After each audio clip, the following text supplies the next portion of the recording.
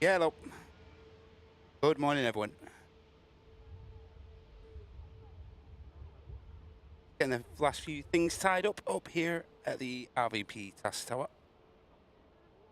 Hope everyone is in good form. Welcome in to the Friday show, allegedly. The Finnair on the way out there. Just had the Virgin Atlantic taxiing past as well on arrival. As you can see to the left of screen there, the 380 is still on the ground here. And we also have a Ryanair over on the south side, awaiting departure clearance. But welcome in, absolutely everyone. Hope you're all okay. Happy Friday.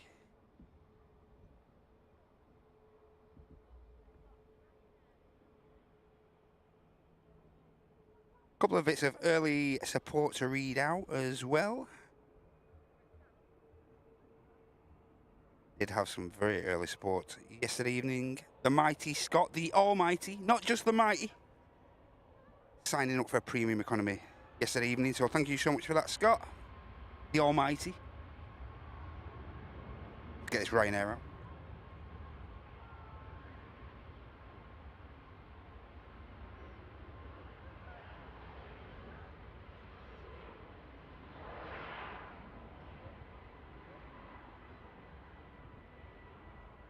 Ryanair, max 8, 200, heading down to Marseille.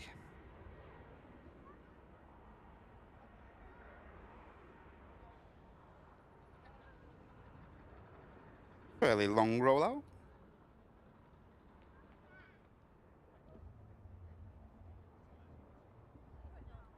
Finnair is now about to line up as well, heading back to Helsinki, of course. We have an aircraft on finals. We have the Brussels 320. And following that in, it's going to be a Ryanair inbound from Oslo.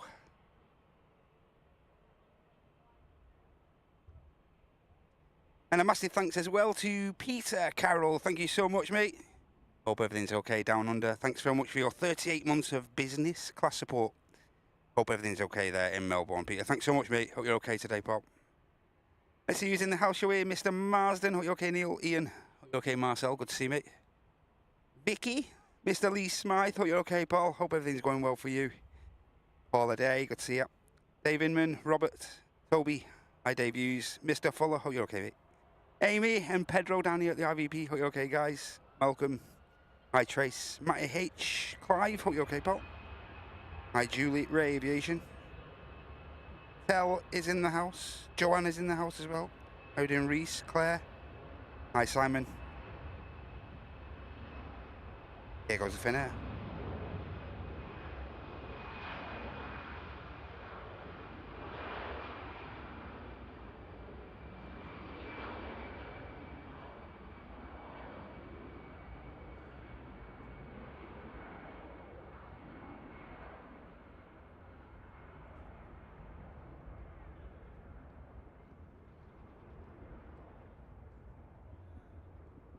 How you doing, Hanan? Good to see you. Hi, Sean. Benton Musketeer. Hi, Michael. How you doing? How you doing, Janet? Hi, Derek. Good to see you. Hi, Surly. Good to see you, mate. Hope you're okay.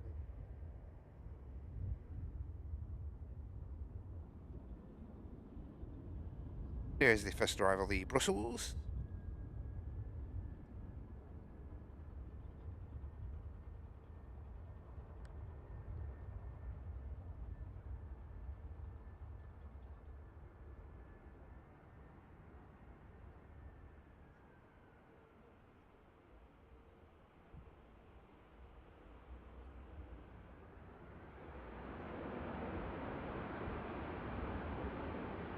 Welcome to the dark side, Surly. Exactly.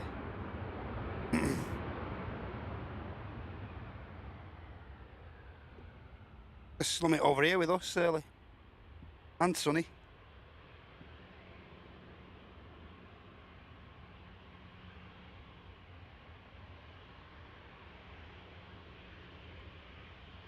Brussels quite easily making the rapid exit there. Ryanair is on short finals as well. The aircraft I mentioned from Oslo.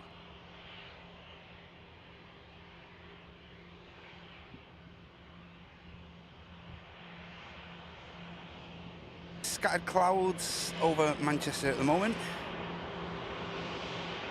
But day started off pretty humid, I have to say. Are you okay, Mr. Williams?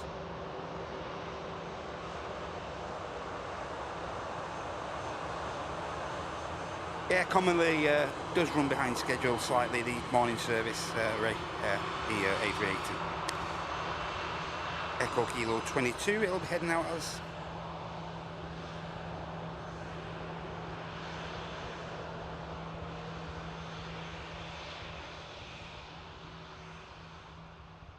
But the aircraft doesn't look too far away, as we're about to see now. Looks practically ready for the pushback ops. Chocks have been removed, both jet bridges as well. It was brilliant, thank you very much, Lee. It was great. Quiet.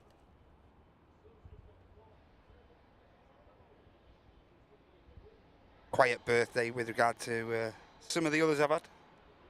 Morning, Alison. Hope you're okay. Good to see you. Yeah, so you can see, like I say, the 380 is not far away at all. As this Ryanair vacates in front of us.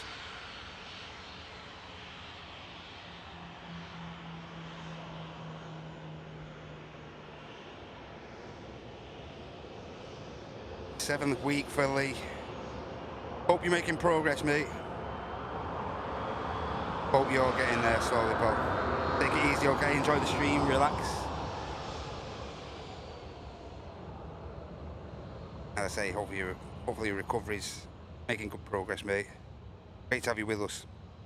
How you doing, Majestic Fox? Good morning to you. Hope you're okay. Morning, Jill. Hope you and Gordon are well. Good to see you.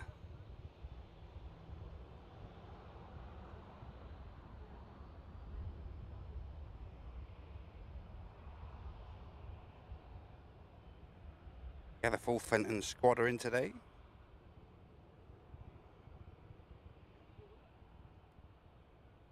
Yeah, but as you can see there, pretty clear day. See the peaks and valleys in the background, back a shot. So yeah, pretty decent day. Cheers, Peds. Cheers, mate. How you doing, Nathan? Good morning to you, mate. Good morning, Dave White. Hope you're well. Good to see you.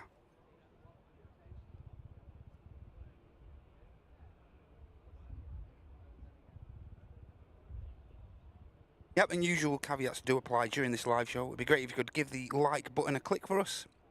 Really does help us out a lot more than you can imagine, so that simple gesture.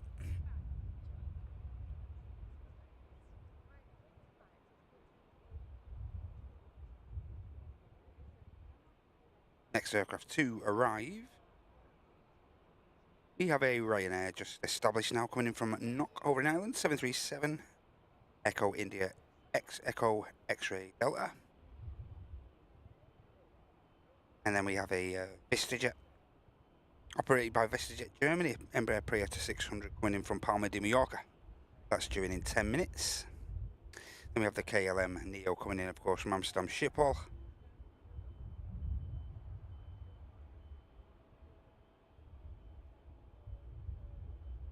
B80 pinging up now and about to push. And we also have the Qatar Dreamliner morning service, flight QR26, on the way out for return legs to Doha. Aircraft in question, Alpha 7 Bravo Hotel Kilo, carrying out that flight today, just about to come into shot. But I say 380 now pinging up. It should be pushing as soon as this aircraft gets out of the back.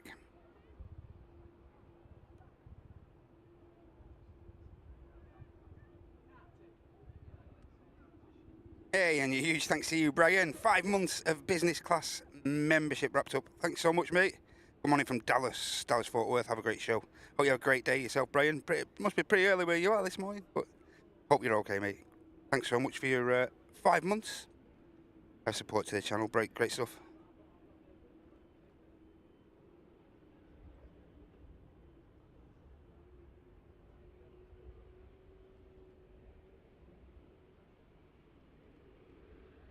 Yeah, dropped the youngest off this morning as well for his last day at primary/junior school this morning.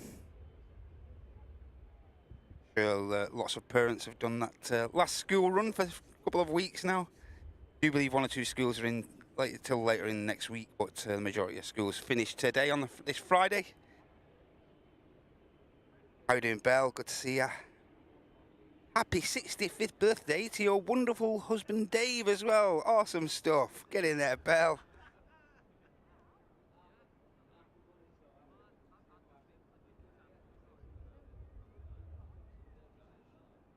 All the very best, Dave. Didn't see that earlier in the chat, Dave. Sorry about that, mate. But all the very best to you, mate. Happy 65th. And as you can see there, 380 pushing. Ryanair on short. Qatar about to enter the active over on the second runway as well. Here's the aircraft coming in from knock.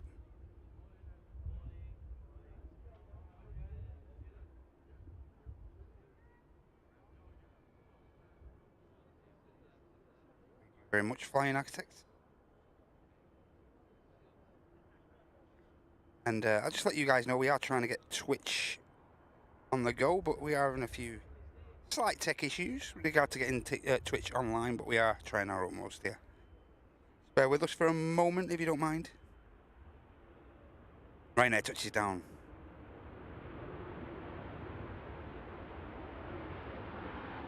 Qatar Dreamliner lined up. Hi Tracy, good to see you. Hope you're alright. My pleasure, David. Have a great day, mate. Hope you have a great weekend as well to celebrate. You're the boss, mate.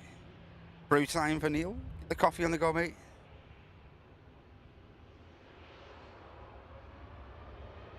Go.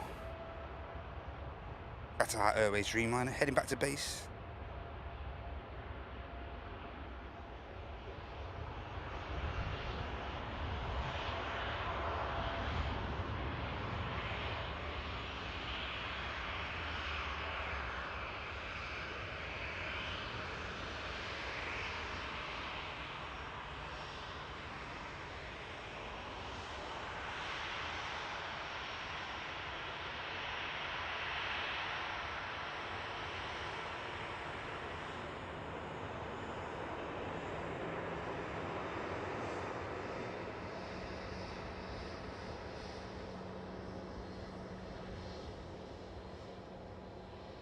Looks heavy on the climb, the Dreamliner.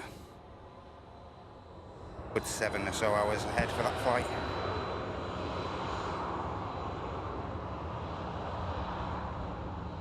Morning, Ian. Hope you're okay, mate. Great to see you, pal. Lovely to see you. Hope you're doing well. Hope everyone's had a good week.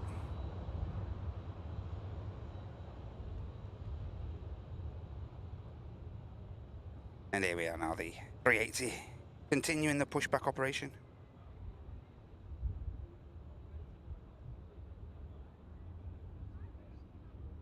And Mr. Lee Davies. 63 months jump seat support. Definitely one of the OGs. 63 months is absolutely incredible, Mr. Lee D.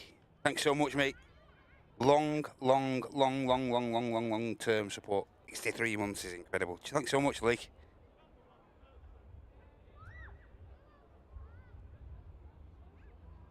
Morning, Flying Architect. How are you okay, mate? Absolutely. Hey, Jenny. Are you okay? VistaJet is on finals. So we'll just nip away from the 380 for a second. Yeah, hope you're well, Jenny. Here is the Bismill.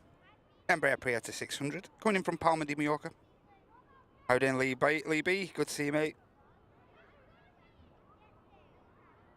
We are now live on Twitch.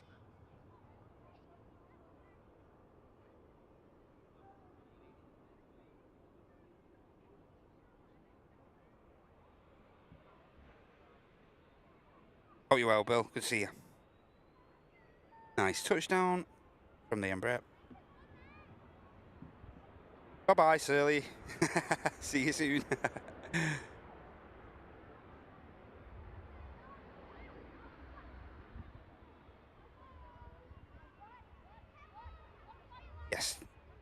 is now active and online, I'm glad to say. Welcome into everyone over there. Pushback still in up.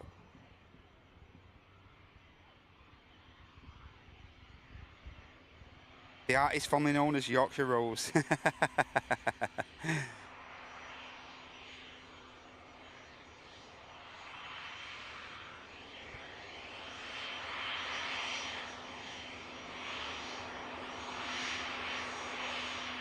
Morning, Vicky. Hope you're okay. Lovely to see you.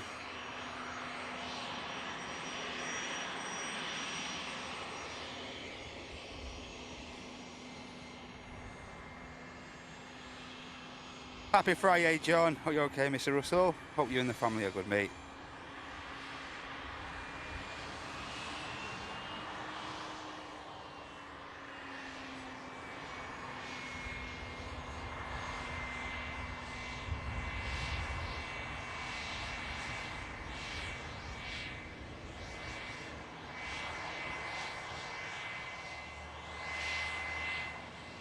Kelly, have a good day, mate. Thanks again for your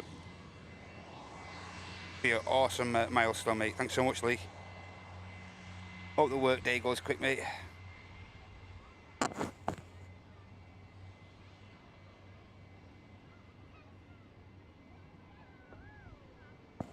Morning, Phil. Hope you're okay, pal. And of course, next aircraft in is the KLM Neo. Beautiful shades of blue on this aircraft that's next to arrive.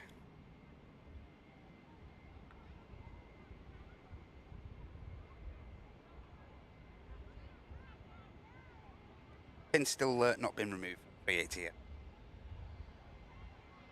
Morning, Brian. Hope you're okay, mate.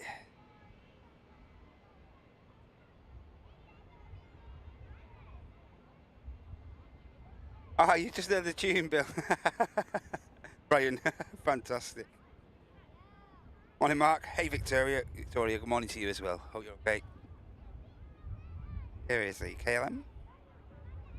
Next to touchdown on runway 23 right. We are on dual runway ops and we will be throughout this Friday. We'll be capturing the majority of the touchdowns today. Of course, one or two of the heavy departures as well.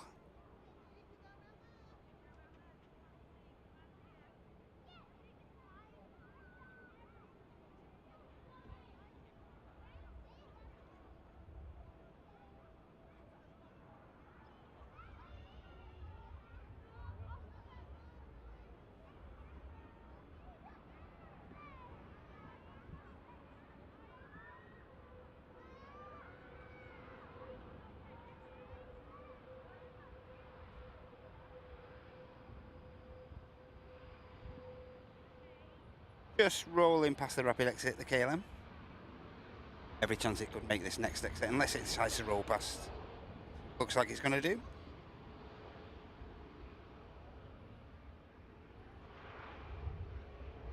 Catch that aircraft as it taxis back past us in a second.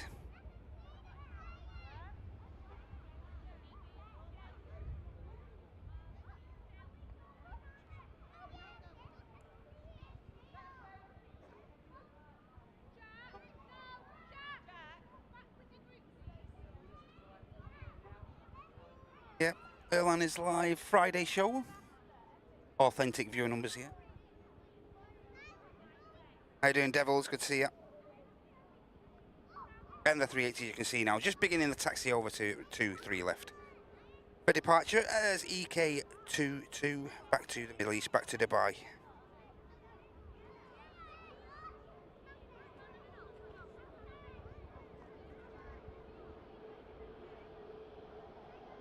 What's here, Arkad?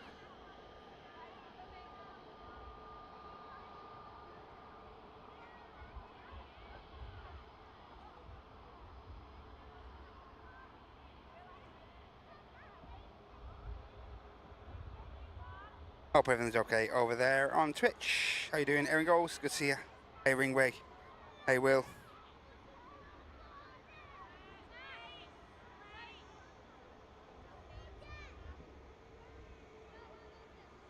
Taxi lawmakers, hope you're okay. Good to see you.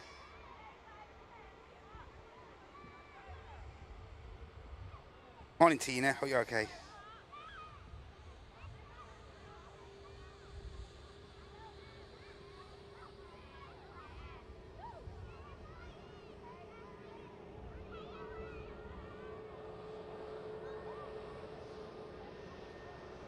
And about to roll past the beautiful KLM.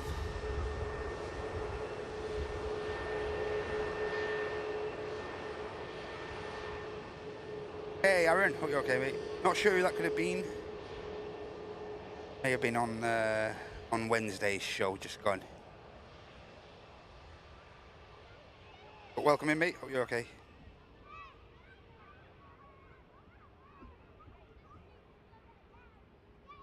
Echo Kilo 22. About to cross the active arrivals runway here.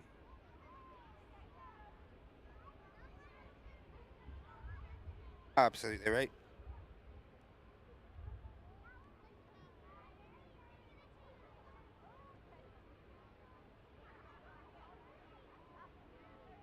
Hey, and Brian, thanks for the 5, mate. Superb. Thank you so much.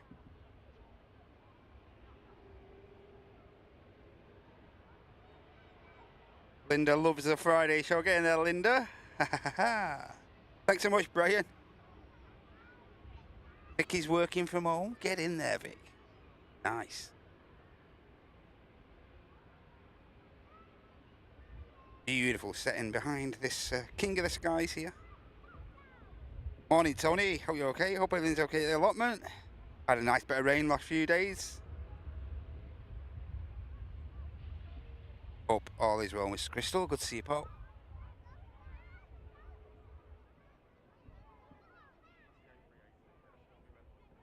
Biggest passenger aircraft in the world. Next to depart. Heading Chrome.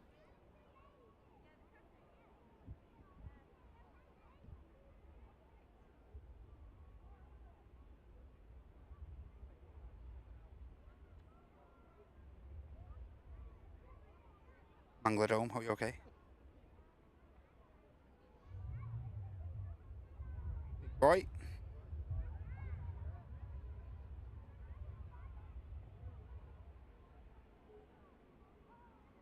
Paul is at work watching, lurking.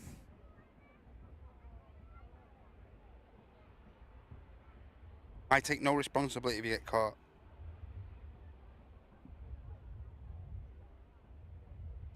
I think we've got a prop action next aircraft that's going to be touching down. Yeah, we've got a Logan Air ATR 72600 coming in from the Isle of Man. Golf Lima Mike Tango Delta at the registration on the 10-year-old aircraft that's next to touchdown. But of course our emphasis is going to be on the 380 for the moment.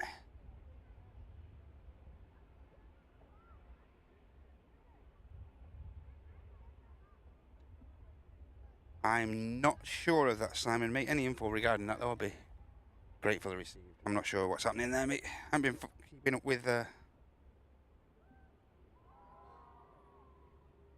up with any airport news at the minute. Hey, Big Red. Hey, Mohammed, watching from Dubai, where this aircraft's about to depart to. Oh, you're okay, Big Red. Good to see you, mate. There you go. Enjoy this, everyone. 380. We will miss the prop arrival, unfortunately.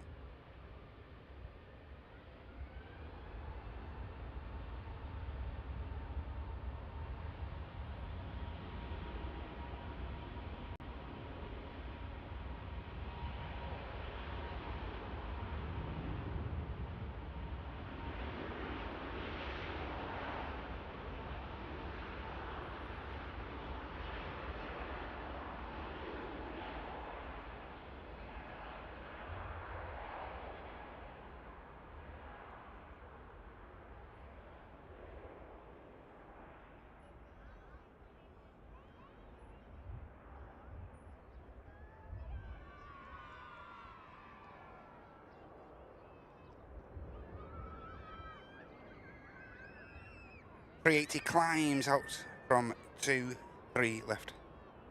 Look further heavy as well. Hey, and a huge thanks, Victoria, for signing up to Premium Economy. Thank you so much. That's really kind of you. Awesome stuff, Victoria. Mega. Thank you so much.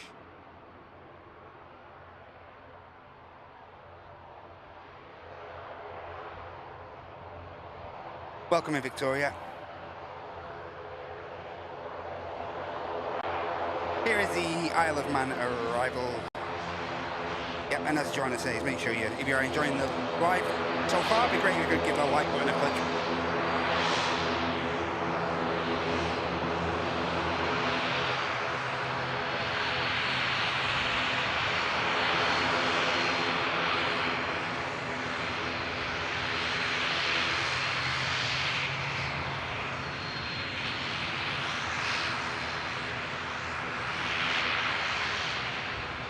Next aircraft in is going to be a Lufthansa A320 coming in from Frankfurt. That's flight 942.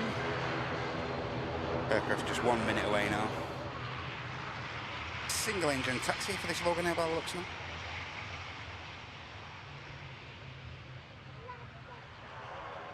There's the Lufty that's on finals. On the ground also we have a Sun Express pushback for Delman, Max 8, Tango Charlie, Sierra Mike Alpha. We have the Turkish, today in the Star Alliance livery, A321 for Istanbul, pushback. And we have the Jet Time today flying on behalf of Scandinavian Airways, 737 for the return leg to Copenhagen. The aircraft's just pushed as well. Let's say here's the Lufthansa from Frankfurt, text in.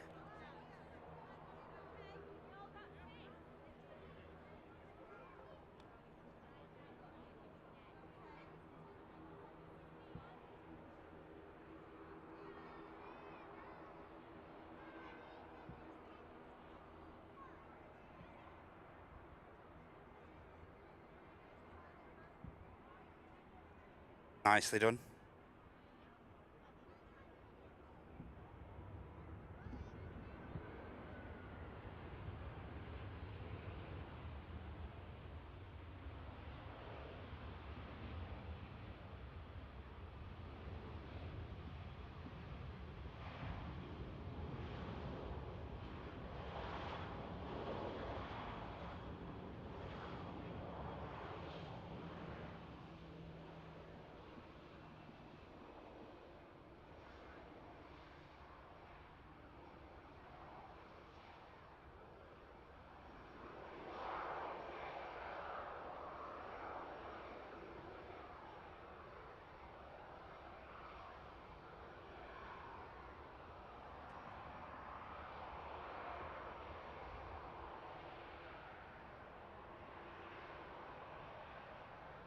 "15-year-old A320 Delta Alpha India Zulu Delta vacates following 1 hour and 20 minutes flight."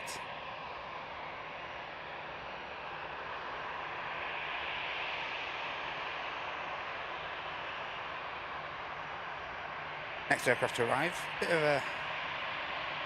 of easy action coming in from Amsterdam, flight 22162, arriving in from Schiphol. Golf Echo Zulu Uniform Zulu, the aircraft that's next to arrive.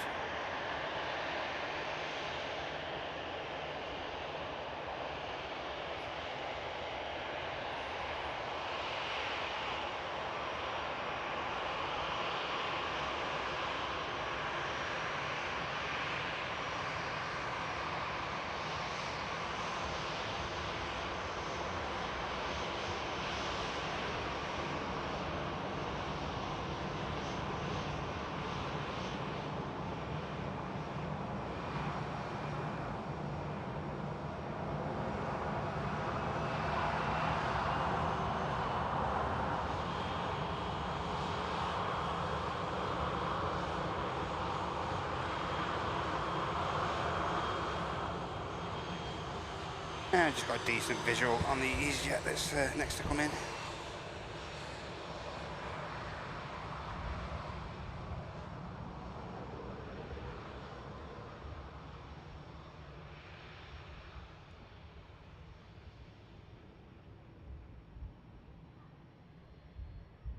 Short hop from Amsterdam, just 50 minutes for this flight in particular.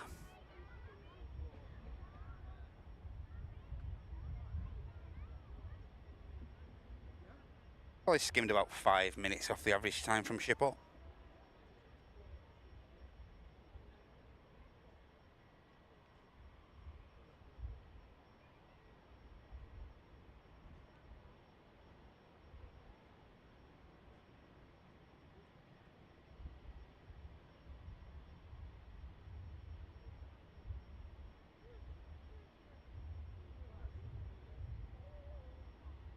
Hey, Tom and Ann, good to see you guys. Hope you're alright.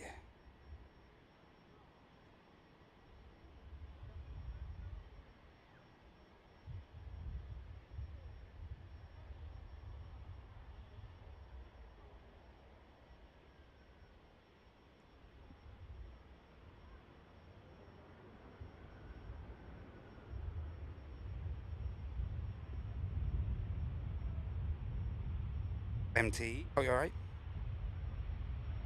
Island Easy, okay. Lee Busby, hope you're alright.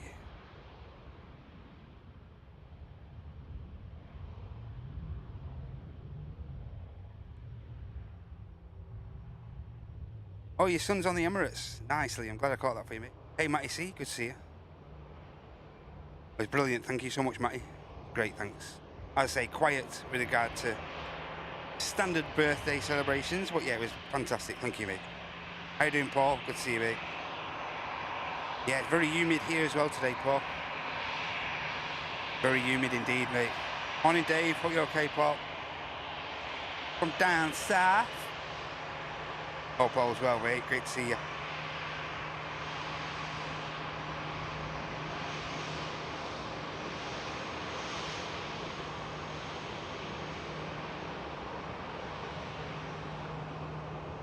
Speaking of orange aircraft, a certain Airbus captain said he may pay a visit later on in the show today. Don't need to tell you who that is. We'll see if he turns up, eh?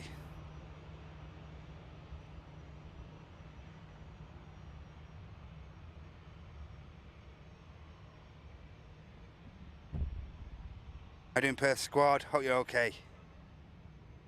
Mr. B, hope you're okay, Lee. And just as we were setting up, we saw a couple of busy aircraft on the move. I'm not sure there's one on the way out here.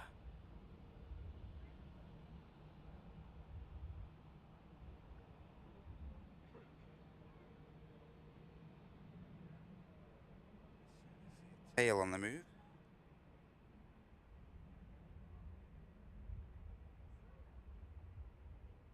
Bombardier Challenger 350. We did see this aircraft arriving earlier in the stream.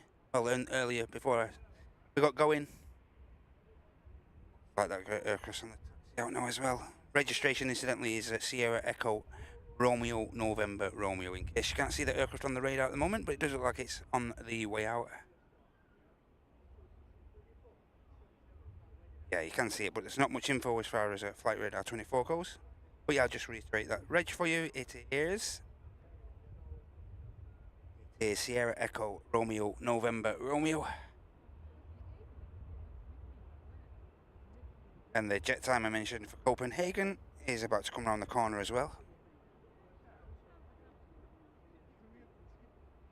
British Airways shuttle service on the way out. And as I say, the Sun Express Max 8 I mentioned before is now on the taxi from T2. Next aircraft to arrive looks like it's going to be a Paris Charles de Gaulle inbound Neo of EasyJet. Oh, sorry, we have a Pegasus. Pegasus by the looks a bit before that. Pegasus in from Istanbul, of course. A321 Neo Tango Charlie Romeo Foxtrot Lima. Aircraft's just getting itself established now, and there's the EasyJet I mentioned. Great looker. Fantastic. That's beautiful. This will follow the jet time over to the south side.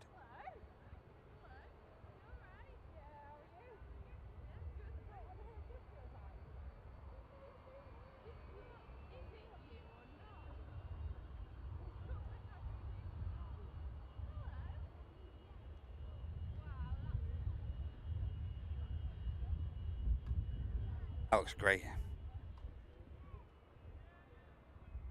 Hey, Welshie, thanks so much, mate. Another massive milestone. 53 months of premium economy. Get in there, watching whilst working. The legend, Welshie Kev. Hope you're okay, mate. Thank you so much, mate. 53 months is incredible. Thanks a lot, Welshie. Hope you're doing well, mate. Hope you have a great day today. Hope work isn't too tough on you. And thanks so much for the 53 months premium economy support. Thanks a lot, Welshie, mate.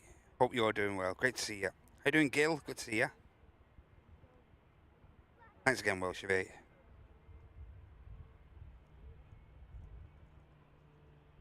Giam and Lupin, hope you're okay. Great to see you guys. Hi, Studley, hope you're okay. Hi, Nicholas, hope you're okay. Tenoshi, hope you're okay. There's a beach. Private owned beach over the head of the airport. 28,000 feet. Hey, Helsers. Hey, Studley. Sunny, hope you're okay. Great to see you. Deep Blue, hope you're okay. Thanks for the 100 bits.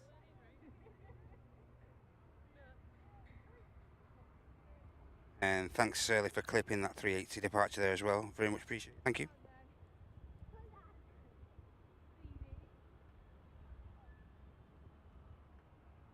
Hey, Melody. Hope you're okay. Hi, Malky. Morning, mate. Zero Mike D. Hope you're okay. Happy Friday to you, Paul. Great to see you, mate. Lovely to see you. Jet time there for Copenhagen. Just waiting, but this BizJet's going to get out of here. No hanging around.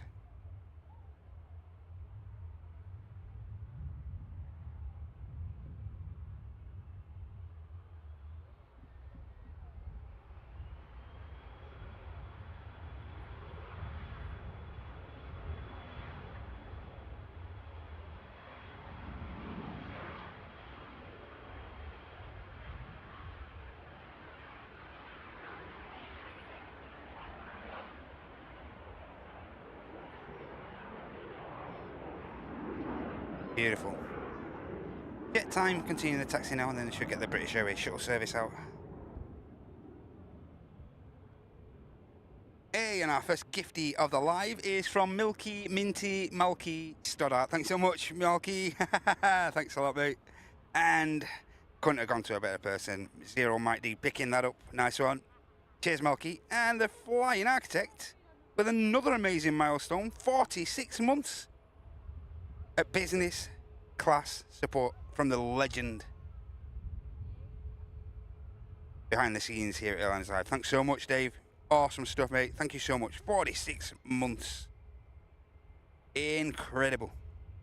Hope you're okay, mate. Hope you have a great day today. Hope you and the family have a great weekend as well. Thanks so much, Dave. Samir, good to see you, mate.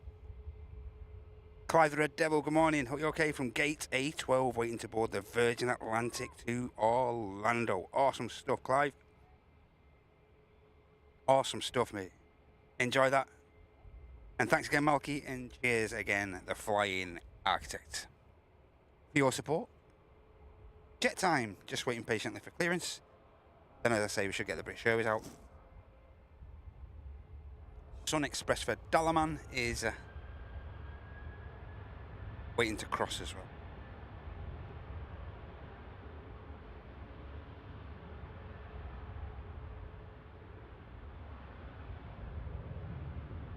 Then we've got the Paris Charles de Gaulle inbound, the EasyJet, next to touchdown as well.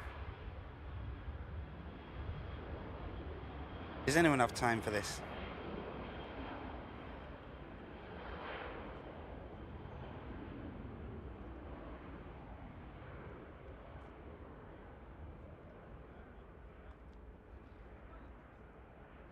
Jet time rotates. Oh, it's the Pegasus, sorry, my mistake. The Pegasus 321 Neo next in. Of course, from Istanbul.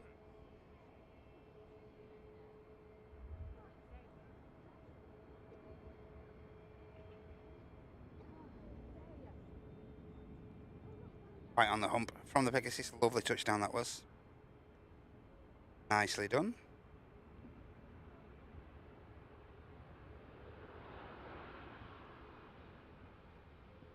Yeah, it's definitely got to go on Laurie's watch list for that.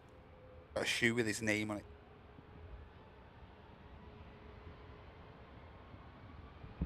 BA spooling up.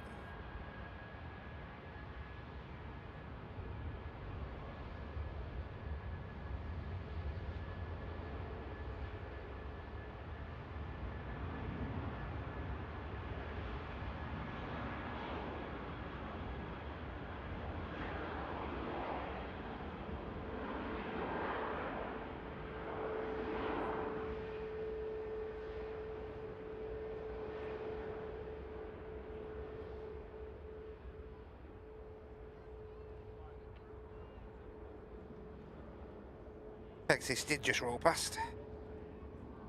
Didn't quite make it here.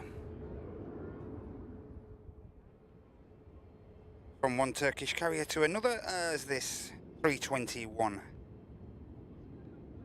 heads out to the destination this Pegasus has just arrived from.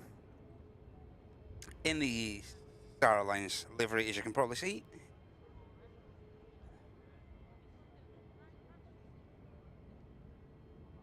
Good morning, Susan. Hope you're okay. Lovely to see you today.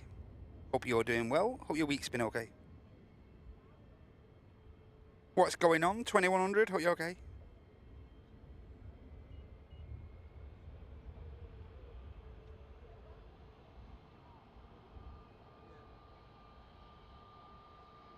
Just retired. What's going on? Nice.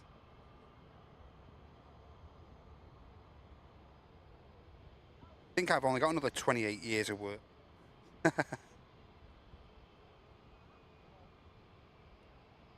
Lovely to have you with us, mate. Enjoy the retirement. Sure you've earned it, mate. 3 a.m. in Montana, where what's going on is from. Hope everything's well, mate. And Tom and Anne throwing a gifty into the mix. Thank you so much, guys. Very, very generous of you, that. Thank you so much. And that went to Perth Squad. Enjoy that, mate. Enjoy all the emotes. 1 or 2 perks as well there for you. A couple of discounts. How you doing, Adam? Hope you're okay, Mr. Cavani. Lovely to see you. Hi, Lucas. Morning from Brazil. Lovely to have you with us.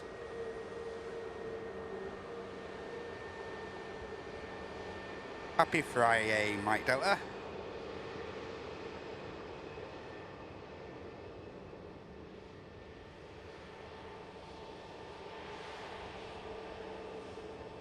Win 14 War. Hope you're okay. Happy Friday from Williamsburg, Virginia. Away from the Star Alliance for a moment as this Paris Charles de Gaulle inbound 320 Neo Visia. Morning, Etienne. Hope you're okay. Lovely to see you.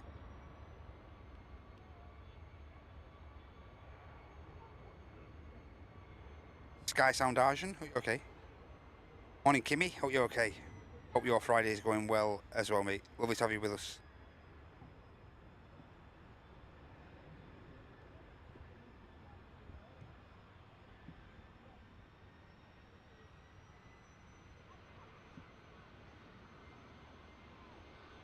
You aren't going to miss the Star Alliance. Still holding short for the moment.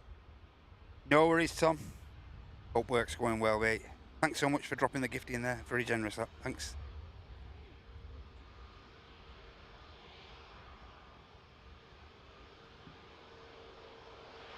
And the Star Alliance of Turkish Airlines now continuing. It's taxi to 2-3 left.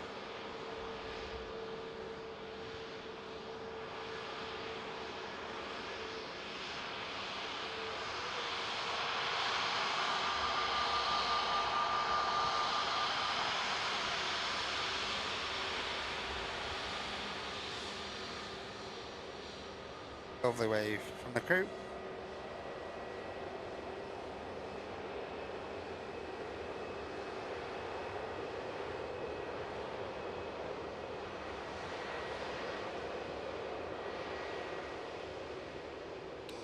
Happy Friday, Graham. Lovely to see you, mate. Hope everything's okay.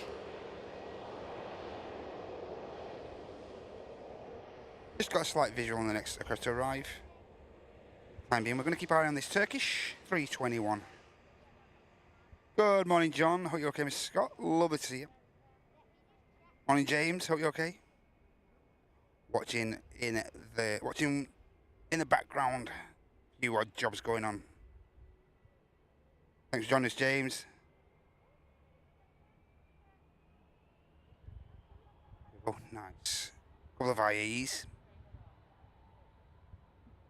Jake, oh, the other weekend, mate. Welcome in. Hope you're okay, Jake. Morning, Gillian. Hope you're okay. Watching with Ken. Welcome in, Ken. Hope you're okay, mate.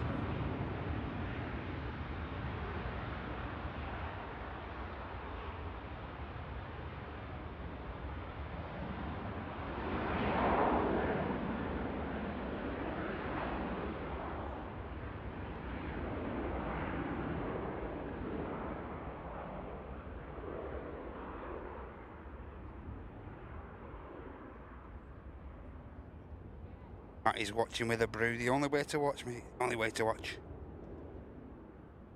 Nice cup of coffee.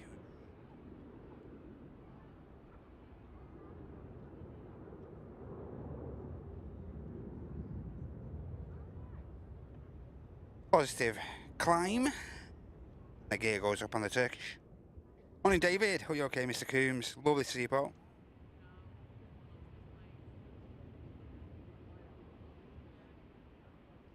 Lufthansa on the taxi.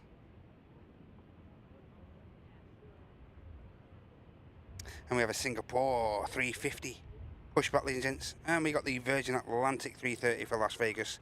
Flight Victor Sierra 85 on the taxi. Lady Sunshine. Oh, Miss Sunshine. Already on the taxi. Next aircraft to arrive is going to be an EasyJet 319 from Belfast. We just watch this Lufthansa for Munich 321. Just holds. And this we have an EasyJet which is outbound to Mahon as well.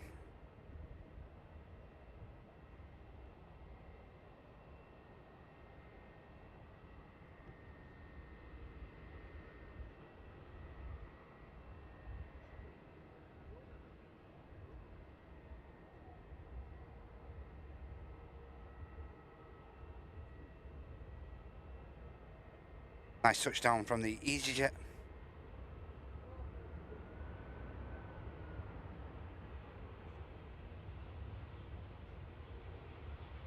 Quick hop over the Irish Sea for this aircraft.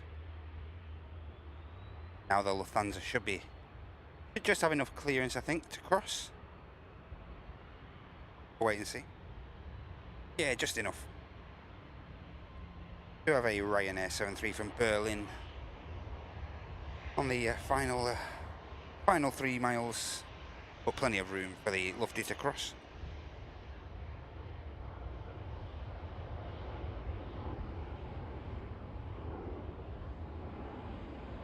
And following these is the Virgin Atlantic 330.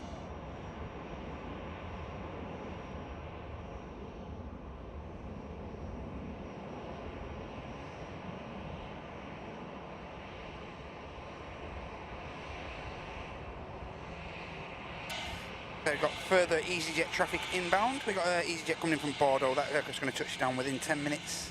And we also have the Air France Hop E190. Another aircraft coming in from the French capital. Looks like that's going to be number 2 to touch down. But yeah, as I say, on the ground, we have the Gulf Air Dreamliner now pushback, as well as the Singapore 350. Some lovely aircraft on the way out, ladies and gents. Don't be going anywhere.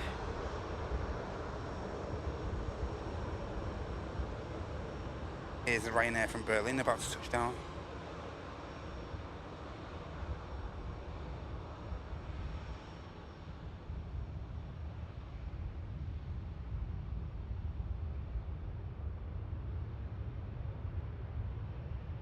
And the Lufthansa for Munich is now about to line up for departure.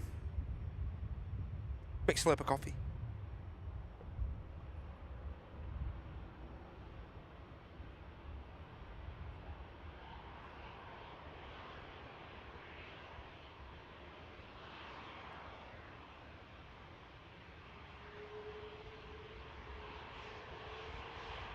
.330, just engaging the engaging the engines to continue the taxi.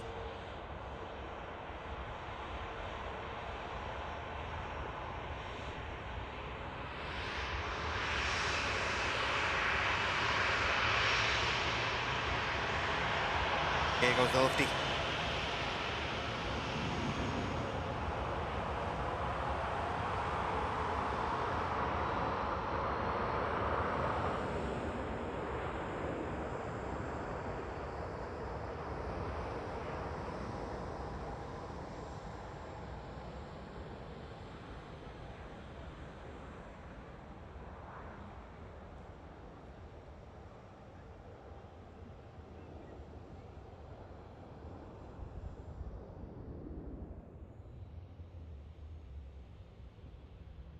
Yeah, some cracking aircraft on the way out, ladies and gents. As I say, we've got this Virgin Atlantic heading out to Las Vegas.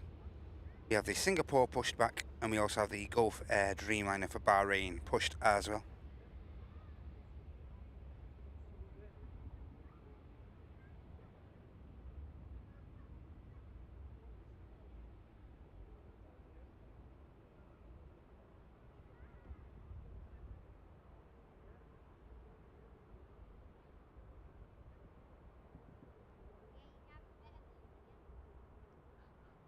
Hey, Groovy Gang, good to see you. Are you okay, guys?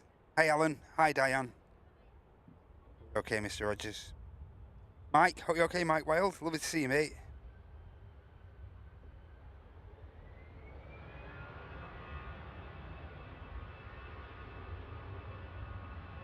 EasyJet, heading out to Mahon.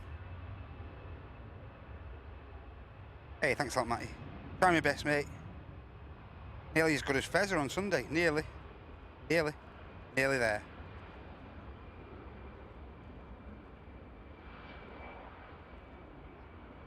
I tell you the truth, right? I thought he did really well, mate, on the camera. I thought he did it really, really well on the camera on Sunday, on the Sunday show. Really, much improved from his last attempt a few months back. It's no mean feat. It's not easy on this camera unless you're used to it. Like, hi, Toon Cryer. Good to see you. Happy Friday, mate. Here we go. Virgin 330. Enjoy this, everyone.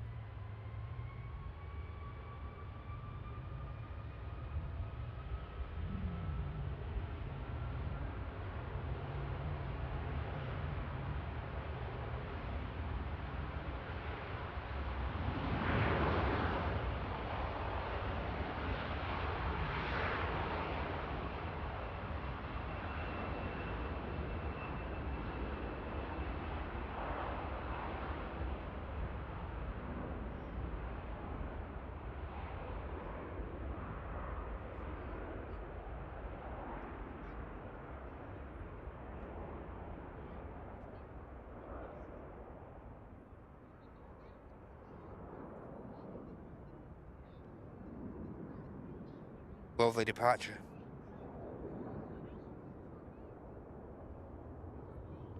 Awesome stuff.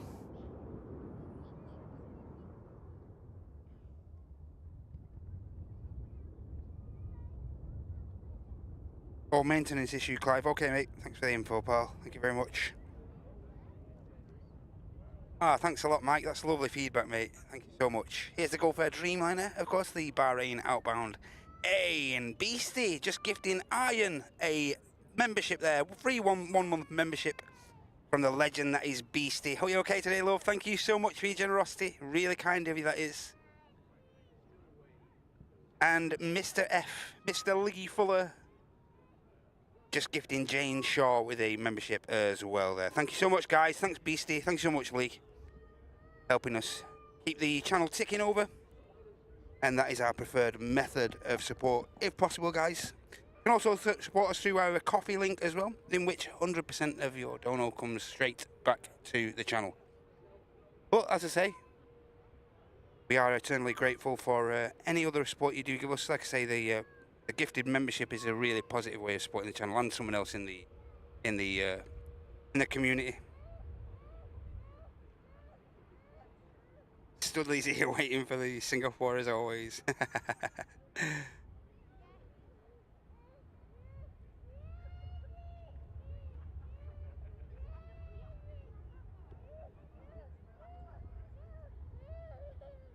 No worries at all, BC. Again, thank you so much. You lurk away. Thank you.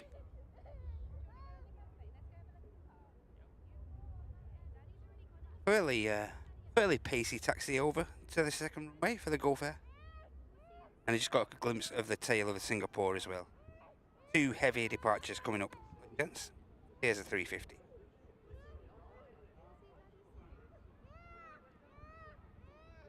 Yeah, it is nice, Dave, the tail on the Gulf.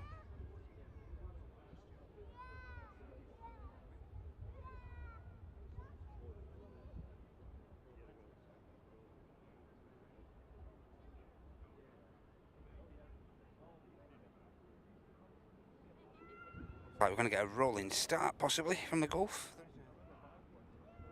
Get about to touch down.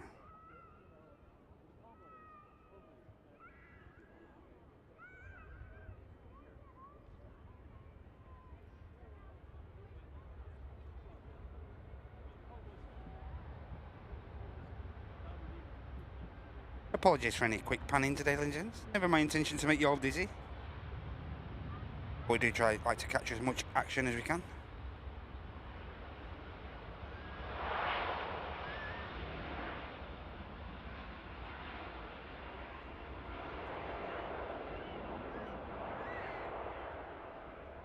Usually a fairly long rollout from the Gulf.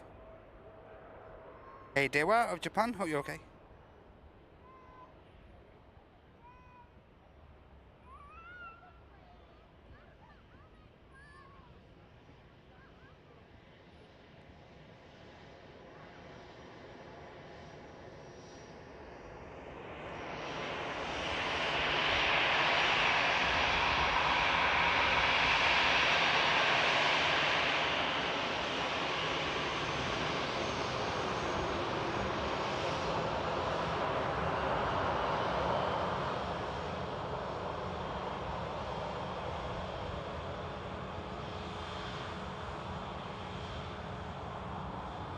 And there we go, Singapore now. Crossing the active.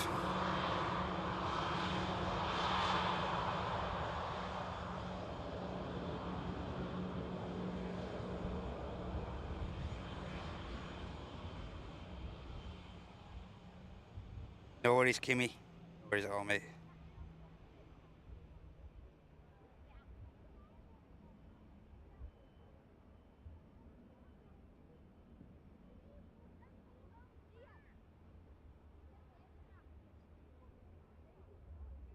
Stravesito, hope you're okay over on Twitch.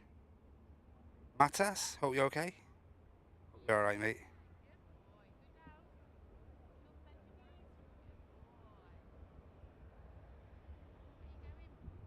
And Sonny just dropping the Ko-fi link and the Prime link over there on Twitch. All your support is gratefully received, so thank you very much in advance. If you do decide to support us today during the live show, Singapore about to line up with 2-3 left. We do have the Air France on finals, but we'll keep our eye on the Singapore for now, understandably. And also pushed back, we have an Aer Lingus 330 for Orlando, Aer Lingus UK. Golf Echo India Lima Alpha, just pushed back now from T2. Another heavy on the way out. Don't go anywhere, Lindsay. Here's the Singapore.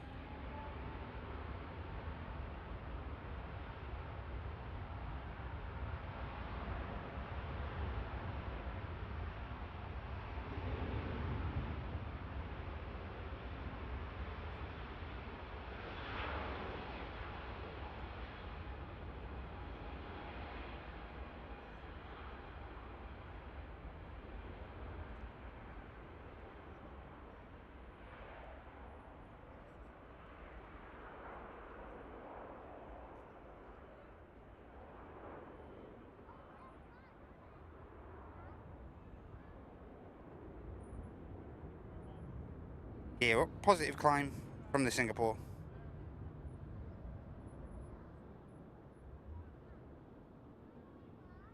And one of the longest routings out of Manchester makes its way. 5,922 miles that aircraft's about to undertake. But here's the Air France. We just missed, unfortunately.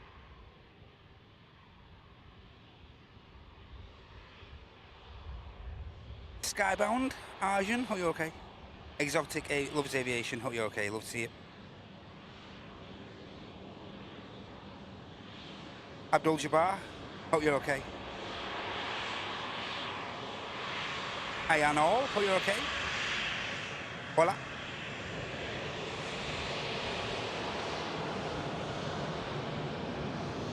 Oh yes, and now, ladies and gentlemen, over on our merch store, you can find at airliners.live, that's airliners.live. We are now selling, I'm not sure if you're aware of the travel kits. We did have some essential travel kits. And Right now on the new items list over at airliners.live, we are now selling some of those items individually. So you can now purchase the travel wallet individually, the memory foam neck cushion, you can purchase the travel wash bag and the cards, cushioned eye mask, and also the logo luggage tag, the heavy duty logo tag. And you can purchase now all those items individually. You don't have to purchase them as part of the essential travel kit. You can now purchase all those items individually. So the travel wallet, the memory foam neck cushion, travel wash bag, the playing cards, best bit, the logo metallic luggage tag, and the cushioned eye mask. Now all available individually. You don't have to buy them as the set. So yeah, head over to airliners.live. That's airliners.live for any information with regard to those items. They are right at the top of the page there if you do wish to buy some of those items individually. Get it on fleet, look.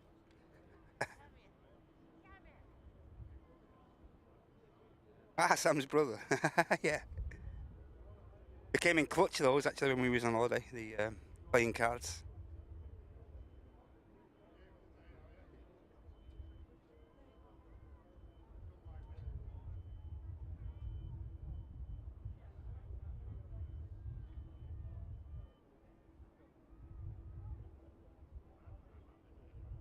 Amy and Pedro enjoying their day today under the canopy here at the RVP.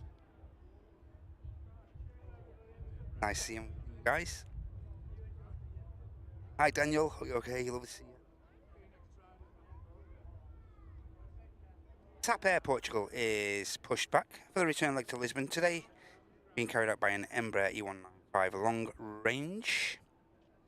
The Aer Lingus I mentioned before, the 330 for Orlando is now on the taxi, and we have a TUI Dreamliner flight Bravo Yankee 156 for Punta Cana, and the aircraft's just awaiting pushback clearance now from the tower. I think it's just been granted, so yeah, we should have a TUI Dreamliner on the way out as well. Very soon indeed.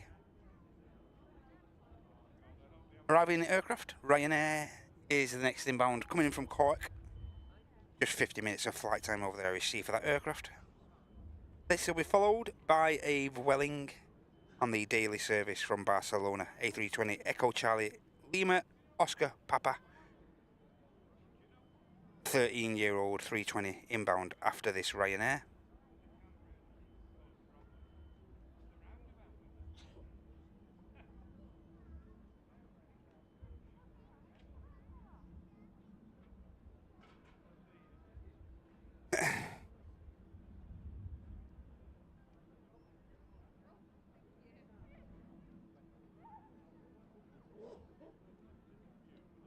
Two Ks Delta gifting a 1 tier sub tub to Talker Goddess. Thank you so much, mate. Very, very kind of you, that 2Ks. Hope you're okay today, mate. Awesome support to the channel. Brilliant. Hey, Doug. Hope you're okay, mate. Great to see you, Doug. Over there on the old Twitcheroo. Lovely to see you, pal. Hope you're doing well.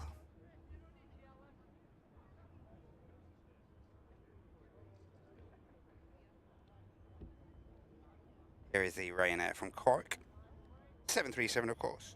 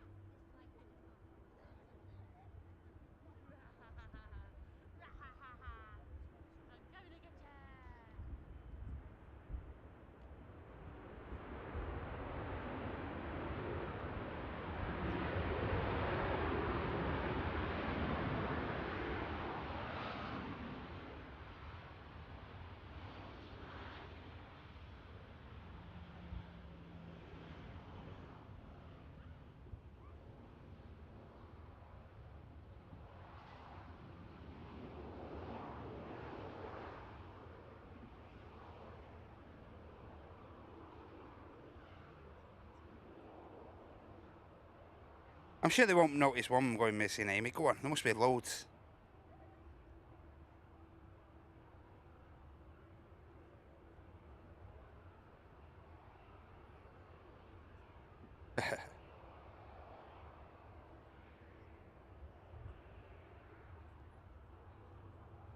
Oh, hope you're okay, Gail.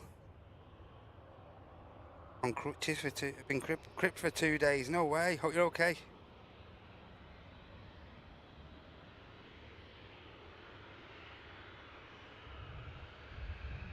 Hope all's okay, Gail.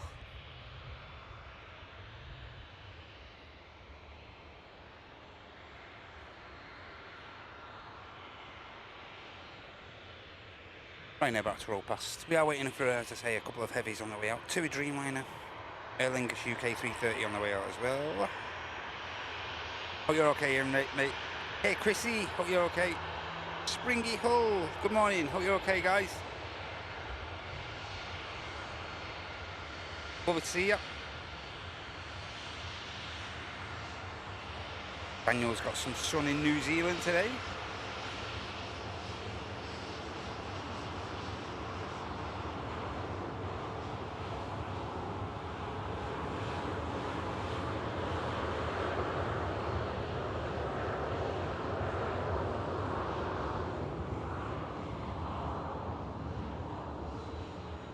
Yes, I can hear the 330 on the taxi. Should be visible soon, I think. Yeah, hope you're okay, Mr. Vic.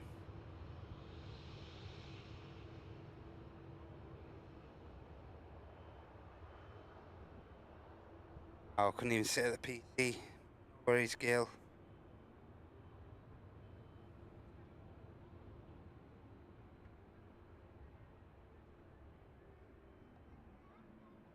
Yeah, I can imagine, Daniel. I've seen a few storms come down that way, mate. Yeah.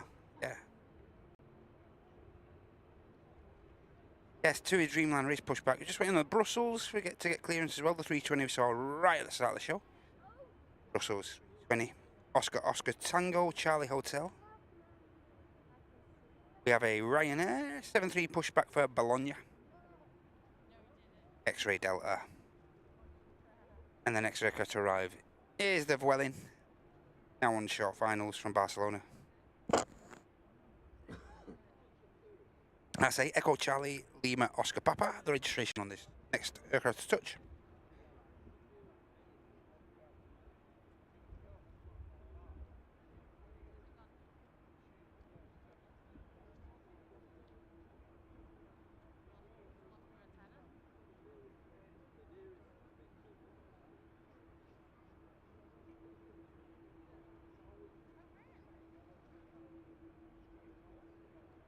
No worries, Pedro. Cheers for the info, mate. Tap on taxi now. Cheers, Peds.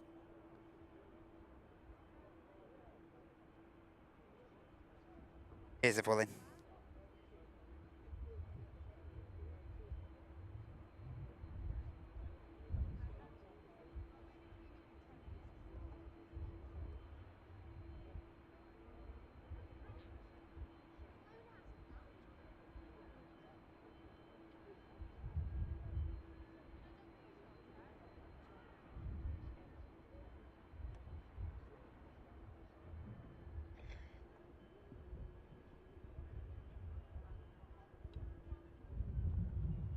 Nice touchdown from the Vueling.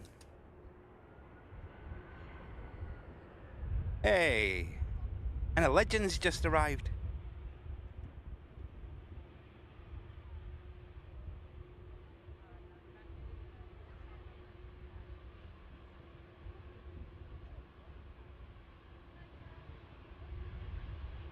Hi, Ray. Good to see you, mate. Hope you're okay, pal. Vueling vacates. Just got a visual now on the 330, the Aer Lingus UK.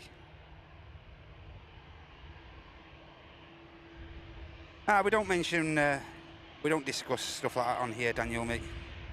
Leave that to the experts, mate.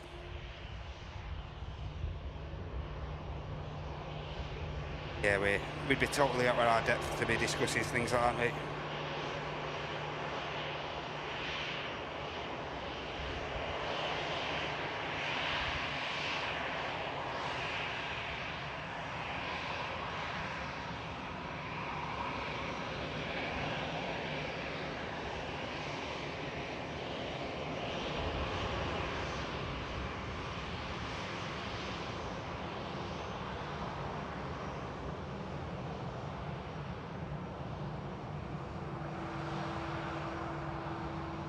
It's okay, Daniel, you weren't to know, mate.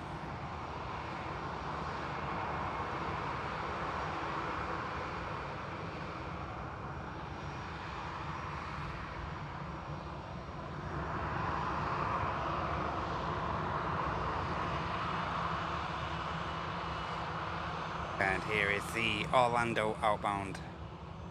Superb. Hey, Johnny. Are you okay, Johnny Roberts? Good to see you, mate.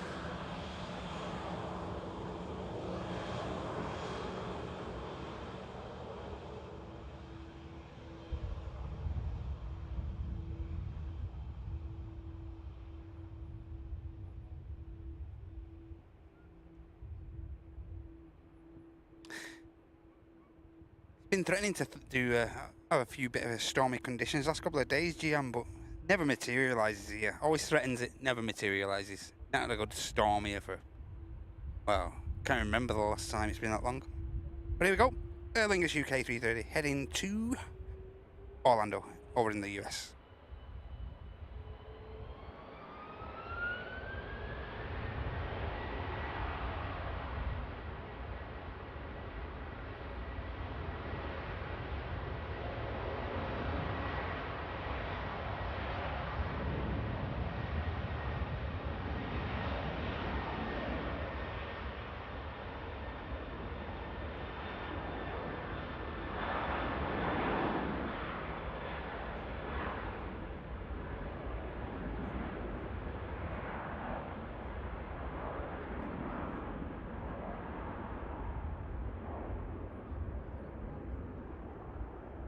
Heavy old 330 rotates.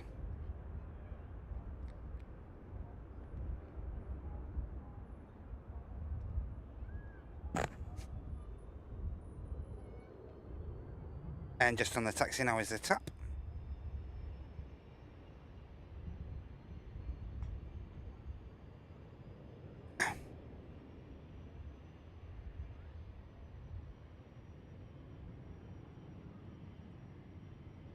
And joining us on the airwaves very soon should be a certain Airbus captain.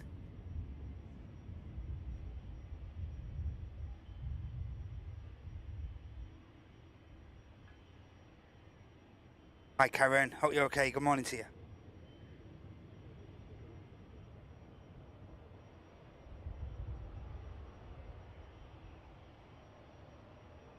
And the Dreamliner for Punta Cana should be next after.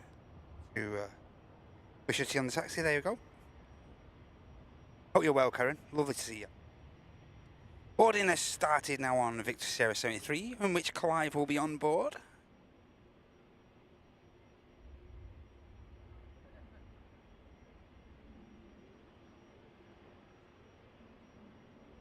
Imagine Dragons, hope you're okay. Thank you so much. Helters, thanks so much, Helters. Lovely to see you again, mate. Hope you're okay.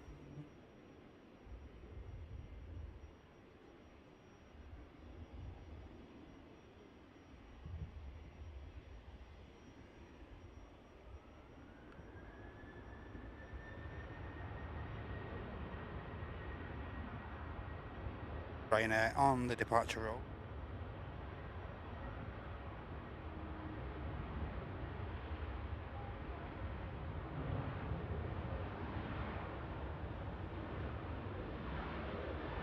Aircraft, this is the aircraft heading down to Bologna.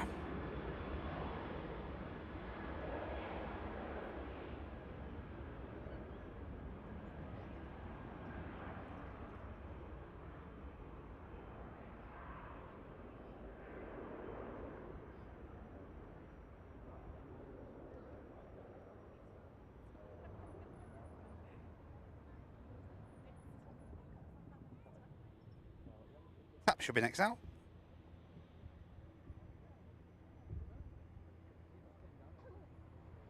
We have an EasyJet from Bilbao on finals, flight 22006. And then we have a Jet 273 coming in from Girona, following that EasyJet in. I say tap next to the lineup. TUI Dreamliner is over there.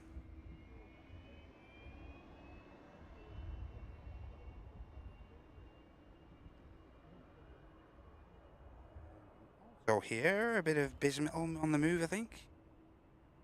I think the VistaJet we saw earlier. VistaJet Germany, Embraer Prius 600 is now on the move as well now. There goes the tap on the return leg to Lisbon.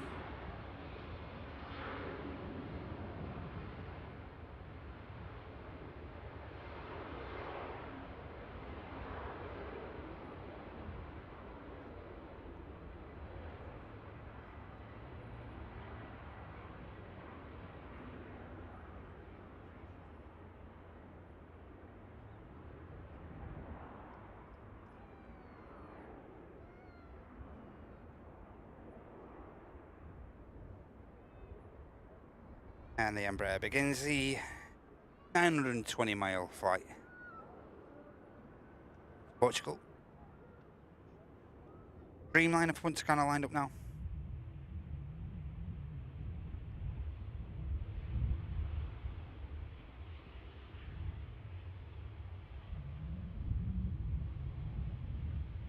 And the Cathay Pacific 350 on the move. Bravo, Lima, Romeo, Echo. For the return leg to Hong Kong. Flight Charlie X-ray 216. Another lovely heavy departure coming, ladies and gentlemen. Don't be going anywhere. This is an EasyJet that's just arrived. EasyJet from Bilbao we just missed.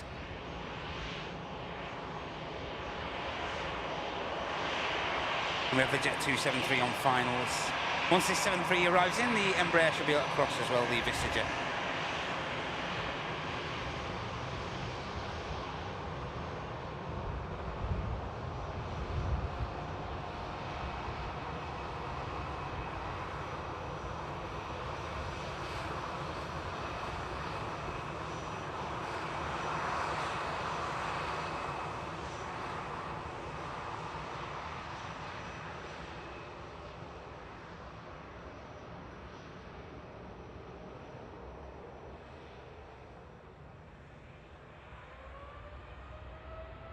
And I'm just going to get this Dreamliner out and then just check that Mark's okay down there.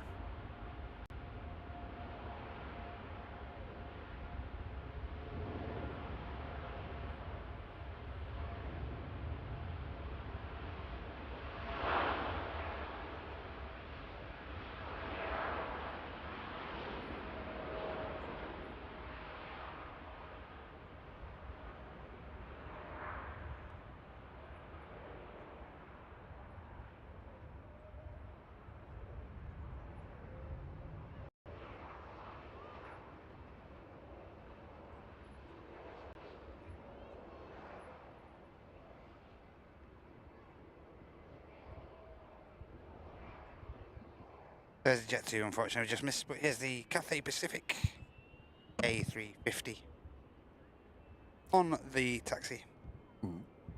Hey up.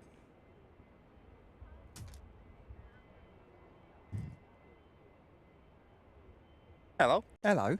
How are you? All the better for seeing you. How you getting on? All right, thank you very much, mate. Lovely to see you. Lovely to see you too. When he, this guy here, ladies and gents, he's got his own remote. He's got his own emote. Oh yeah.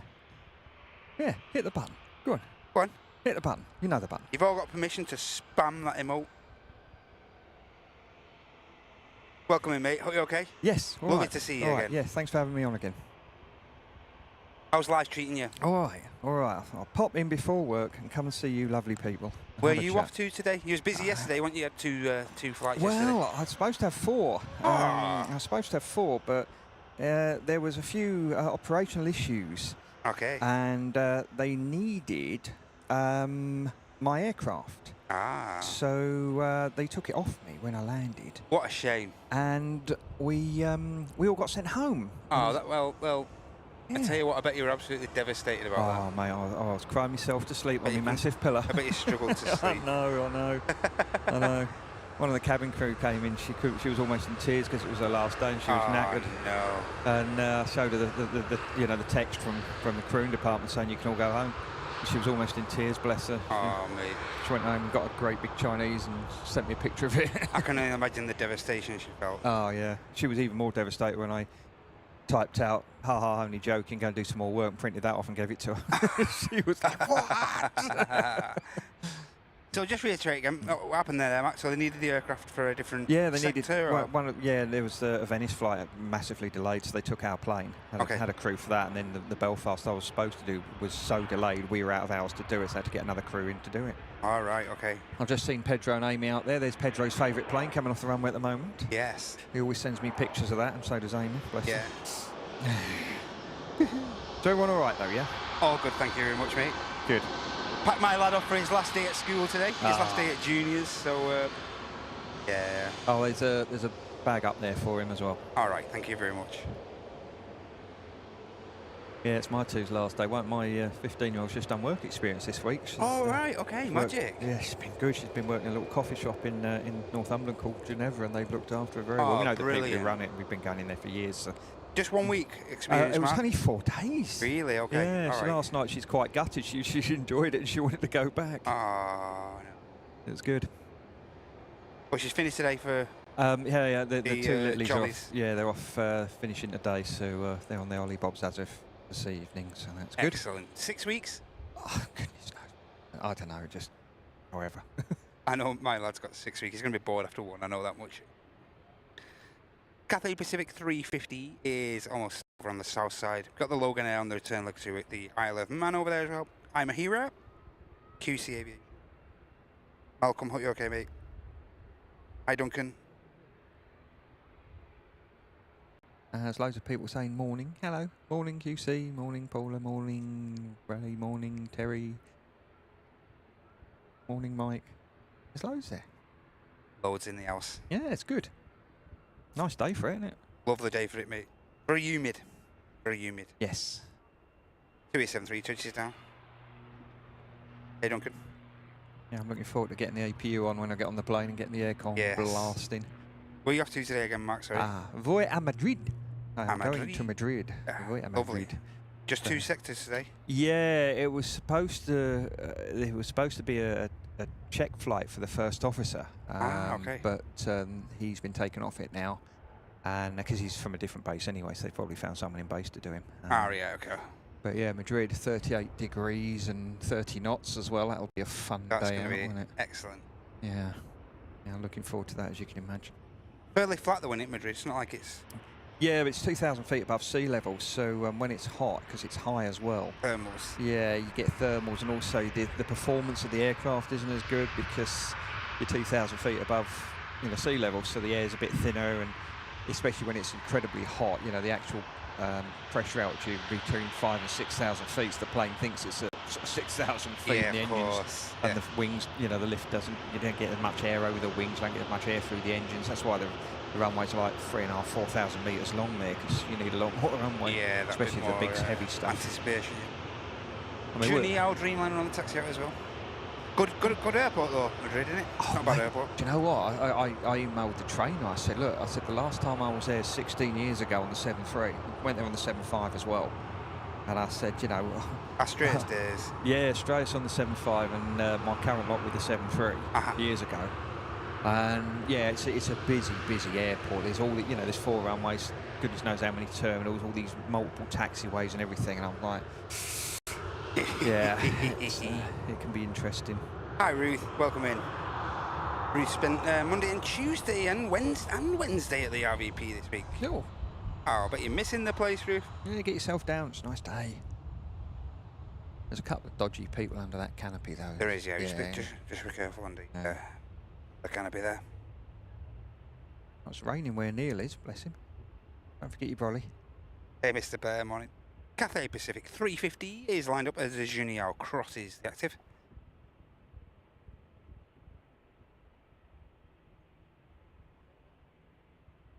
Welcome in, Luke. Counting down already, Luke. Oh, he's off to Rhodes. The Rhodes next year. He's got a year to pack. Ooh. Bit George Michael over there at the moment. Dear me. Yeah. Yes. Mum and Dad just come back from Cyprus the other weekend. Yeah, they were having to come out of it at like 1:30-ish, 2 in the afternoon. Yeah, just coming out of it, mate. It's just too my dad. Yeah. Well, I've got this little bit near where I sit in me flat. It's got this chair, and I look out over the canal and the view and whatever. And I've got, I'll tell you after the 350.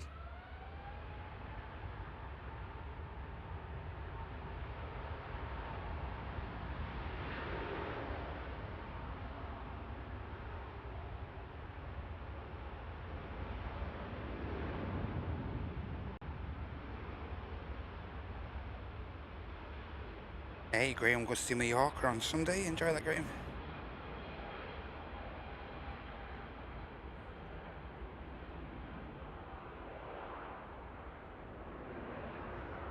Hey, these 350s just want to fly, don't they? Lovely, aren't they? Just Lovely. want to get up on. So you're saying, Mark? Right, so I've got this bit next to where I sit in my flat, and I've got things the girls have made me and whatever. I've got the stepdaughter, she went to Athens earlier this year and brought me a postcard back, and I put it there. And one of the cabin crew, the ones with yesterday, every time she goes away, she always gets me a little postie card. And I've got this big gap where these postie cards are. And it's reserved for me postie card from Turkey, from Matledge. Yeah. And there's a big gap there because I haven't got it yet. Yeah. I haven't got me postcard. Yeah. I heard they're a bit slow on thingy on in Antalya, I think. Yeah. Yeah. I Sorting office went too clever there. Ah, okay. Right, I saw it then, yeah. I thought you'd forgotten. No. That's good. It will be on its way. Good lad. Good lad. What a guy. I won't hold my breath. On its way. So that's your spot, is it, Matt? That's where you make a beeline for it. As soon as you get home, that's my spot. Yeah, because Get a brew on the go. I Boom. don't have tellies or anything in the flat because it's only there for work. It's got got to be bed, so I just go and sit, open up the back door, and I look out, and it looks over the Leeds and Liverpool Canal. It's nice, and you watch the boats and the paddle sparrows and the ducks and all the little things going along in the canal. It's nice, and if you're tired, you can play point at the smackhead, but your arm gets tired after about 5 minutes because they're all over the place. Yeah. Got a nice picture of 3 of them doing a little drug deal outside the back of the flat the other day. I was like, I love it here. I love it. What do you get up to in your downtime, Mark? What do you get up to? Don't get any, mate. It's normally minimum rest. Okay. It's normally, finish work at 2, 3, 4 in the morning, go back to the flat, try and get as much kip as you can, and wake up, go and have your brekkie, read all the notices and flight plans and everything on your iPad at work, and then drive to work and go to work. Yeah. So to actually have, a few hours spare and come and annoy you lot is a pleasant change. You do have hobbies though, don't you, Mark? You do have some, like, in case you do get enough time, you do have hobbies and stuff. Yeah. I mean, like a bit of clay shooting and stuff. Yeah. I went target shooting with Andy and Sam the other day. Sam, yeah. That was good fun. Just on the targets, yeah. Just on the targets, yeah. There's an indoor range near the flats. So we went cool. there. I did say to Andy, I said, I've got the ump you. And he said, well, I said, well, you've bought your missus this gun. And I said, I quite fancy one after shooting. Influence. Yeah. Hey, Dale. Okay.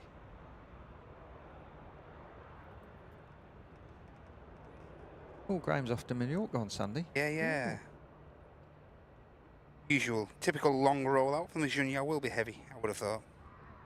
Not a short flight, that is it? It's not a No. Belfast and back, is it? No. They're Brussels. That don't look good, does it, Mark? What, the Brussels? No, when they plant these jets on those two taxiways they've got a there. slot somewhere. Yeah, they've got a slot. You used to come to that, hadn't you, once or twice, Mark?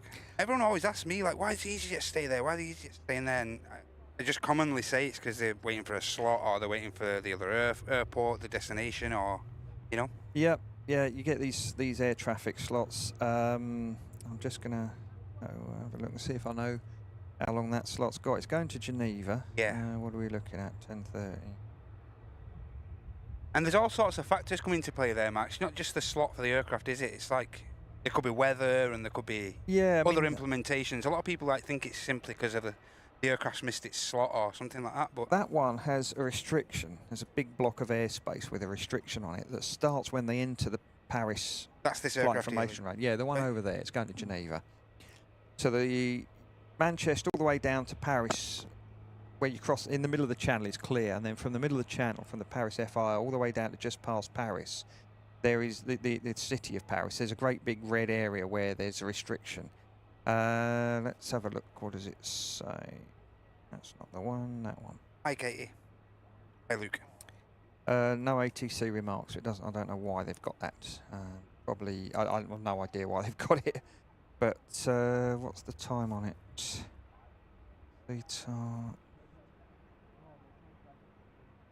And what will they do with that aircraft, Mark? Will they just shut the engines down and? Depends how long it is. If it's 5-10 minutes, then you'd probably just keep them running because it gives you, you need like a good 10 minutes start the engines, do all your checks, yep. and go through it. So it depends how long you're sitting. I mean, the other week I did an early Porto and it was foggy in Porto.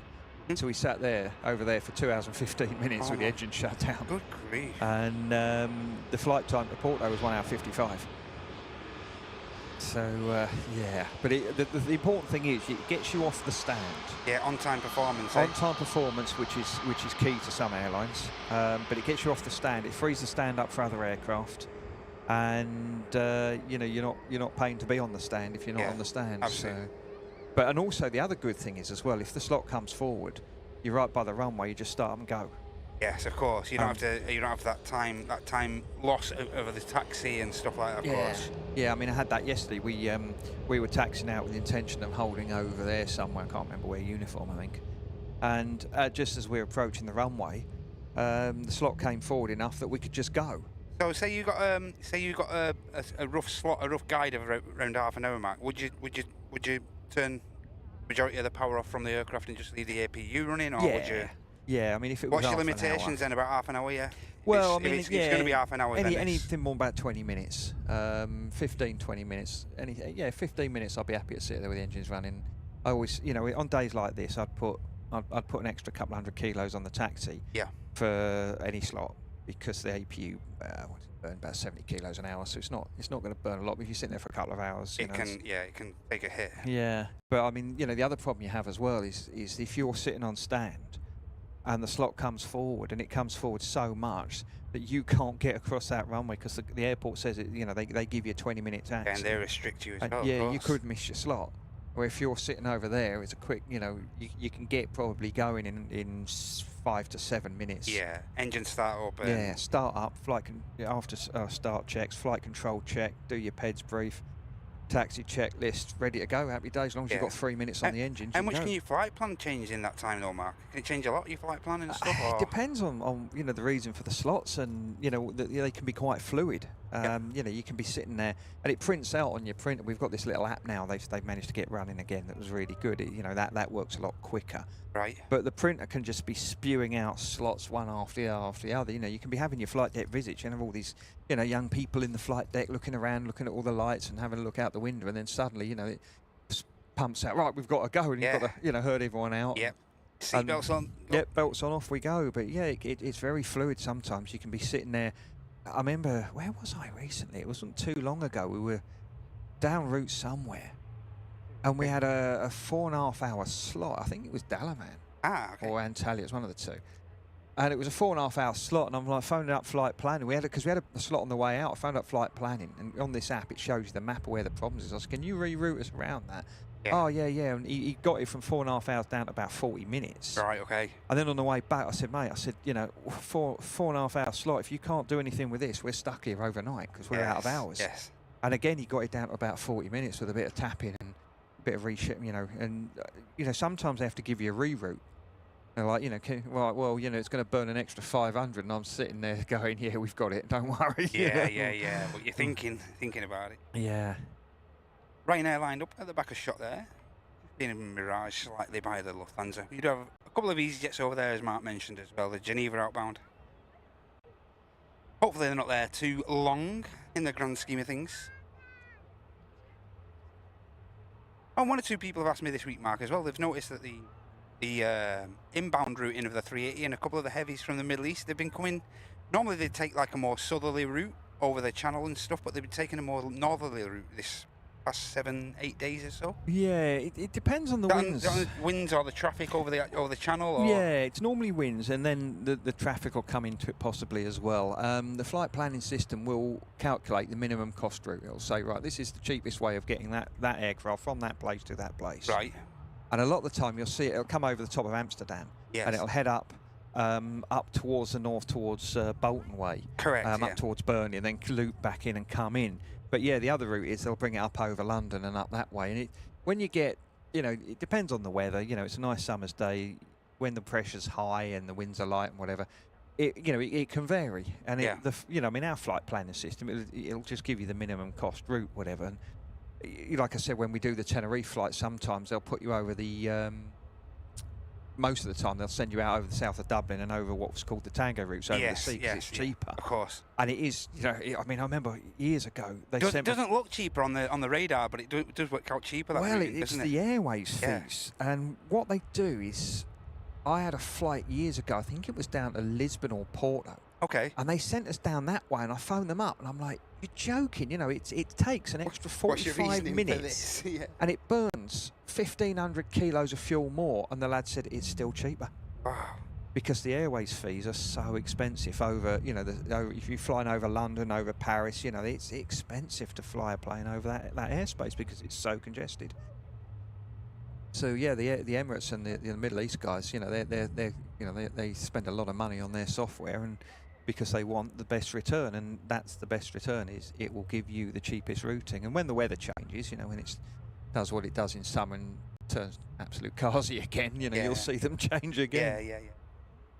And who determines all that, Mark? Is it management higher up? Is it planners? Do they plan all that out prior to the aircraft departing, or is it down to the crew? And well, it's just they pre-program all the our flight planning system will sit there in the actually 12 hours before the flight plans are published. Yeah. So because it'll only have the weather from 12 hours before, so it will then put the flight plan out automatically and put it in the system, and Eurocontrol then it'll go into Eurocontrol, and then as the flight gets nearer, the flight planning system will keep updating itself. Yes. And I mean, I've had it before where I've got up in the morning. I've had a look the night before, and I'm going, say, taking off to the right, going over the Sonex Way, over the top of Warrington Lee, out towards God's Wonderful Country of Yorkshire, out towards Humberside. Yes. And then by the time I've woke up in the morning, I'm heading down over London Way. Uh-huh. And then by the time I've got the airport, it's gone back, because it just updates all the time. So, it's just whatever's cheapest. And the idea is to burn the least amount of fuel, really. That's what they really want. But again, with the airways fees are so expensive, it's a trade-off. I always wondered if traffic levels over the channel came into play as well. But like you say, if it's all cost. Yeah, it's generally down to just cost and that. But this is part of the problem because it doesn't take into account the slots. So if you're looking at, say a 4-hour slot somewhere, sitting at the end of the runway for 4 hours, that's not cost effective because you're going to run out of hours and get stuck somewhere. So you have to, on the day you've got a 4-hour slot, it's always worth a little call to flight planning. They're always very busy, but you turn around and say, mate, we're off to Antalya, we've got a 4-hour slot, we ain't getting back. What can you do, sort of thing, and then they'll have a quick look, and they can manipulate it on their side. They can say, right, let's reroute me around this point and avoid this and avoid that. So the crew on this EasyJet, they'll be in constant contact with the powers that be, will they? And, no, I mean they would probably give them a call beforehand. It doesn't look like it's that bad a slot. No. So it depends how bad it is. If it's a bad slot, I'll be straight on the phone. But if it's like half hour, 20 minutes, you shrug your shoulders and go, it's summer. Yeah. They'll be talking to air traffic. I mean, if air traffic turn around and say, right, your slots come forward, you can go, sort of thing, then happy days. Do they adjust the speed limitations of the flight and stuff as well? If you are running extremely late, do they adjust the thing and stuff? You can do. You get a message from ops saying, can you fly? You have a thing called cost index, and it's time versus cost. Hi, Ray. So you put it in the FMGC or in the Boeing, you put it in the FMC, and on the 75 it was from 0 to 999. The Airbus normally flies around 4 on the 320 and 319. 321 they normally use 6. And if it's running really late, they say, can you fly at cost index 50? So you fly along quicker. You have to modify the descent speeds because they're a little bit fast, a little bit silly. Yeah, of course, yeah. But yeah, I mean, it can save a few minutes here and there, and it's if you're starting to get mega late, then they'll ask you to do it, and you've got the knock-on effect. If you're on an early flight and you're 4 hours delayed, all the afternoon flights have gone, and everyone's out of hours, and it just turns into a bag of spanners. Yeah. So you really, you want to be as close to on time as possible. It was like that for us on our return from from Antalya last month. Yeah. And of course, like we were flying with Jet 2 on one of the 321s, and the aircraft on the inbound to Antalya was on like its 5th sector of the day. So yeah, you can imagine it was. And Antalya, you'll know yourself, Matt. Antalya is not the best. Yeah, it gets busy. It gets extremely busy. Antalya at the best of times. So by the time your inbound flight arrives, it's chaotic as it is. Yes. Yeah, it can be. Fueling up, I believe, is still an issue at Antalya at the minute. I don't believe they've got enough fuel in appliances and stuff like that. So. Yeah, you can't fuel with the passengers on board, which is a right pain in the backside. So you've got you can pay an awful lot of money to have the fire service sit behind you and wait for you to fuel. But the good thing is, I mean, normally by the time you've got the punters off, the cabin crew are sort of fairly, well on with their checks. By the time you've got the fuel on, normally you can get away without needing it. And they build that into the turnaround time. Yeah, yeah. So if you're going to Antalya, it ain't going to be a 25-minute turn. It's going to be probably near an hour or 40 minutes or whatever. Same with Alicante yesterday. You don't get a 25-minute turn at certain places. Yeah. Hey, and 2K's Delta over on the Twitch yet again, spreading the love and the generosity with five tier 1 gifted subs, and those went to A Dying Machine, Pike 7, World of Confusion, Sketty Meatball, and Impy 1980. Some of the names on Twitch. They're quite impressive, though, aren't they? Thanks so much, 2Ks, again, for that awesome support over on the old Twitcheroo. Thank you so much. Well, Karen's saying interesting to hear the reasons why you held next to the runway. Next time it happens, she won't be so. Absolutely. She won't feel so frustrated. You'll be surprised how many people question that. Why is that EasyJet there? Oh, every time I tune in, there's an EasyJet being sat there for 20 minutes. The problem is when you do have these slots, the poor cabin crew, it's very hard to make some people realise. Most people are understanding, and when you do your announcement saying, oh, well, we've got this restriction, blah, blah, blah, and straight away you hear this coming out the back, you're like, look, it's not my fault. It's not the cabin crew's fault. Have a chill pill. Just put your feet up. We'll get you going as quick as we can. There's not a lot we can do about it. But can assure you, having a go at the cabin crew, because will not get you anywhere. It's out of their hands as well, innit, Mark? I hate stuff like that. It's totally out of their hands. This is the thing. It won't get you on your holiday either, because if you start having a go at the cabin crew, you'll be going back on stand and you'll be escorted off the aircraft. Yes, of course. Just relax. Yeah, have a chill.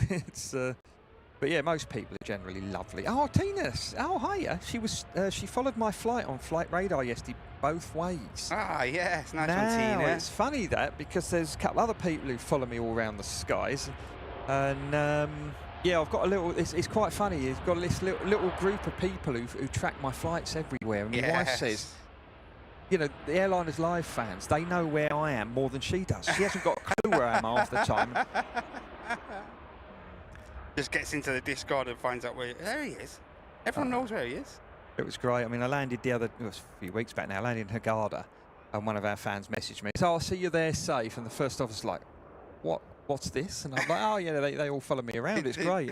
I can't go anywhere. We got back 2 days later, 4 o'clock in the morning, we landed, and bless her, Rainbow Love there messaged me, oh, I'm glad you're back safe. And he's like looking at me going, you're joking. It's 4 o'clock in the morning. Everyone knows. Mate, yeah, they love it's on to you, mate. Yeah. You cannot go anywhere. It's great fun.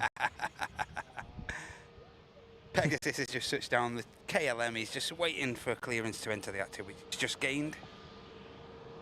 How you doing, Ollie? Hey, Michael. Good to see you. Epic Adventures, are you all right? Yeah, the Epic Adventures just mentioned the 380 routed over him in Barnsley yesterday. So yeah, as Mark mentioned, that's all part of cost-cutting measures.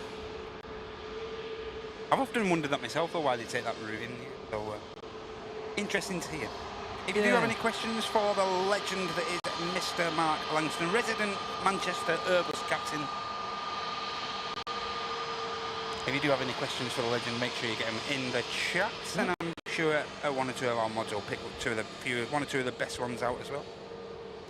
Yeah, I mean, Luke Walton Tours asking, am I on Instagram? I am, but it was for a photography thing I did years ago. I don't really do much social media, so if you want anything really like that, best thing just follow Airliners Live, because I don't really bother with it. I don't bother with Twitter or X or any of them really. I haven't got time. No time in it, well, of course.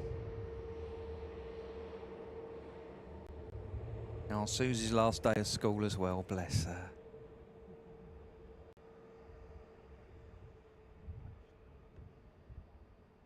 That colour scheme on that 321's nice, isn't it? Yeah, apologies for the, I think we're having 1 or 2 network issues.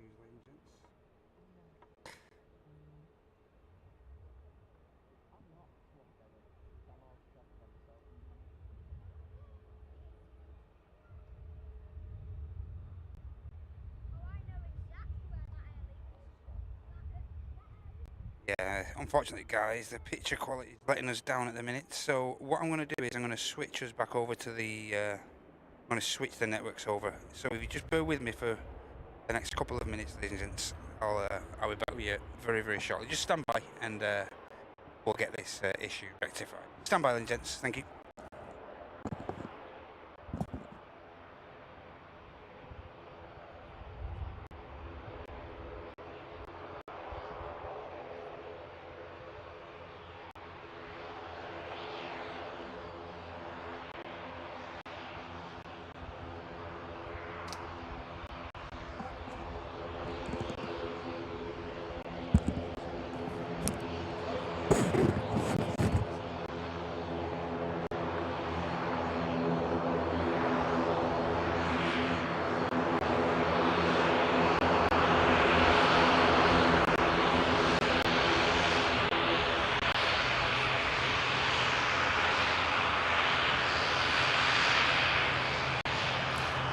We got a question here from Paula. Did you ever feel unwell just before flight and have to pull out? No, I haven't, but I know people who have. And to help counter that, we have a thing called airport duty. So you have an entire crew sitting in the airport. Yeah, we've got an entire crew sitting in the airport to cover anyone who goes sick at the last minute. Right.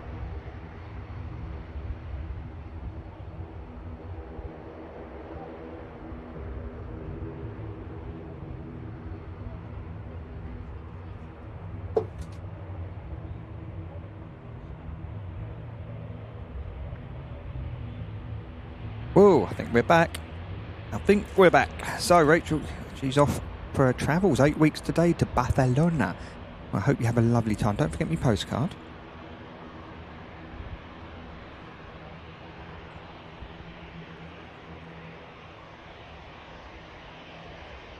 There's G Bird going past.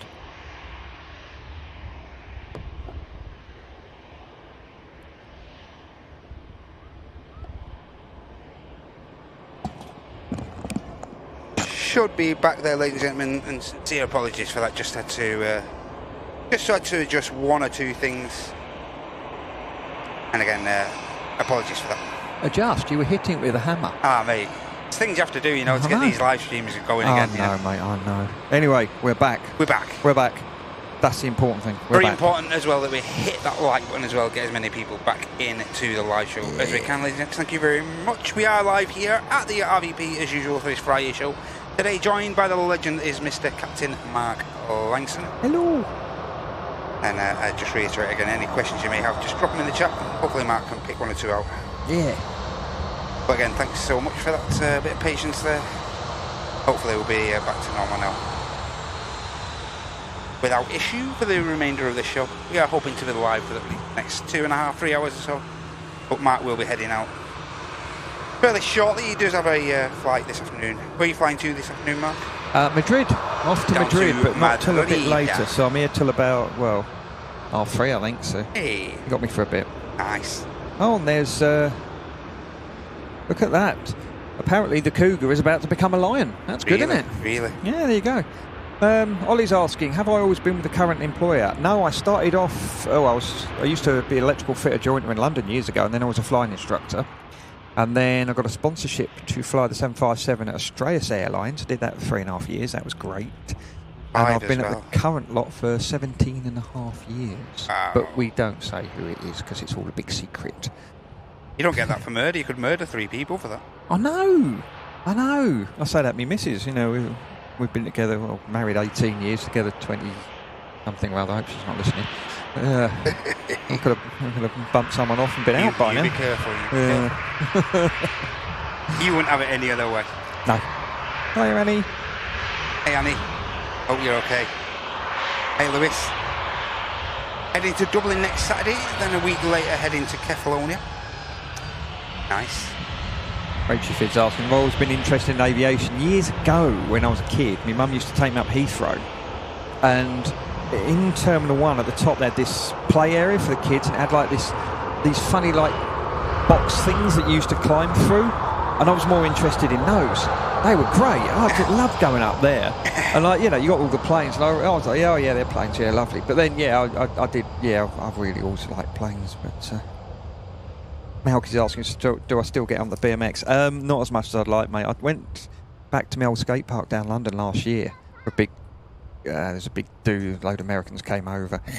And yeah, that was the last time I came out on it. They got the skills? Yeah, oh yeah, I was doing all right actually. I was quite pleased. There's a few photos and pics and that doing the rounds of it. So I was like, yeah, actually I rode quite well considering. And body's aged okay, not done too bad. Yeah, considering I'm old and fat, I did all right. You know, doing my handstands and you know, it was quite good. It was quite good. Never losing. Yes, early Deb. Yeah, how long you been happily married? Oh, it's 18 years, mate. It's 18 years. Yeah, it's. Yeah, it's been good actually. It's all right. He's saying his sister and brother-in-law have been happily married for 10 years, married for 25 in total though. Yeah. I was saying the other day, you know, it came up, you know, you and your wife have been friends on Facebook for 6 years. How you've been friends for 6 years? I'm like, he knows more about my relationship than I do. Yeah, Rachel's saying going through Hayes and watching Concorde landing. I used to go up there a lot. There was some fantastic photos of Concorde and the old, you know, the good stuff, the noisy stuff with lots of smoke coming out the engines. The, you know, the old 7.4s, TriStars, DC10s, MD11s. Oh yes. The good noisy hooligan stuff. Not many places you can see them DC anymore, is it? They're getting more. Yeah, there's quite a few still flying cargo out in the States and around there. I think FedEx, because they've converted their DC-10s into MD-10s. They put like a glass cockpit in it, got rid of the poor old flight engineer. But what's the weirdest aircraft you've ever flown in, Mark? Strangest? I don't know. You have to think about that then. I had a spin in a Citabria. It was an aerobatic tail dragger high wing thing. It was one of the guys his family owns the flying school that I used to instruct at. He took me with a spin up in that, did some aeros. That was good fun. Old aircraft? I don't know. I mean, it was immaculate. It was his personal plane. So yeah, private jet. Yeah, it was immaculate. I don't know other than that. Strangest. Right.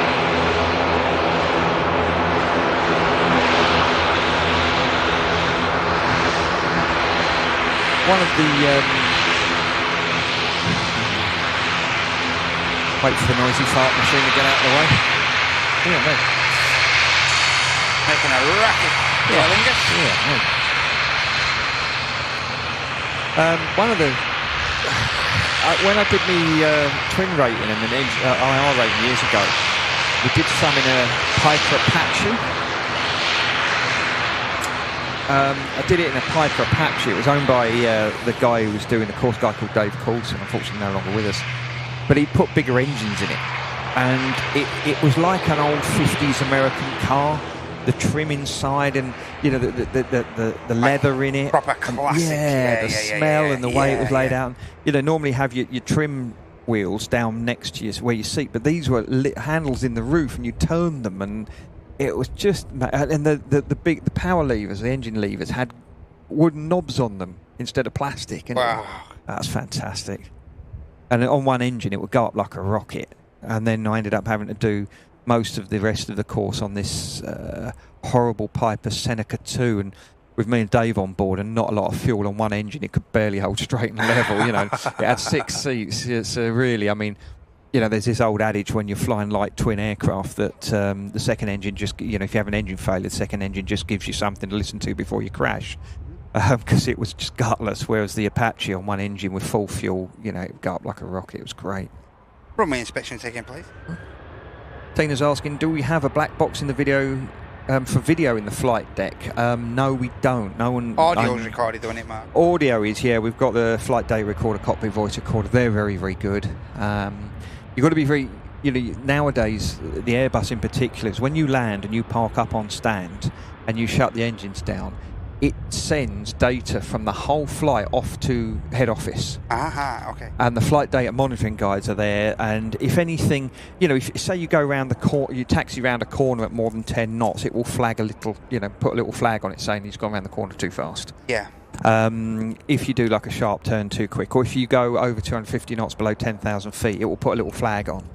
And every single flight will have these little flags because a little bit of turbulence, you go over 250. Oh, okay, it's just gone over, but it's not a big deal.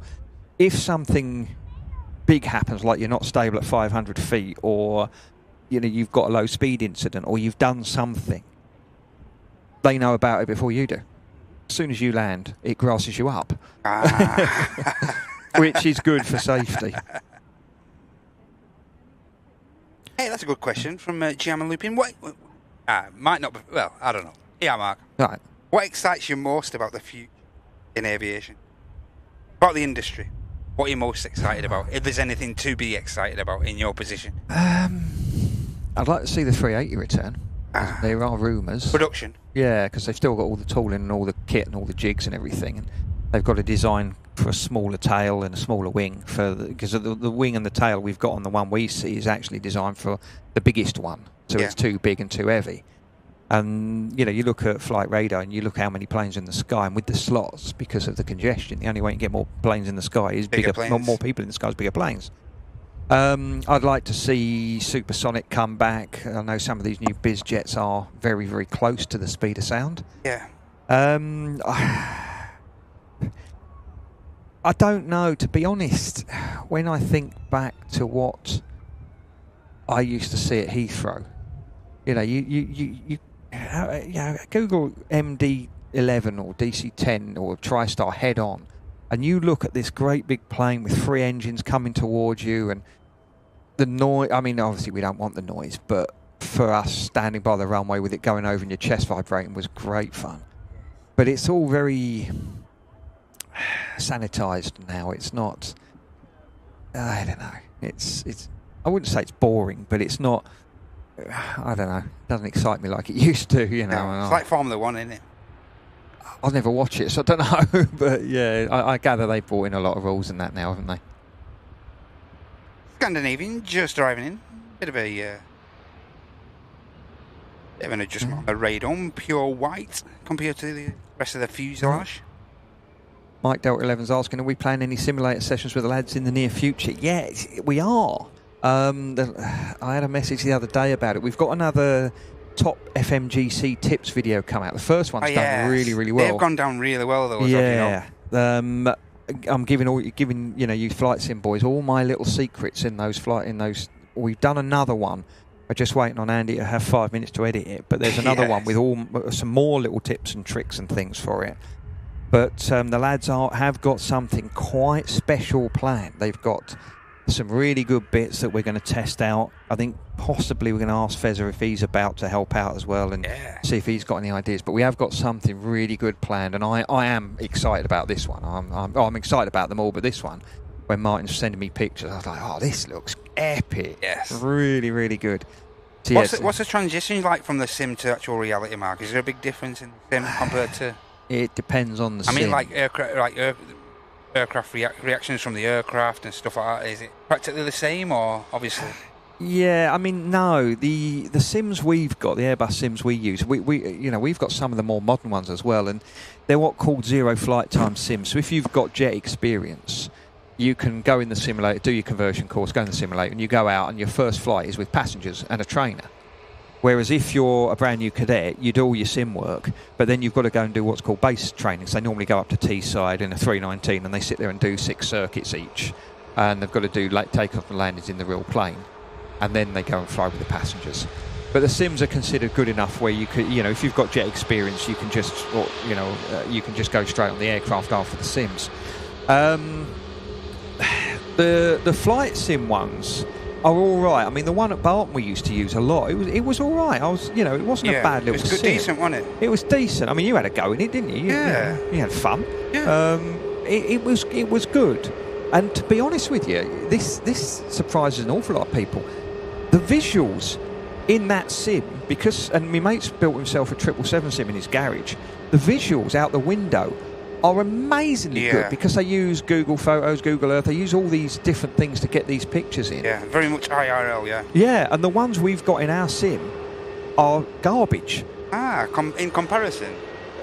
They're just garbage. Wow. Because the idea is most of the time you're going to be in cloud anyway. They don't want you looking out the windows, and to make the scenario a bit more realistic, you just put you in cloud. But yeah, I mean, even when you push back, you get this very like ZX81 block bloke walk off and hold the pin up and give you a generic wave, and it's the graphics are not good. They really aren't. But then again, that's not why you're doing it. That's not why you called.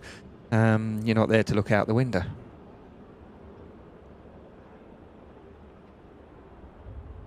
Beautiful Pilatus, just touching down. Rachel's fit saying I'd love to live by an airport. Well,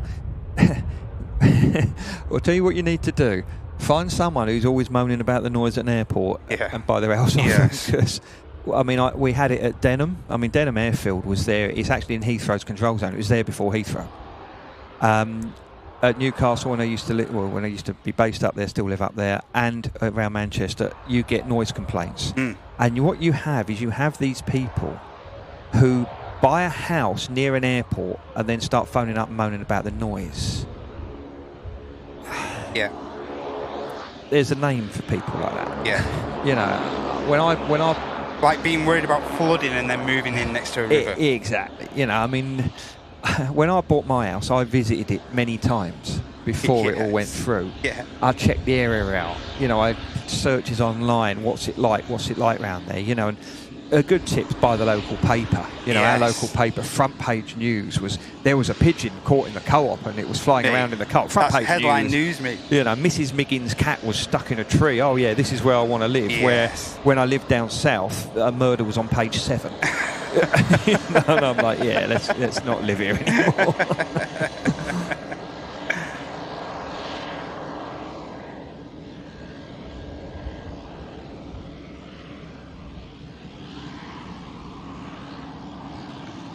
Easy out and jerk, very short finals.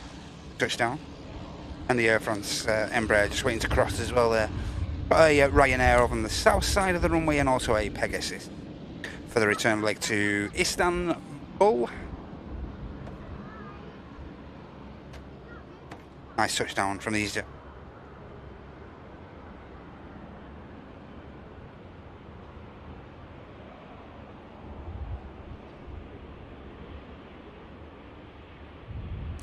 The wobbly wingleted wonder, as I call it.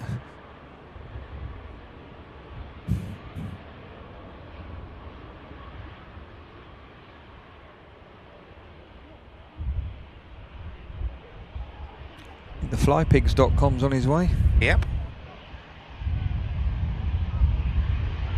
I'll get this out and have a quick nip to the loo, leave you in the capable hands of oh dear. the captain. Oh dear, oh dear, oh dear. Oh dear. When are you having a go on the camera? Did you see Fez's attempt on Sunday? I didn't know. It was fantastic. I heard he was good though. Really good. Yeah. Really good. Vast improvement from his last attempt. Really, really good. Well, to be fair, it couldn't be much worse, could it? No, I don't think we're in the last of it. I'm good. No, that is good. I'll shame I missed him. I haven't seen Fez in ages. I love having a catch up with him. Yeah. Here goes Pegasus. Like I said, we'll get the aircraft out and I might have a quick brief bathroom break. Sam's saying, Andy, you fly, I waddle. Yep, she does. She does. She was waddling well the other day. Not long. Not long. Then the fun really starts. Yeah. Hello, Derek. Hope you're well, mate. There goes Pegasus. Like I say, I'll just leave on this wide shot while I just nip to the loo. I've got an empty bottle down here if you want to borrow it. I've got 2 empty cups, but they're no good. Oh, okay. See you, Abby.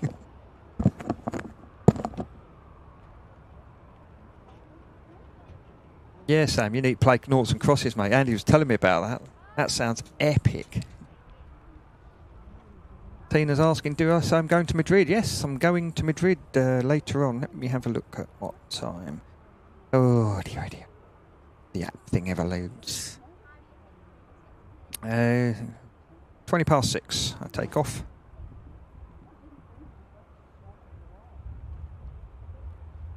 Hiya, Deb. Oh, Craig's asking, longest taxi time I've done. I don't know. I'm not sure. I mean, there's on the Airlines Lounge, there's a podcast with Pete Hertzberg, a good mate of mine. He used to be at Virgin.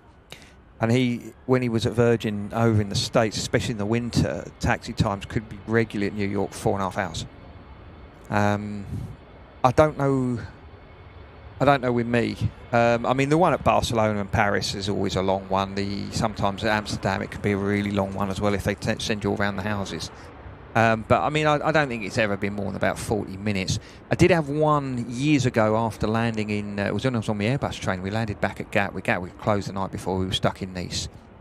And we landed, and I think we were waiting for a stand for about 3 hours, maybe a bit longer. It was just, Gatwick had snowed out, and it just, like it normally does when there's a flick of snow in the air, the whole country grinds to a halt.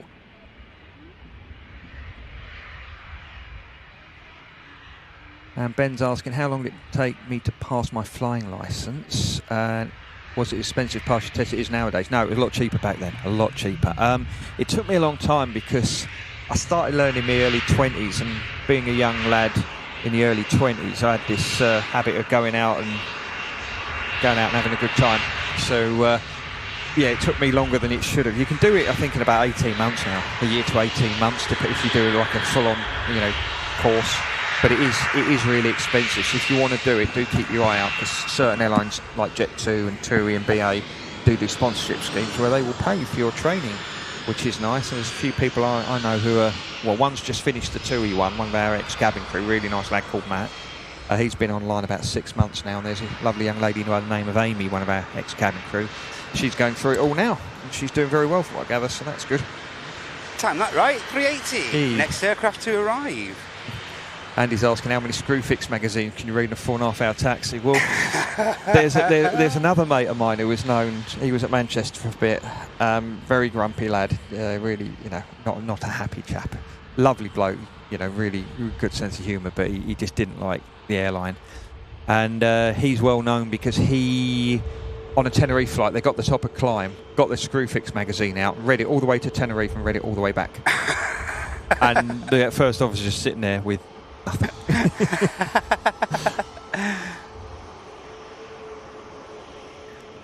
How you doing, Godzilla? Good to see you. Hey, Deb.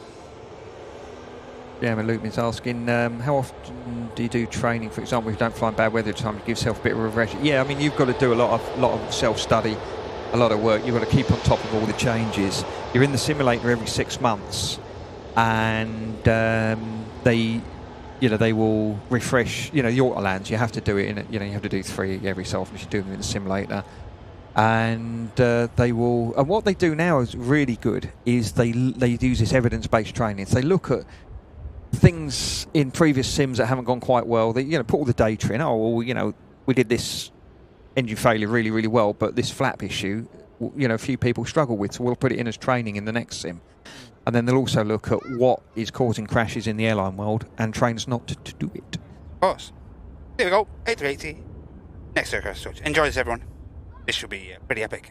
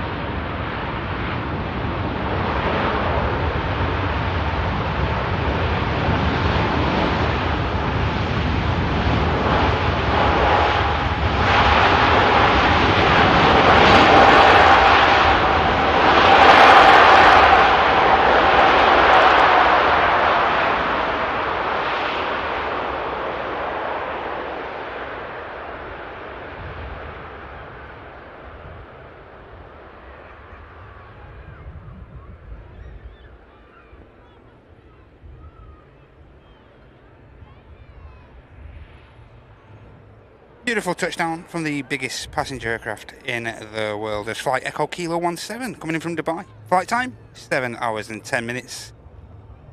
Covering that 3,058-mile journey from the Middle East. Awesome touchdown.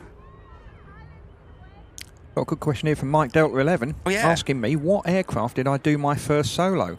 Well, it was a Grumman AA5. I can't remember whether it was a Cheetah or a Tiger. I'll have to look in my logbook. Ah, okay. And it was about 30 years ago. Because I keep telling you I'm old. And there you are.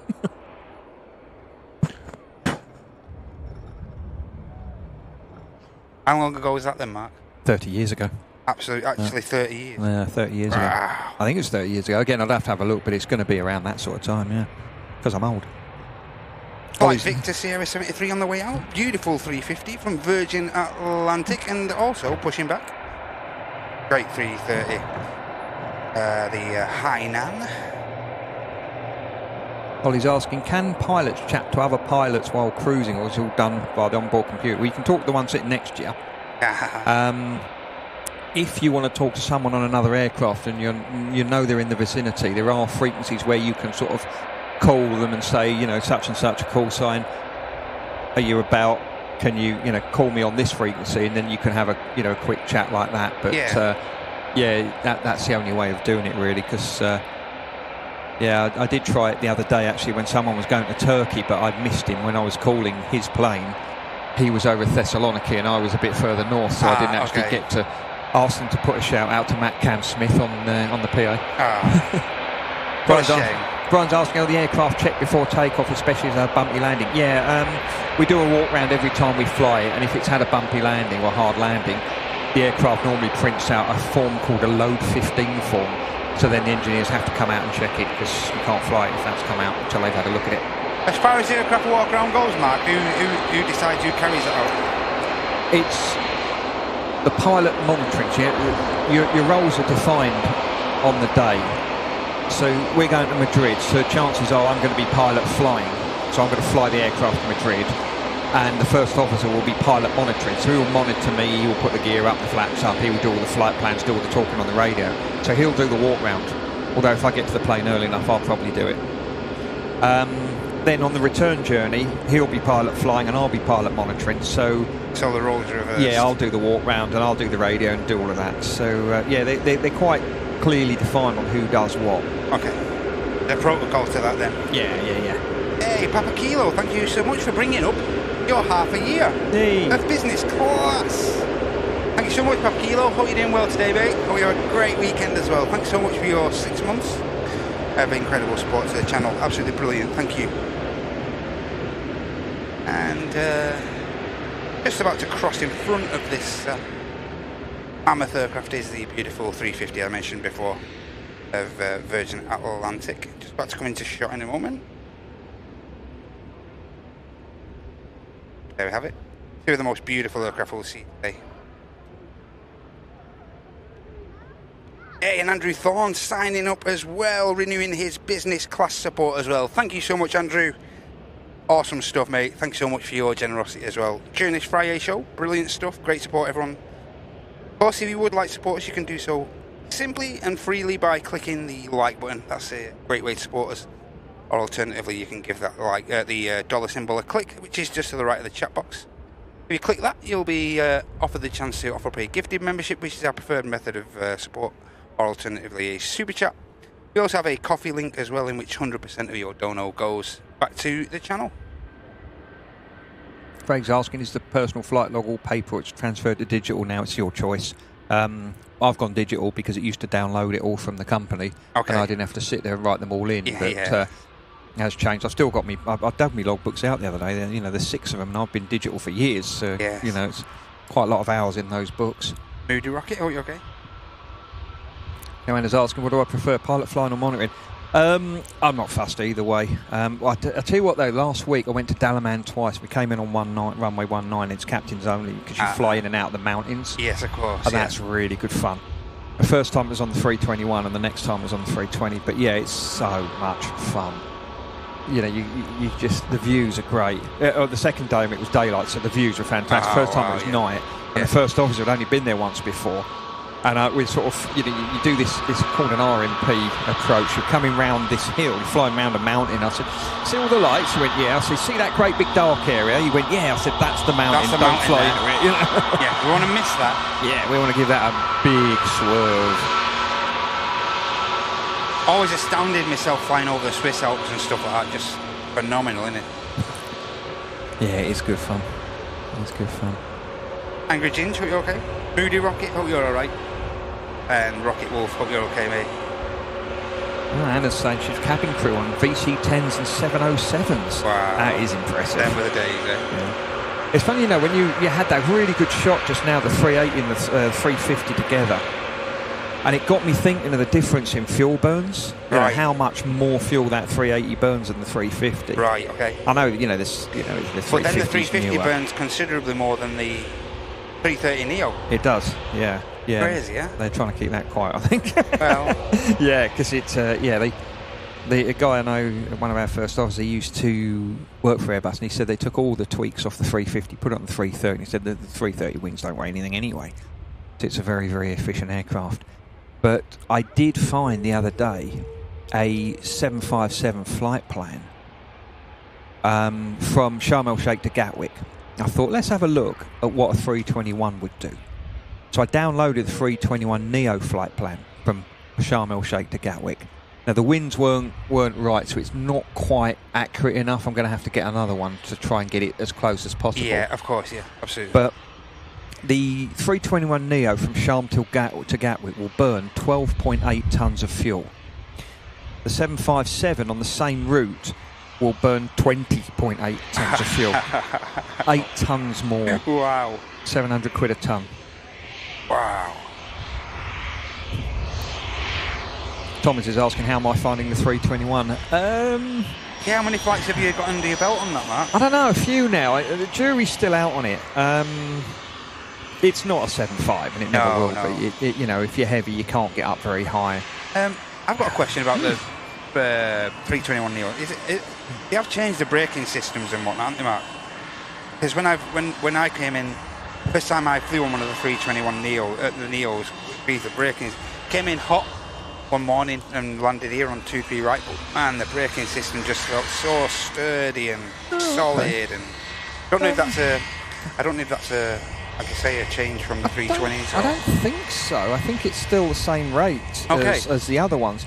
The wheels, the main wheels and the undercarriage is bigger and more beefier to take the heavier weights. Right. That might have may have been why it felt a lot more stable and, like you say, just sturdy. I think the prime word. Yeah, I'd have to look it up. I don't think they've changed the brakes. It's not in my list of differences anyway. Okay. But the gear is bigger, and I'll tell you what does throw some people is you've got a brake wear indicator.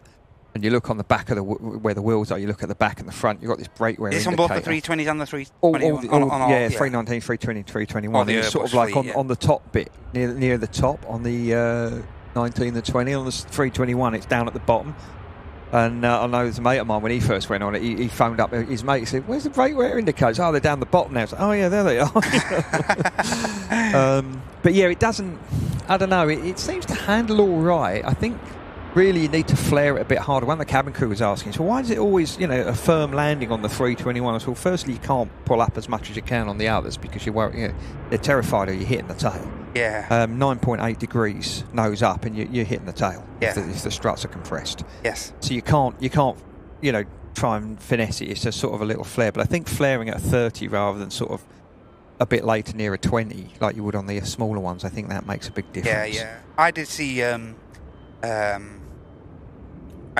someone who is new, a pilot who was new on the 321s, I was informed, and it did actually do 1 or 2 go-arounds on my show. Yeah. And someone informed me that there was someone actually who'd just been prior, like the last couple of weeks, they'd been training on the 321, and like you just mentioned there, the flare and that, they just couldn't quite get themselves prepped, for that flare, that final flare. So yeah, you're right there, Matt. I gather there have been, a few issues of converting people off of Boeings to Airbus. Yeah. The philosophy is very different, and you don't fly it like a Boeing.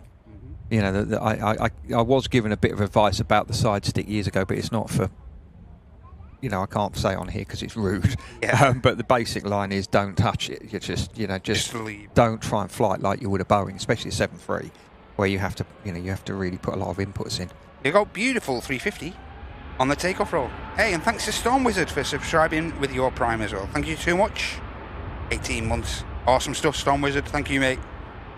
Awesome support over on Twitter. Here you go.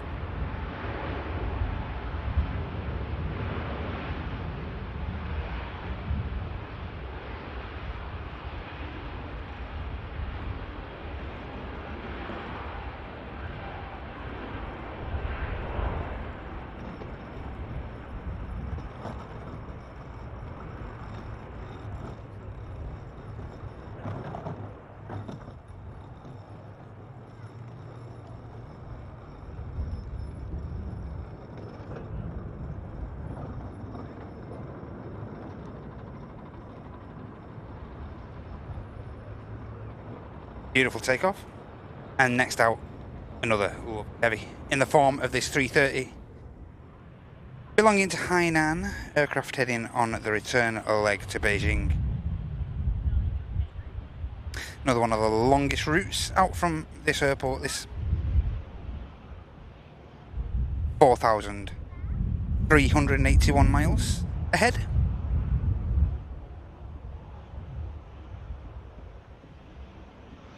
Just see the other 330 based, the UK based 330 here, of Aer Lingus. Looks like the aircraft's just been pushed off remote stand at the side of SCS here. That aircraft more than likely heading to New York later on today.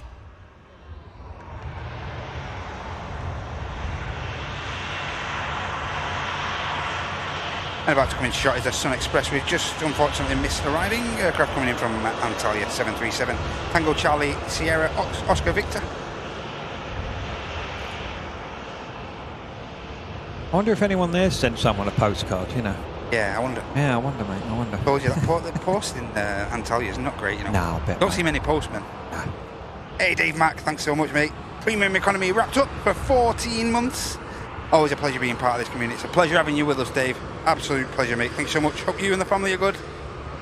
Great to have you with us, mate. Thanks so much for your 14 months. Awesome stuff. Here goes Hainan. Bye, Nan. Bye, Nan.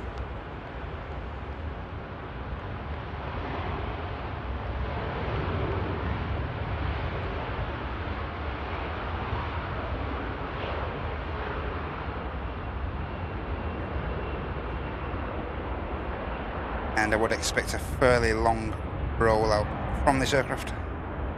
We'll be carrying a bit of weight for an old whack of fuel as well, I would imagine.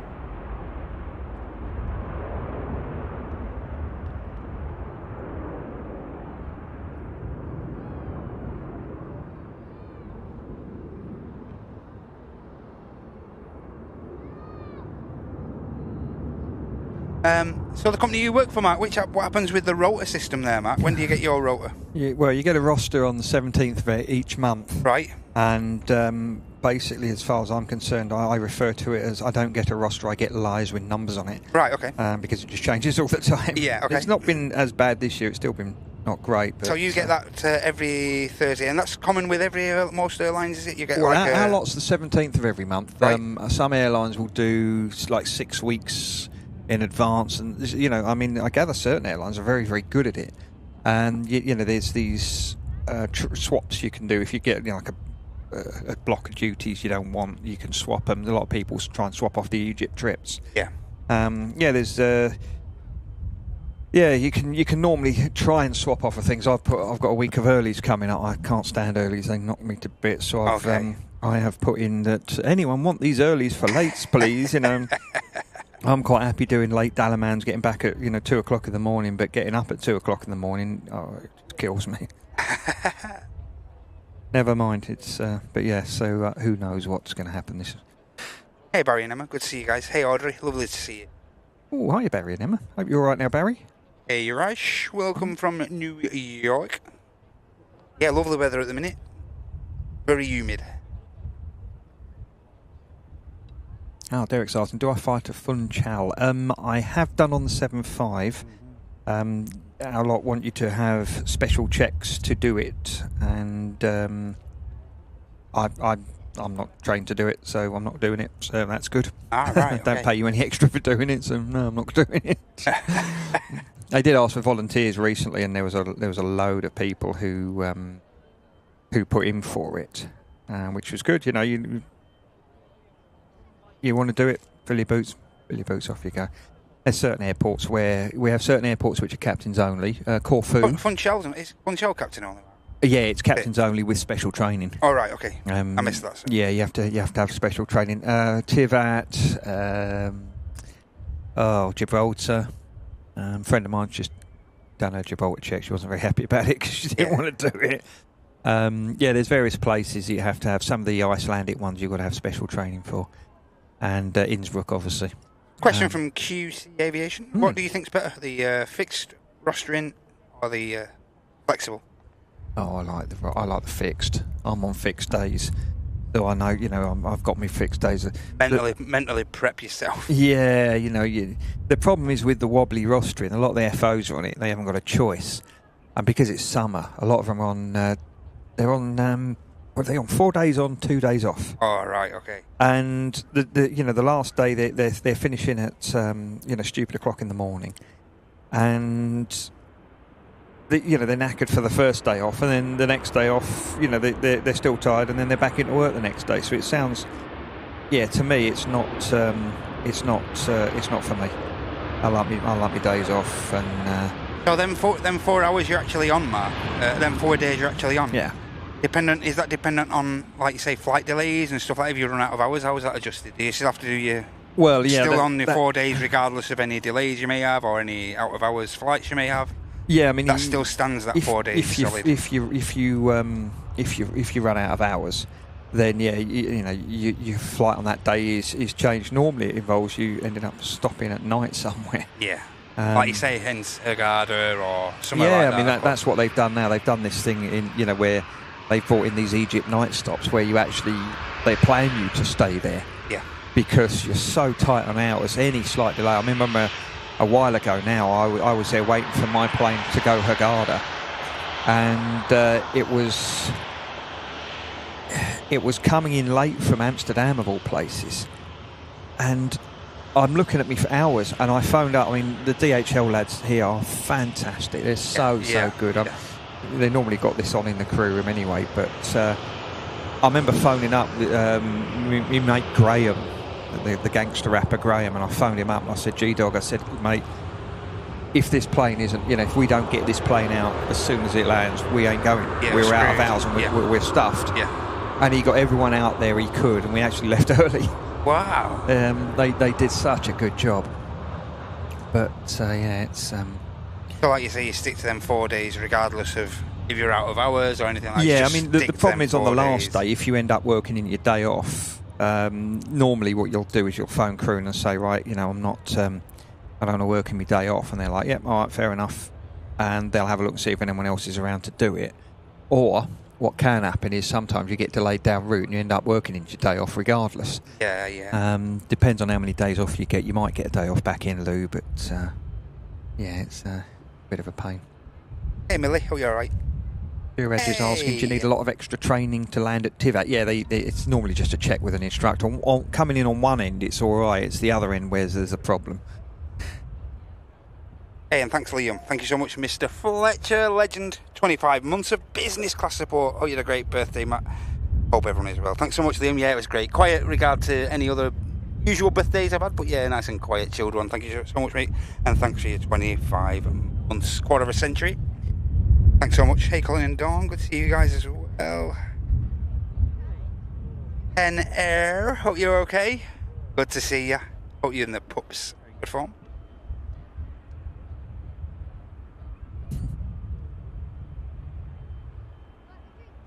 Oh, Hannah's here. Hello, lovely Hannah. Come over and see us again soon, will you, please?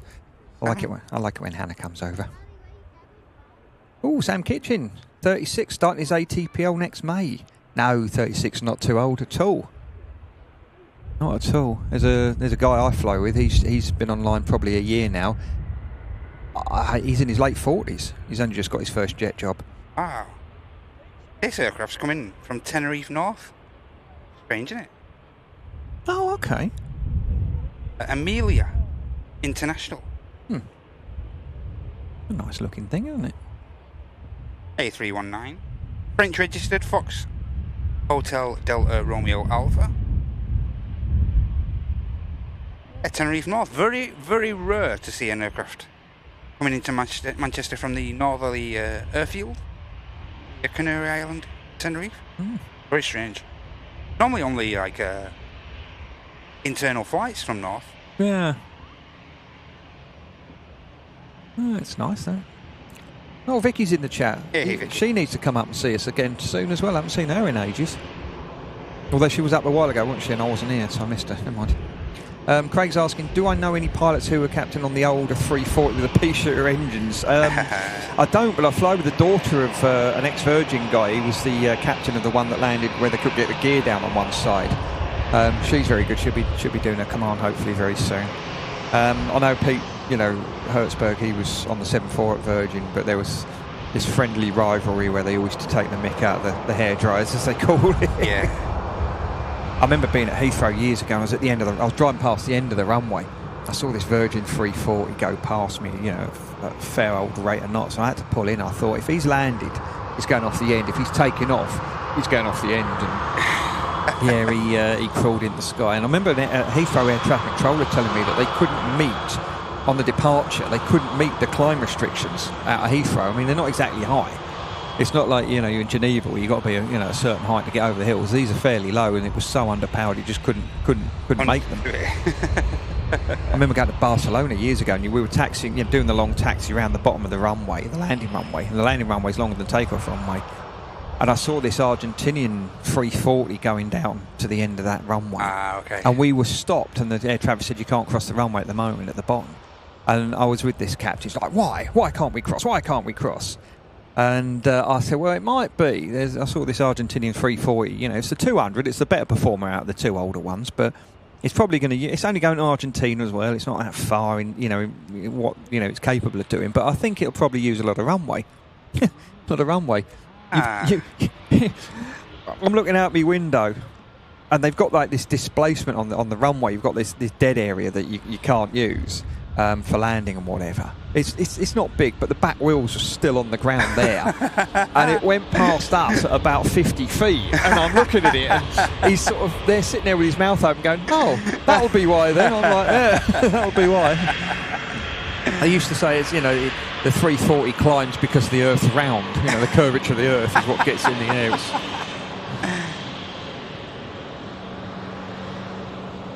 We don't see enough of them now, though, nowadays. No, I know. We were flying off, I think it was the other week when we were going to Dalaman, that cargo 340 at Bournemouth was going in the opposite direction. Oh yeah, they're ex-Virgin as well, aren't they? Yeah, still got the red tail and the red engines. ATR, waiting patiently. I remember South African had an issue with one of their 340s years ago. It was during COVID. They were doing one of these flights with PP or whatever. It went out of Joburg, we're up to Brussels, I think it was. And I don't know what the two clowns on board had done, but they managed to get the aircraft to have the protections to kick in. Oh, right. Okay. Okay. They nearly stalled it. The protections kicked in. Anyway, the aircraft uploaded all the data, as I said earlier, it does. And they tried to cover it up. Oh. And you've got Airbus and Rolls-Royce contacting in South Africa and saying, what on earth has gone on here? Why has this thing gone into what's called alpha floor? And the pilots turned around and went, oh, the aircraft lied. And they're like, it didn't lie, it's an aircraft. But yeah. Hey, and XR, thank you so much for that. But put that aircraft possibly in to take Manchester United to Stockholm for a bit of pre-season action, I believe. Thanks so much for that, XR. Great bit of info for that. To be 7-3 touches down, and we have the ATR 72-600 of Emerald on the departure roll now from 2-3 left departure runway.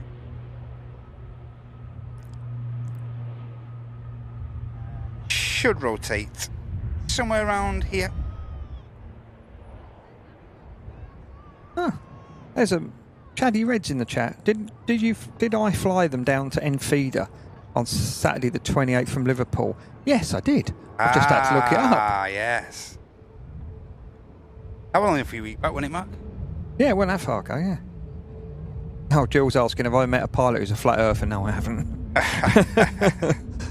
Jeff? No, I haven't. I've met a few flat earthers. Actually, fun enough, when I was down London last, one of my mates who I haven't seen for years, I come over having a chat. He went, this lad's a flat earther. He said, tell him, have you seen the curve of the Earth? I said, yeah, when I was up at 42,000 feet in the 7.5, you could see it quite clearly. I've got mates who, they've flown Phantoms and Lightnings or whatever, and you get higher you go, the easier it is to see. And this bloke goes, no, you're lying. And I'm like, all right, mate, see you later. Whatever. I'm not going to sit here and argue with you, Yeah. Whatever. Yeah. And we have the British Airways shuttle service, one of the shortest routes out of quite short hop, short southerly hop down to London Heathrow for this aircraft. And we also have the Orine ATR 72-600 for Guernsey, crossing the active.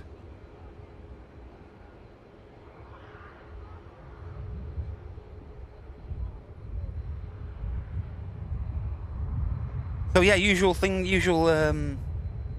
scenario for you today, Mark. Head to T1, are you today? Head to the car park. Head to the Get car on the park. bus. Just get to the car park. Yeah, get on the bus. Yeah, go there. Get the cakes and the sweets for the crew. And you have a usual routine, don't you? Pre-flight routine. Yeah, I like to get there early, mate. Early. I like to get there early. I like to do the walk round. Set everything up. Have a good read of the tech log. See if there's any issues or anything wrong with it. I've already read all the flight plans and the route and everything. Had a look at. I've got this really good en route weather app called Pilot Log. Pilot Log. Hang on, let me have a look.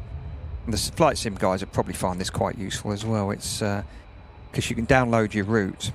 Flightinfo.app. Ah, okay. And you copy your route. You copy it off any flight plan and put it in there. And it gives you real-time weather, so you can see if there's any inclement weather that you may need to avoid. And then you can adjust your fuel load accordingly, as they say. What's that called, Mark? Flightinfo.app. It's really good. But yeah, you can put in a route or whatever. And yeah, you can. I'll have a look at that. Make sure there's no thunderstorms or anything en route that I'll need to go around and wait for the rest of the crew. Yeah, and I've learned a lot off Mark, and Mark's one of them skippers. He's incredibly prepared. So when you're on a flight with Mark, you know you're in safe hands. I know that for a fact. It's funny that because most people who know me say if you're ever my pilot, I'm getting off. There's no denying you're absolutely crackers, but I know that you're uber safe as far as the technicalities go and stuff. I know you like checking your route and checking airfields you could land at in any eventuality. So yeah, I know you're very thorough, Mark. Yeah, we've got some people, some first officers coming up for command, so I've been doing a bit of work with them and getting them to prepare, saying okay, say the cabin manager comes in now and says such and such, passenger's not well, where are we going to go, and teaching them to say right, set your alternate up with the nearest airport, get the secondary flight plan, put 2 more airports that are nearby, print the weather off, work out where you're going to go. Yeah. Have all your options available to you. Andy's got a question. Do you have do you always have a spare Haribo selection in case of diversions? Yeah, I've got a big bag of them in my car. It's like a rucksack. Yeah. And I've got the Haribos, and I've got these smaller bag of sweets that can give the ground staff or whatever. And I normally have a couple of bags of cakes in there for the crew. Yeah. Because the cabin crew, they're always moaning about their weight. I used to bring cakes in. They're always, you're trying to lose weight. It's your fault. So I get these little butterfly buns, 130 calories each. Yeah. And on the longer flights, I get them these chocolate muffins. And my logic there is chocolate's cocoa. Cocoa grows on a tree. That makes it a plant. That makes it salad. It's healthy. Salad. It's healthy. That's it. Yeah, healthy, mate. As I say, short up, maybe 35 minutes, give or take, for this flight. And I think the Orine possibly line up next. Early Dev's got a question from the Rocket Wolf over on Twitch. Do I have a lucky charm like a bobblehead or hula girl scented pine tree to hang in the flight? Yeah. Mate, I've got me fluffy dice. One of them bulldogs, a rocking-headed bulldog. Yeah. No, I've got me fluffy dice. I hang that from the compass in the centre. No, I haven't. I'll tell you what I have got in my flight bag. I think when we did the What's a Pilot Got in the Flight Bag video, I think I pulled Yes. them out. I've got a set of Ben in the Holly plastic car keys. Ah. And when, you know, people come in and ask, you know, how do you start the plane? I'll pull them out. And go, I've got my keys there, you know. The kids love it. Someone was asking, where is it? Have I ever chucked someone off a plane? Not physically. I do know someone who, or a friend of mine at my last airline did actually pick this bloke up by his throat and chuck him off the aircraft because he was attacking the cabin crew. Oh, right, yeah, understandable, Yeah. Oh, yeah, they are Ben Low. But yeah, no, not physically pick them up and throw them off, but yeah, we regularly have people offloaded because they're knobs and they don't come and fly with us. And I say to the crew as well, I say, you know, if there's any bother and we have to divert, we're not going anywhere nice. I'll find somewhere to drop them off where it will make it really difficult. Which is only fair, I think. Yeah, they're inconveniencing us. I'm going to inconvenience them. Yeah. We heard Monarch do it years ago. They dropped this guy off out in, you know, this island in the middle of the Atlantic somewhere. I've never heard of it. The guy I was with knew of it. He said there's no scheduled flights there. There's a runway. It's like one boat a week. And I phoned my mate up and he said, oh yeah, we're laughing at this. Yeah, he chucked him off. He knew, the captain did sailing and he knew of this island. So he chucked this geezer off at this island. Took him 3 weeks to get home and then Monarch sued him for the cost of the diversion. Wow. I thought it was a nice touch. I think that's fair enough. Yeah, I think it's more than reasonable. Oriny lined up. Yeah, we don't say who I work for. It's a top secret. Yeah. We can't disclose that. Millie's asking, what's my favourite non-commercial aircraft?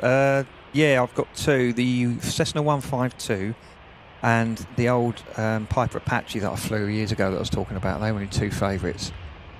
There you've got a lovely aircraft. Next to touchdown, the stunning Qatar Airways A350-1000, coming in from Doha, of course, as flight Quebec Romeo 27. Aircraft today, Alpha 7, Alpha Oscar Bravo. Pretty common aircraft that frequents Manchester, and that's going to be the next aircraft to touch down. Yeah, get yourself on fleetlog.app, you know, get it logged, get it registered.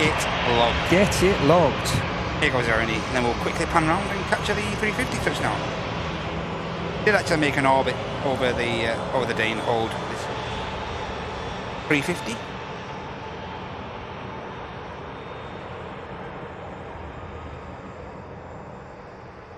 Or in the rotate nicely. And as I say, quick pan round for the 350 now.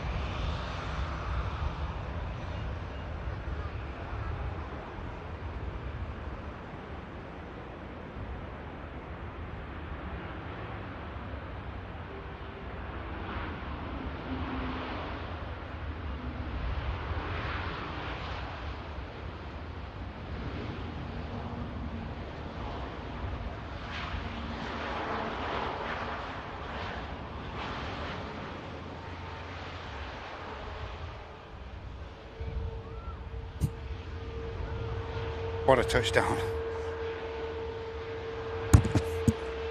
That was stunning.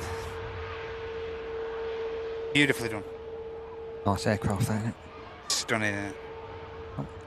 Annie's off. She's got to go. Thanks for watching, Annie. We'll see you next time. Thank you very much. Thanks a lot. Yeah.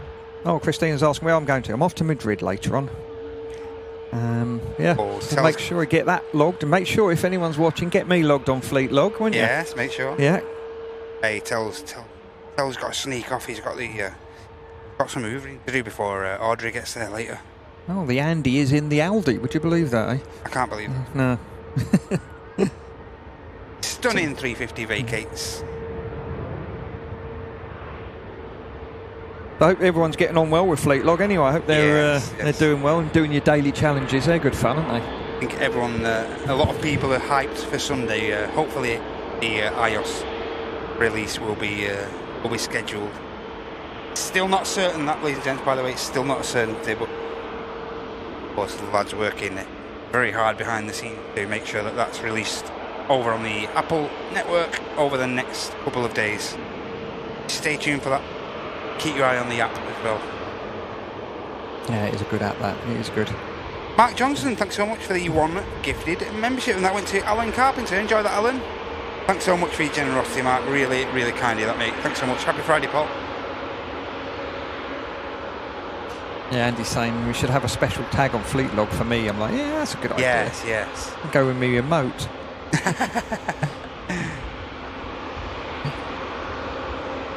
Beautiful, beautiful aircraft. 350. Oh, Ben Lowe saying his mum flew to Spain last Thursday. I was sat on the plane waiting to take off for 3 hours. There was a storm passing over Alcudia. Yeah, they had some bad weather down there last week. Yeah. Yeah. Lovely wave from the flight deck.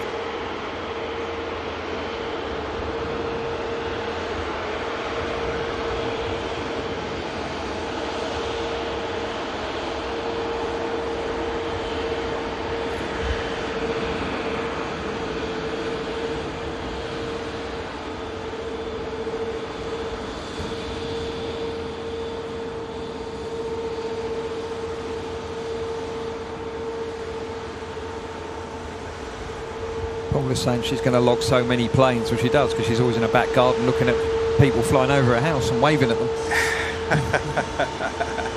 D. Johnson's asking, what point the touchdown do you turn off the landing lights? It's once you've landed. Airbus changed it recently. We used to be the pilot monitoring, so whoever's not flying the aircraft used to turn them as you come off the runway. And all the after landing flow is started by you disarming the spoilers next to you. You bang the lever down, and that's the trigger for whoever's not flying to do the lights, get the APU going, turn the transponder off, turn the weather radar off, all the bits that you need to do. Yeah. And then Airbus, our airline used to do it that way, and then we've now gone in line with Airbus, where as you're coming off the runway, when you see fit, you turn the lights off. So the first, you need to turn the strobes off, and you set the lights up how you want them. And if you're coming off on a dark airport and a dark runway and there's no lights around, you want to keep your lights on.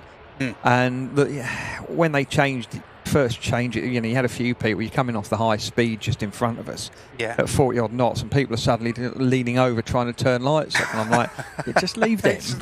Leave them, point it in the right direction, and then we'll, bugger about the lights. They're not important. But yeah, when you line up again, you put the strobes on as you're coming on the runway, and you put the external lights out but not on, and you put the turn off lights on. Then when you're cleared, you put all the lights on, and for Pete's sake, honestly, it's just delegate the job. Right, mate, you're doing the lights. Hey Mark, what's one of your, obviously you train a lot of people up and stuff like that, what's one of your main pet hates that people pick up from you? From me? I don't know. Because obviously you drive a car, you pick up bad habits and stuff like that. Is there any bad habits you can pick up in the flight deck? There are. I'm not a trainer, so I don't get to see a lot of that. I get to see people when they've been online a while. Because you've got your standard operating procedures, and they're written down, and you follow them. So people generally don't deviate from that. What you can get is a thing called practical drift, and it happens more in smaller bases. Right. Like, why did you do that? Oh, well, such and such does it, and such does it. Well, okay, fair enough. But yeah, it's quite. The training at my airline's very good, and it's the standards are very high. Yeah. So generally, you don't get bad habits because you all do the same, and that's the idea of having standard operating procedures. They're standard. So if you fly with someone from the Manchester base, and then the next day you're down in Gatwick flying from someone at Gatwick, and the next day you're out, say you go to Palma, you fly with someone out of Palma, you're all doing the same thing at the same time. Yeah. Lord Sausage is asking, if you miss the touchdown zone, is it a fine? No, it's a go around. Yes. If you're not down by the end of the touchdown zone, you've got to go back up. If you miss that touchdown zone, I know there's plenty of runway here at Manchester in particular, but it's you're running out of runway. Yeah, you've got to go back up. And if you're somewhere like Jersey, the Isle of Man, where it's a short runway, you definitely don't want to be landing at the end of the touchdown zone. No. You want to get it down. Yannickies. Oh, Paulie's in the chat. Hello, hey, Paulie. Paulie. Good to see you, mate. Are you okay? Andy's asking, where's the winglets gone? Yeah.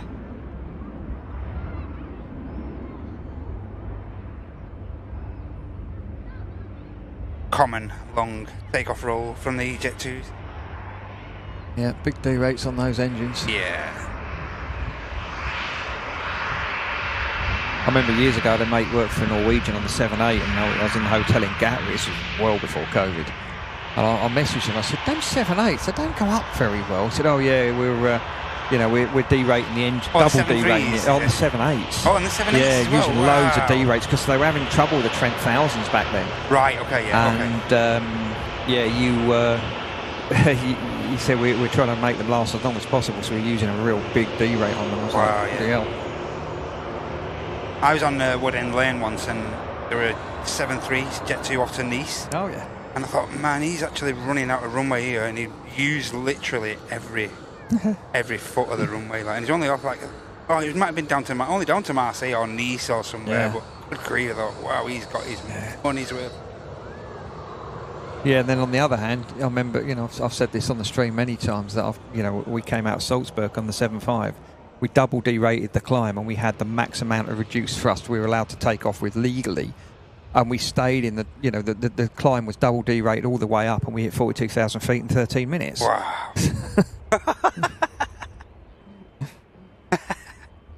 D. Johnson's asking, what's the airport procedure when an aircraft reports wind shear? Well, two types of wind shear you get on the aircraft. You get predictive and reactive. So the weather radar will predict there's wind shear ahead, so you fly around it and avoid it.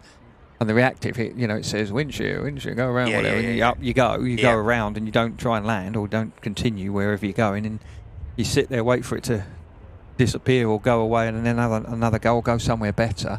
And the airport will put it out on, let you know that they've had a wind shear report. Tenerife in the summer, if you look at the digital ATIS, it's always got wind shear on both runways in Tenerife. Same at Lanzarote, isn't it? Yeah, Lanzarote always, they report it and you're aware of it. If it's wind shear, report it's captain's only landing. So.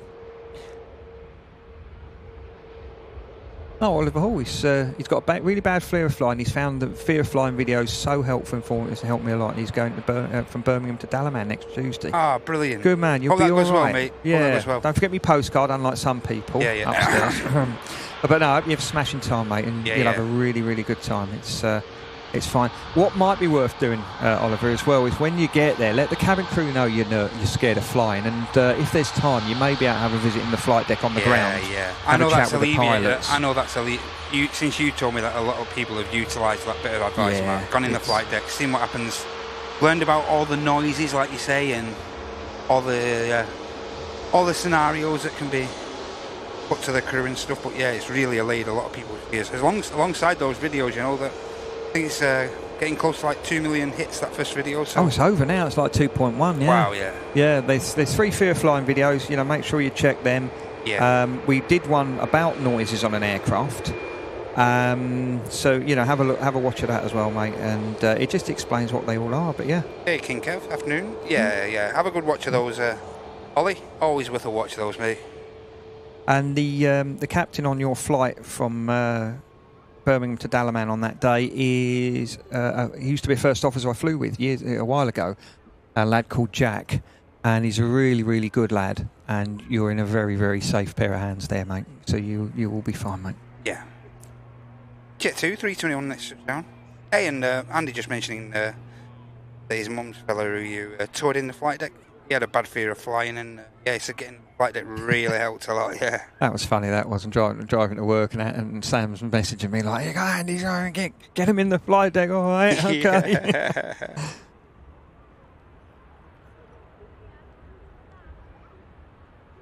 That's it. It's the world. The world's a big place, isn't it? You shouldn't let a fear.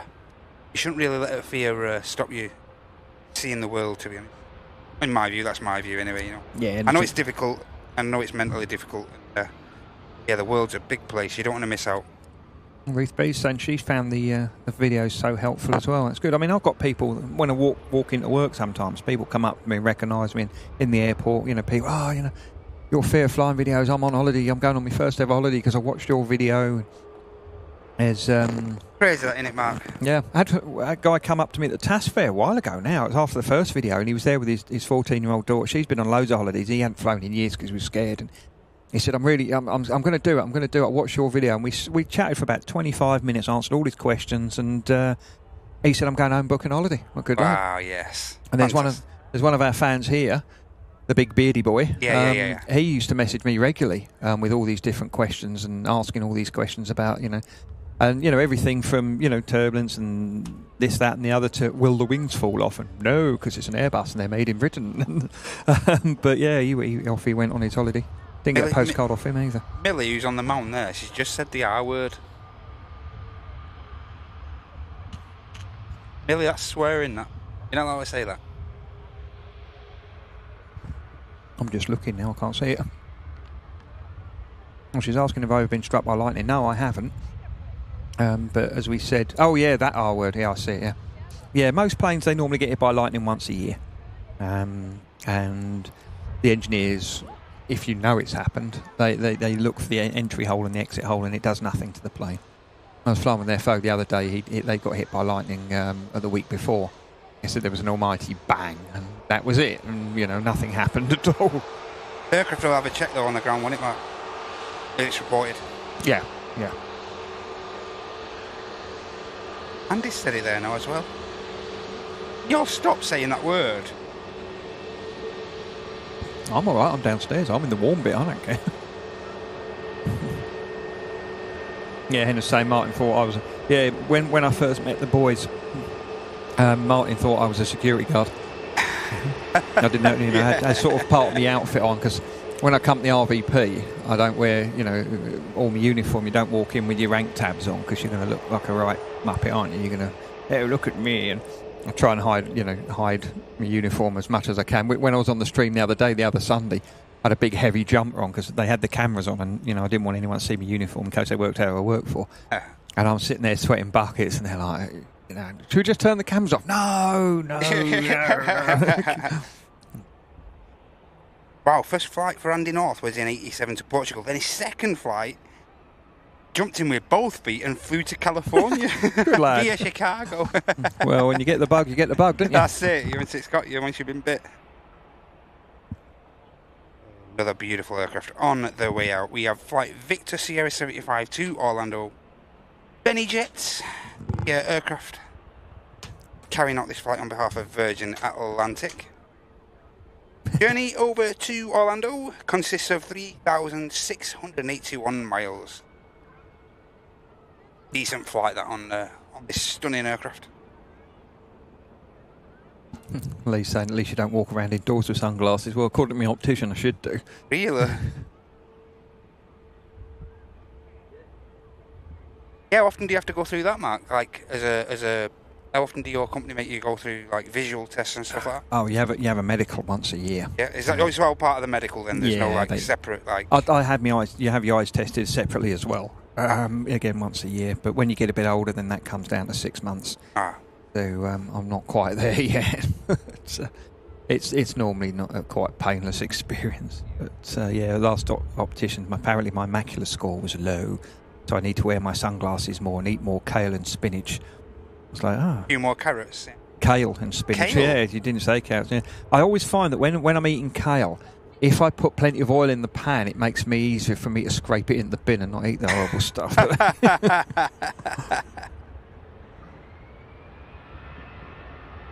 Egypt Air arrives in from Cairo. Daily service.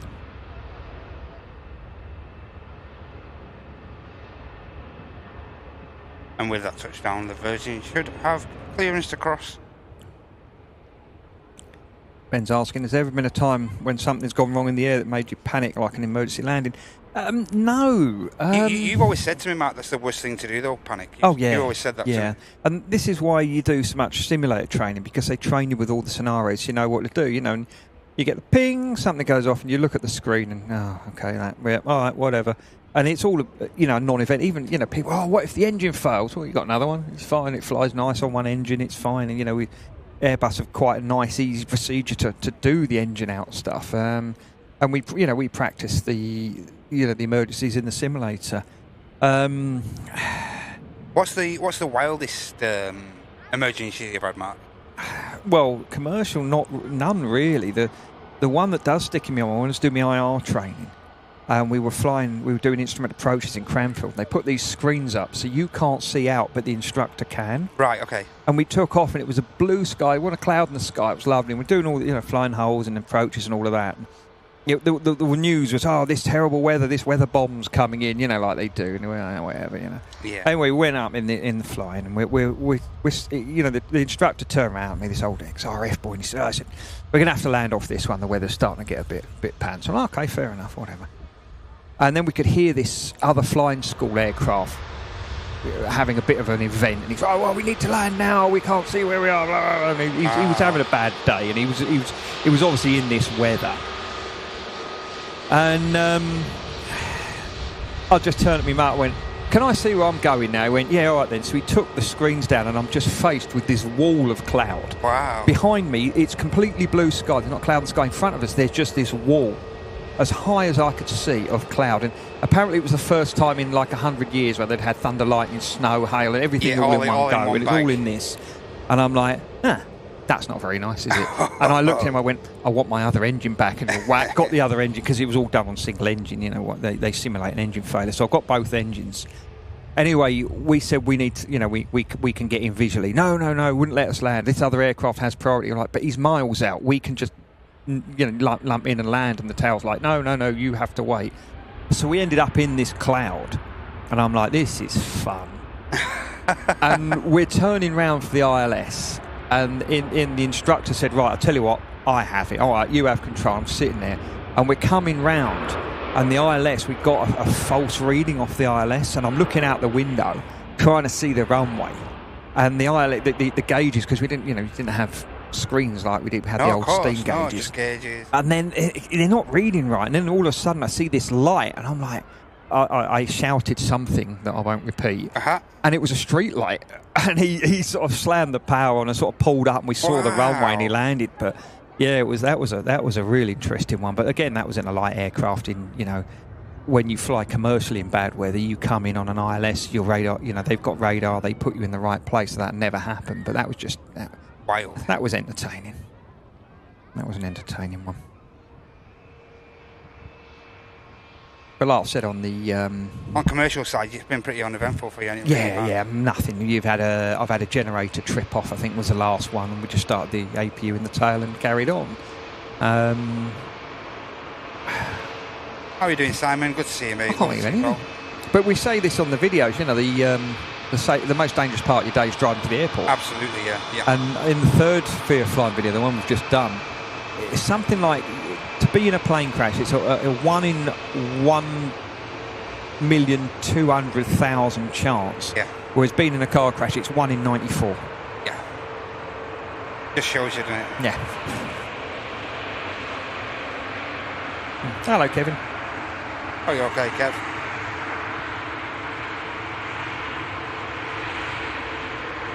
Good to see you, mate. I'm disappointed he hasn't given us a Wookiee. I am. I mean, I'm glad we haven't got those engines on our Airbus, because the problems they're having with them. But absolutely, if I had them, mate, I'd be setting it at that power setting that gives me the Wookiee all the time. Every time. No, every taxiway. I'd be howling, mate. Scandinavian is lined up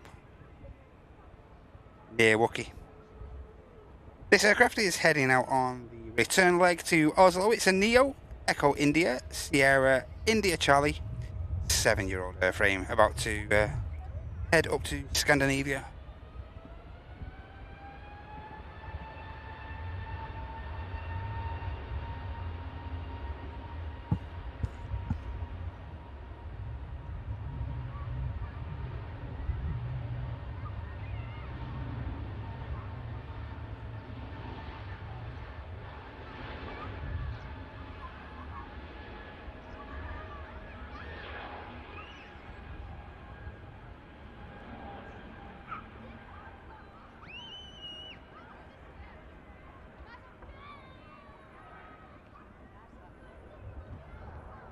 Lee's asking, I wonder what the Wookiee sounds like inside the aircraft.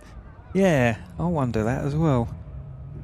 I remember a while ago, a few months ago, I'd come out the coffee shop in the village up north where I lived, and there was a KLM E2 coming into land. I didn't know at the time, and I could hear this howling noise.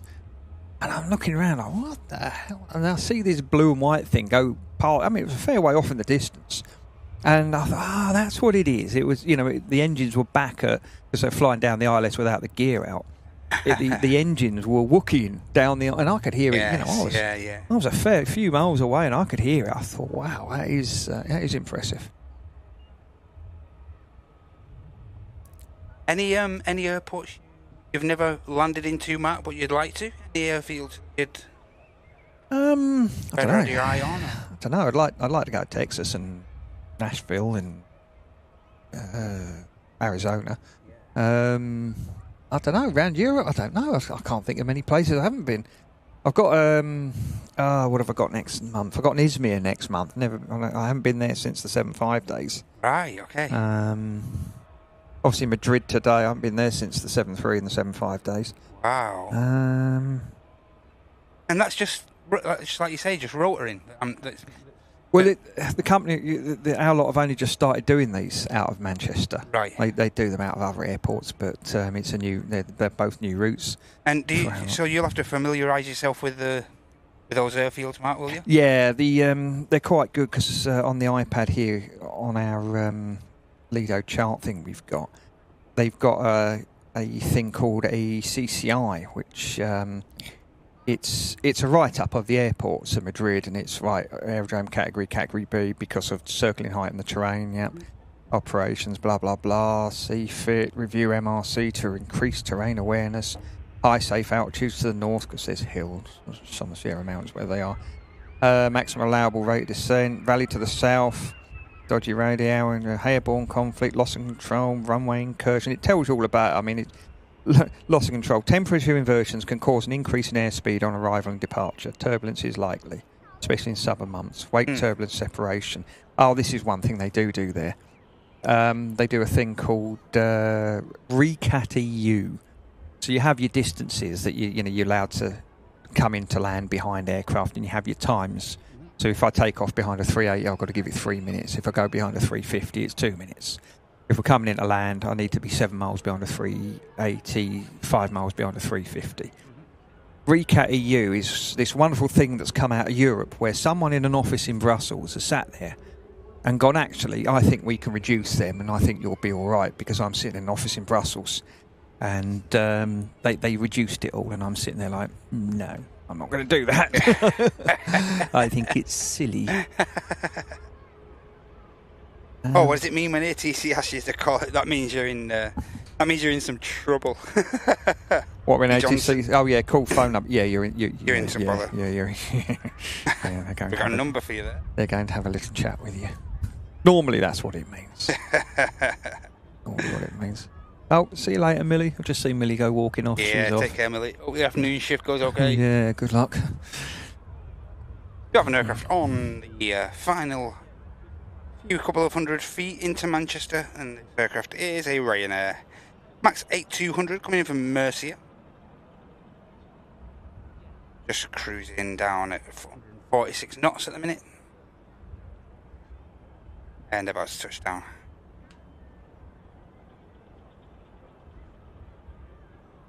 Is that the new Murcia or the old Murcia? Let me have a quick look. It's new Murcia.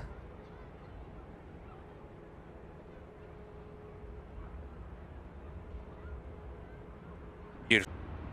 Andy's asking if I ever heard a pilot be asked to call a number. Yes. I was sitting next to one of them once. Really? Oh, no. Yeah, he was. Oh. He had an argument with a Scottish air trafficker around the Manchester area, and he got quite shirty with her, and she stood her ground and basically put him back in his box, and he got to call this number when he landed. And it turned out she was under training, and it was her instructor who. Well, I could hear the conversation from outside the flight deck. Yes. It was. Yeah, he wasn't happy that he'd argued with this girl. And pretty intense, huh? yeah, he's like, you will do as you are told. You know, we have the radar screen. You do not. We can see what's going on. We have, you will do as you're told. Wind your bloody neck in, sort of thing. Yeah.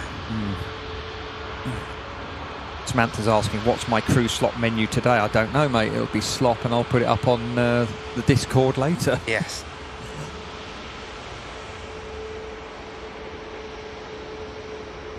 I did hear one years ago.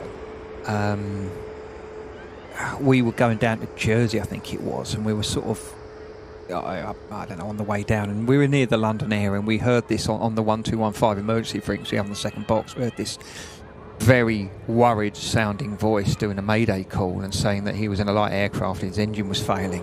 Oh. And I'm like, oi, oi, oi, I said to me, mate, listen to this. We sort of turned the volume up. And the controller, the 1215 controller, I used to know one of them very well. They're very, very highly trained. And this lady was very, very calm. She said, oh, okay.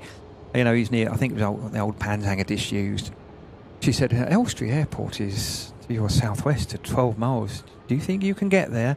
And then he came back with, negative, I can't get over the trees. And I'm sort of looking at me, mate, we're like, oh, no.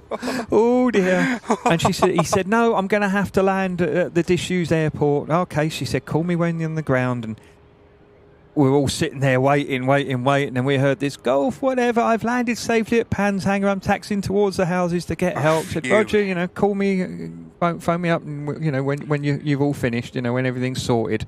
Never good when you hear that. Can't get above the trees. Yeah, I know. You're like, what? But she said, yeah, call me when you're safe. And as soon as she'd finished, the whole emergency frequency went wild with all these planes that, you know, within 200 miles, all going, well done, lad, good skills, well done, son, good effort, well done. You know, all these voices coming up saying, well done. Yeah, that was good. Malcolm's asking, would I like to fly into Dubai? Does that give me the willies? Yeah, I'd be quite happy to do it. I don't mind.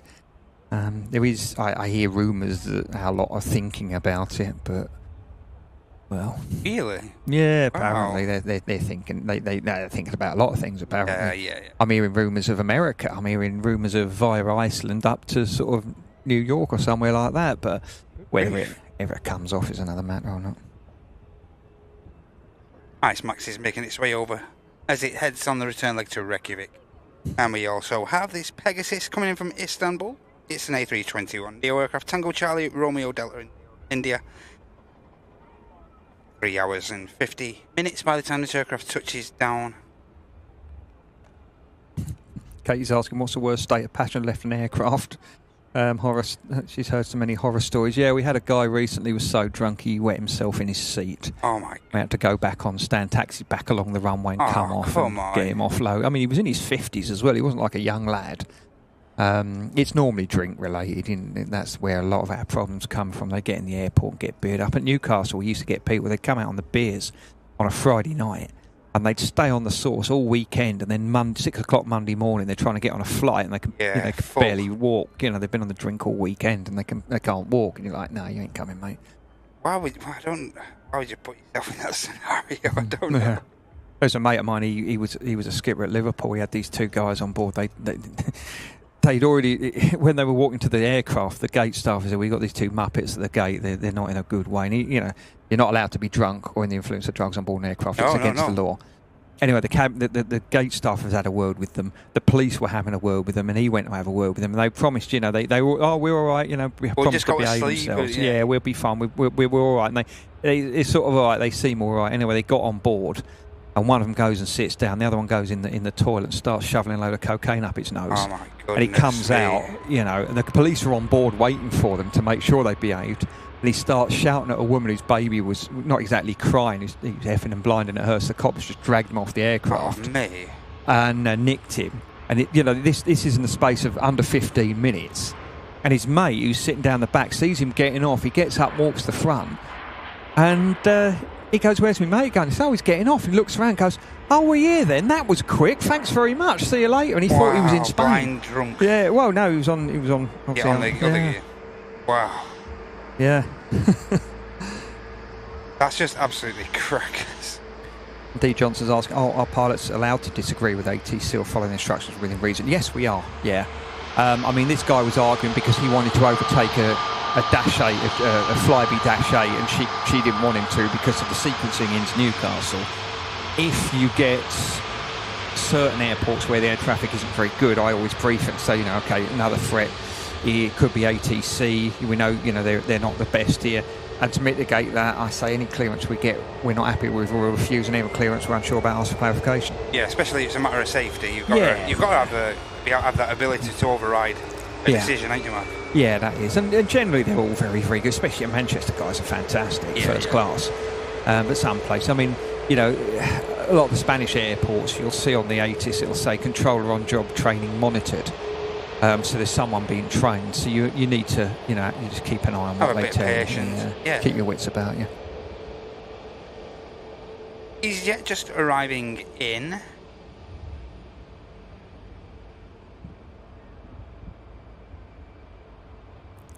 Aircraft just touching down from Alicante, this Neo. I was there yesterday. Lima.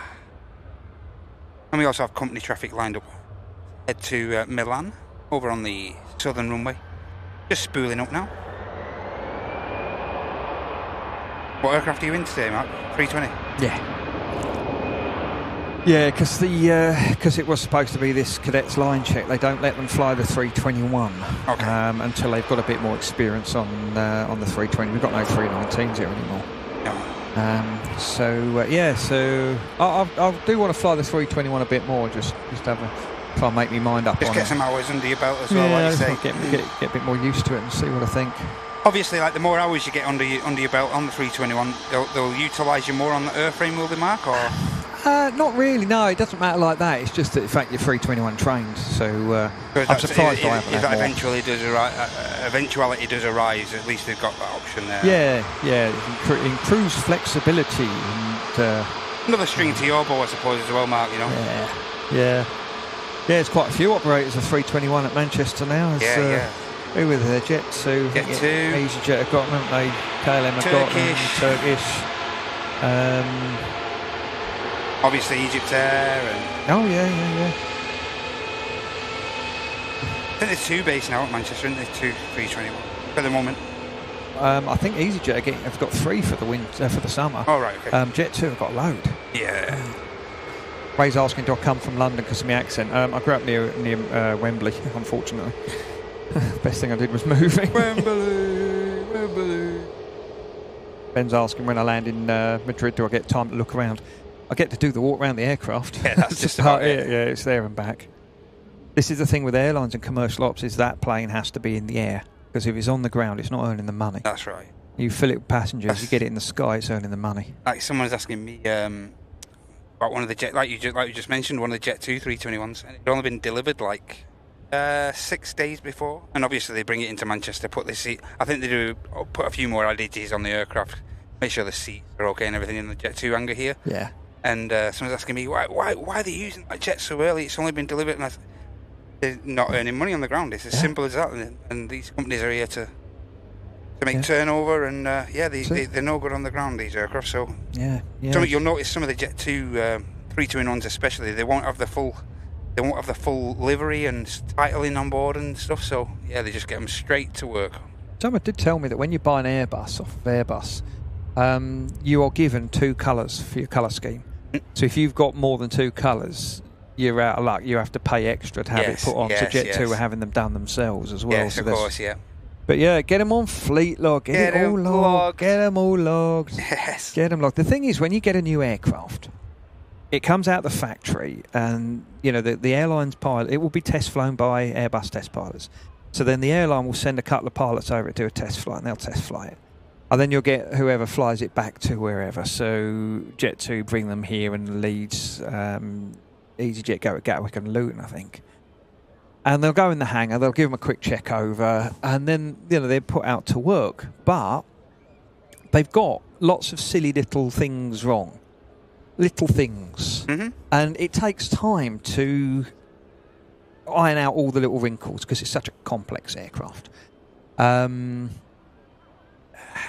The old days, the old Airbuses, it used to take about a year to get all the little... One of the engineers was telling me it took about a year to get all the wrinkles ironed out. Yeah. With the Neos, when they first came in, it was taking about 18 months. Yeah, of course. And I flew a 7-month-old one last week, and it had all these silly little things wrong with it.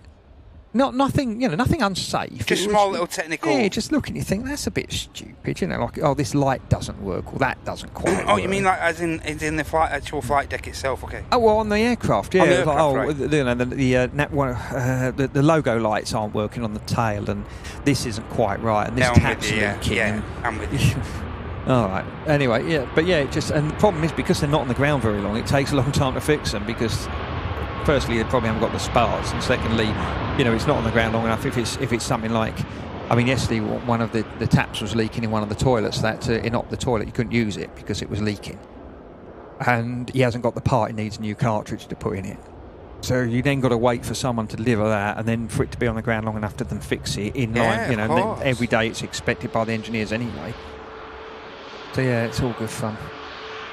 Claudia's asking, who do I fly the 7375 with? 75 with an airline called Australis, and the 73 was with my current outfit, which we're not allowed to say on here live, but you watch enough, you'll work it out. Hi Neil, hope you're okay. Hi Toby, hope you're okay, mate. And hello Dazza, hope you're okay. Neil's saying, am I doing Madrid and back or another flight afterwards? No, at the moment it's just Madrid and back. Then that's it for the weekend, Mark? Are you? No, I'm on call tomorrow. Oh, just on call tomorrow? Yeah, so we'll see what happens there. What happens when you're on call, Mark? How long are you on call till? It's however long they see fit, normally 8 hours. And if they call you, you've got an hour and a half to get to the airport. And that's from when? First thing in the morning? Or? It could be whenever. If you're on early shifts, then yeah, you could be on call, if it's not, if it's day 2 or whatever, they could put you on call at 4 o'clock in the morning. And that's called a home standby. Tomorrow it's from 12:15 till 6:15. It's not too bad. That's not bad. I'm sure I'll get used because it's summer. Or just someone crying off. Yeah. And what tends to happen as well is, like I said earlier, you've got airport duty crews. You've got at least one entire crew sitting in the airport on call. That if someone goes sick at last minute or they run out of hours or whatever, you've got a crew ready to jump in and go, within 15 minutes. Yeah.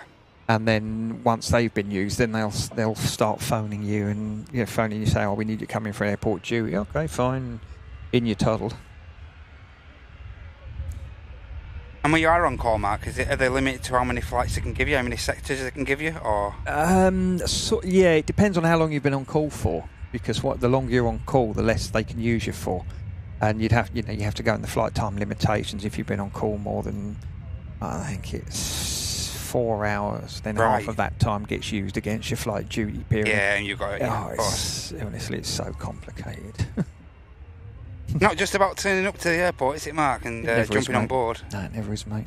Whereas a lot of people think that's just it. Just turn up, check the aircraft over, get it in the sky, go fly it back, bang. Yep. Not as simple as that. No, but the fans keep me safe. They all track me, so that's good. Paul was asking, do I need tracking? Yeah, Bevs will track me. She's a top tracker. She always tracks me around. There's quite a few who track me. It's good. A full squad of it now. Yes, yeah. Tasman's asking if I've flown at Madeira. Yep, I did on the 7.5 years ago. I don't with the current lot because I'm not trained to do it. Suits me.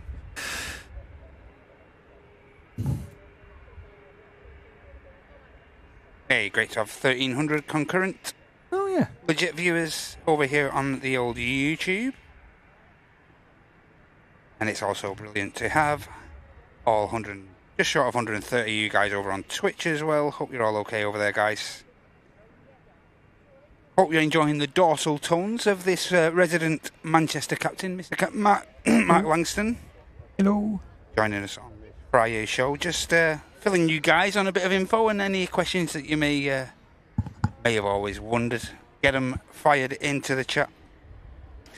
And Mark's always happy to answer your questions, as long as they're clean. Yeah, the other one's just PM me. Jim's asking to come out of Barcelona late and the airport light was going to close. Is there a close at Barcelona? I'm not sure about Barcelona. Sure. You get ones like Basel and all the German ones have... yeah, time limitations. Yeah, they have these hard times where you can't... Amsterdam's got one.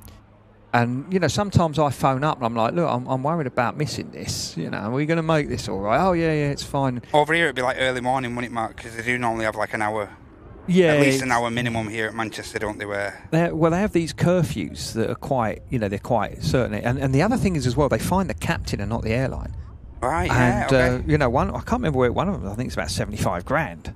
So you want to make sure. And I went up to Munich last week, and we were landing at the curfew time. And I had a look on this chart called an AOI that the airport puts out. And it was on about Chapter 16 noise regulations are exempt for another 2 hours. And I phoned them up and I said, because I was on a heavyweight Neo aircraft. Right, okay. Where it's only in Munich, it's only up the road. You don't need a heavyweight. You need a heavyweight for the Hagadas and the Antalias. And I phoned him up. I said, am I all right with this curfew? I ain't going to get, you know, I'm not in any bother because we're landing at curfew time. No. And he sent me this flow chart. If you're on a 319 or a 320 Neo, you're within the Chapter 16 noise regulations. All right, so you just fall within regs, okay. So you're exempt from the curfew for 2 hours and you're all right to go. And I'm like, really? Yes.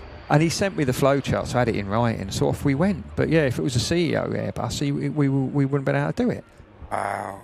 It sort of does ask the question of who's, you know, the scheduling department. Who's doing it, yeah. Yeah, why have you got these curfew restricted airports so late at night? You know, it's just doesn't seem to make a lot of sense. Crazy, isn't it? Absolutely, Karen. Yeah, that's what that is what the stewards and stewardesses are there for. They can, they've all got their own. They all make their own assessments when you board the aircraft, flight crews and stuff like that. So yeah, they can refuse you point of entry right right as soon as you're getting on the aircraft. They can refuse you. Refuse to load you. And I do this on the PA as well. It is a criminal offence under the Air Navigation Order to be drunk on board an aircraft. A criminal offence. Absolutely. So it should be as well. Yeah. So we don't like drunky people on board our planes. And why should you have to put up with that? Why should you? Exactly. I mean, imagine me going to my welding shop and someone just drunk acting the pan. Yeah. Well. Yeah, it makes you wonder, doesn't it? And what other walk of life, do you know? I mean, absolutely. Which frame of work? Unless you work behind a bar. Yeah. You know, you shouldn't be subject to stuff like that. You know. Yeah. Silver Cloud Cessna Citation XLS, getting down to London Biggin Hill.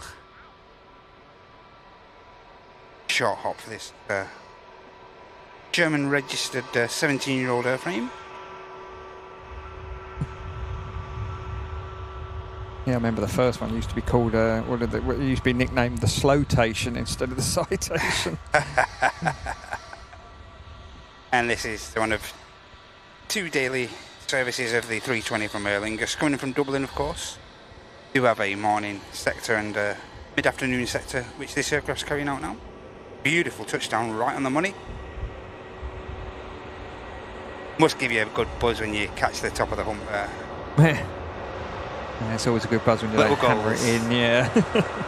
Damon's asking, what do I think of Bilbao with a high ground? Yeah, it's quite, if it's clear, it's quite nice. You can see, it's quite a nice view. You're coming, over the top if you're on 1-2, I think it is. I haven't been there for a while, but you do get a lot of funny wind around there because the hills, it churns up off the hills a little bit.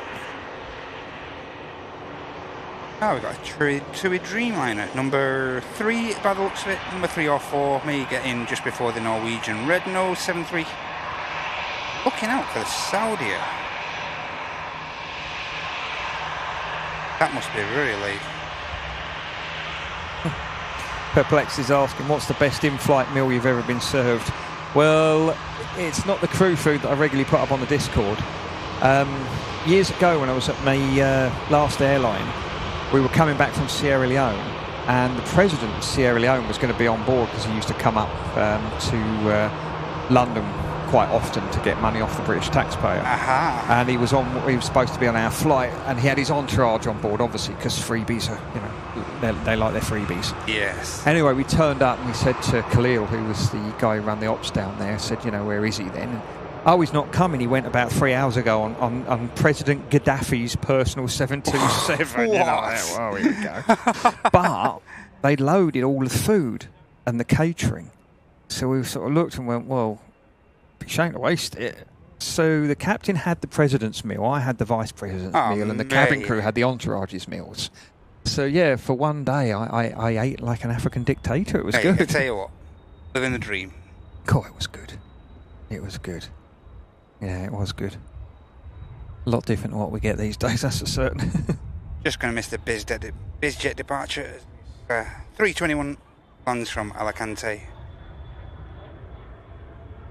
Yeah, you do see on them 321s about that bit of flare. They just give it that extra tiny bit of. You've got to be careful because, yeah, I mean, the trainer who did my training, and it's right before touchdown mark, and it's Yeah. right just before the touchdown. yeah, You know, and just see them giving that a bit of extra flare. you've got a bit more momentum, obviously, because it's a heavier jet, so you do need to just give it a little bit earlier. But the trainer showed me, he said, point at your primary flight display, point at the 7.5 degree bit and tell your mate, if I get anywhere near that, start shouting at me. Right, yeah, that's not a bad idea.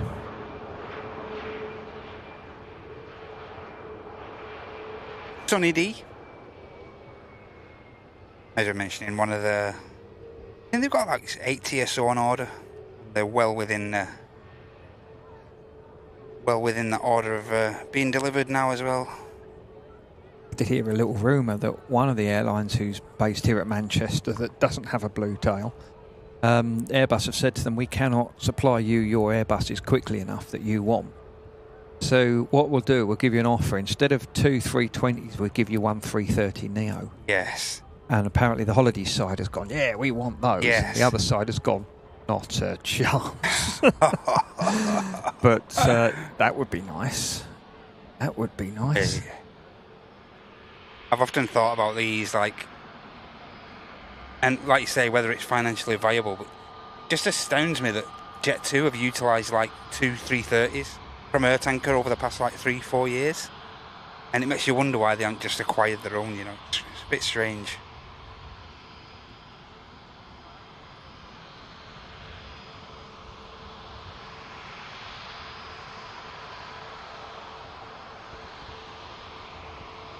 Dave's just coming to see us.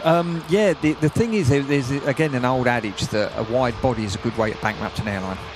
At Australis, Khalil down in Sierra Leone desperately wanted us to get 767s because he was making a fortune on cargo and he could fill it, and he could fill it with passengers. Yeah. And the airline was interested but reluctant because of the added cost. The wide body, once you get a wide body, the costs go up dramatically. And the thing is, with a 330, it's not a 320. The cockpit looks almost identical. Yeah, yeah. But behind the gubbins, you've got a completely different aircraft. It's got different engines. It's got different brakes. Everything's different.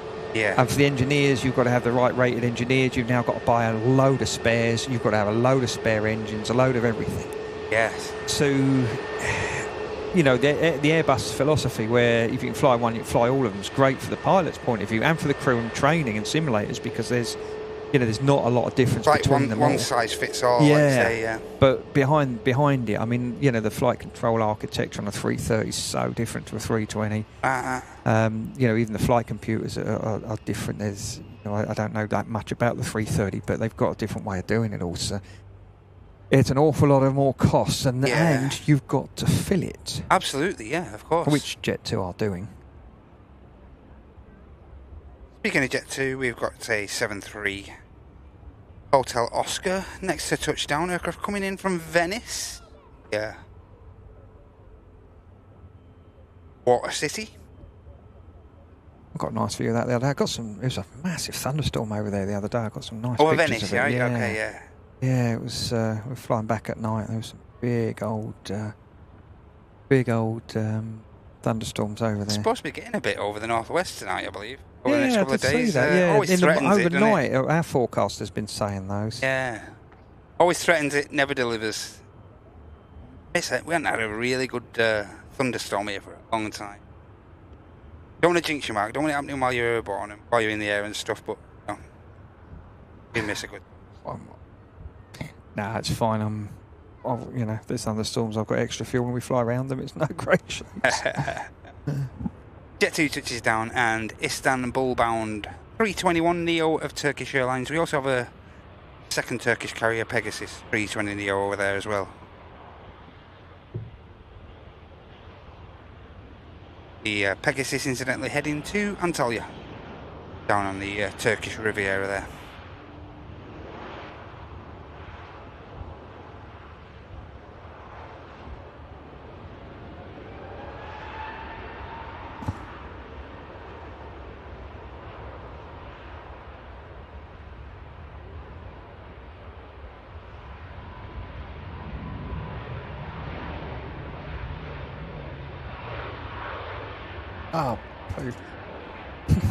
Oh, I'm trying to post the crew food picture on the Discord. On the Discord, and because it's that bad, and I'm gonna have to delete it because I've pressed the wrong button again. Yeah, I'll do it later. I'll do it later when I'm not concentrating. Turkish climbs out, and the Pegasus is about to line up. We have the Norwegian. Bit of red nose action next to touchdown. Aircraft coming in from Copenhagen. I was asking, could I take my own sandwiches on board if I want to? A lot of the crew do. A lot of the crew take their own food on board. Safest option, I think. Yeah, the thing is, I mean, they take money off us for the crew food. It was a deal done years and years ago, probably 20 years ago, where we have a salary sacrifice that pays towards the crew food. So I haven't got time to go and cook myself up some proper food and box it all up and bring it in with me because I'm normally on minimum rest all the time. Yeah. So just have to put up with the crew food for now. Let's see. Just hope. Yeah. Leo Giggs is asking, dream plane to pilot and passenger. I'd love to have flown Concorde. I'd love to have a go in the 747. I'd love to have a go in the 38 in a 350. But no, I mean, I flew the 75 and that was my dream plane, so I was happy with that.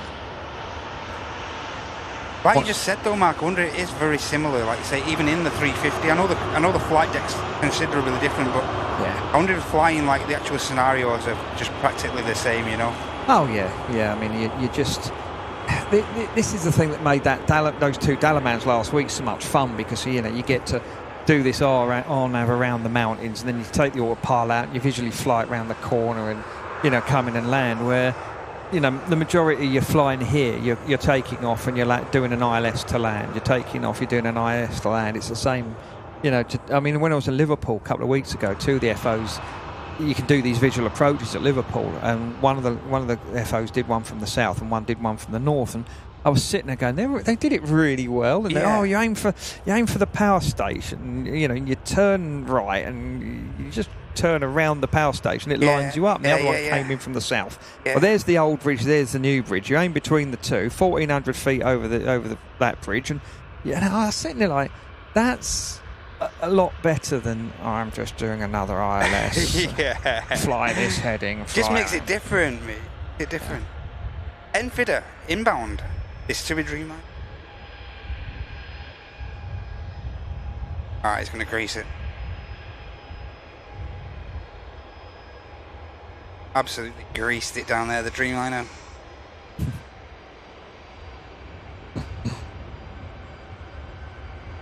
I thought you jinxed it. I was expecting it to hammer it. He was greasing that, mate. You could just tell. As soon as I just say he's going to grease it, I'm like, he's going to hammer it. He's going to go around. He's going to go around. Matt Campbell just jinxed it. That's it. Australia's going to move by half a foot. And a bit of a smaller TUI variant heading down to Corfu. This 737 Golf Tango Alpha Whiskey X-Ray. There's a Norwegian Red Nose just rolling past us at the incredible runway visitor park. If you're local enough to the park, get yourselves down. Sure, Mark can agree, it's an incredible place to watch all the aviation action. Bring the kids down as well during the upcoming 6-week holidays. Lots for the kids to do down here as well. Support the park. Here goes the Corfu outbound. Yep, support the park, get yourself on fleet log, get them all logged. That's it. Sit here, get them ticked. That's it. That's it. Oh, when I used to go up Heathrow, I was saying to the lads the other day, I said, I wish I had something like Fleet Log years ago. Yeah, just a log, no paper. Yeah, I've got my old airlines book. It's still in the loft, with all the planes ticked off, It's so much easier. I used to do a bit of logging and stuff until, like, TUI and Ryanair started changing, mucking about with all the regs, and I thought, nah, I'm not doing this no more.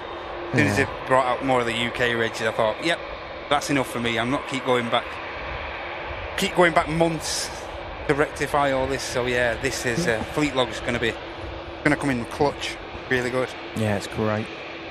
Jim's asking. He said he doesn't fly on an airline with a Max. What's your feeling about Boeing now? Well, they fixed the Max now. They've got the MCAS runs off 3 probes instead of 1. So if one fails, it's like anything. You've got all these backups now. Yeah. One of the lads I used to fly with before he went off to be a captain, his missus is a skipper at TUI, and she flies the Max. He said she's fine. She's not bothered about it at all. It said it's they've now fixed it, so that's it. But yeah, I mean, you know, the 7.5 was brilliant. I loved it. My mate used to fly the Dreamliner for Norwegian, and he loved it. He absolutely loved flying it. He thought it was a great bit of kit. And I flew with him on the 7.5 years ago. You've flown on one of these, Mark, Dreamliner? I haven't flown it, no. Have you been on board one? No, I've never been on one. Oh, mate, really comfy. Yeah. Very comfy indeed, honest. Very a draw comparison to like the 7.4s, because I've flown on a few 7.4s, and yeah, the Dreamliner is probably the closest you get to comfort. Yeah, because they've got all that kit on board, haven't they? Got the mood lighting, and the aircon isn't run off the engine. Yeah, just like the seating config and that though as well. It's really comfy. You've got enough room, just enough room and stuff. Your limitations aren't too much. Pretty good. No, it's good. You couldn't swing a cat on there, but there's just enough room, you know. Actually, talking of that saying, I went in the RSPCA offices the other day. You couldn't swing a cat in there either. That won't go down well. Pedro's saying I love the Max now. Yeah, Pedro loves the Max. Very quiet on board. Are they? Yeah, really quiet on board the Max.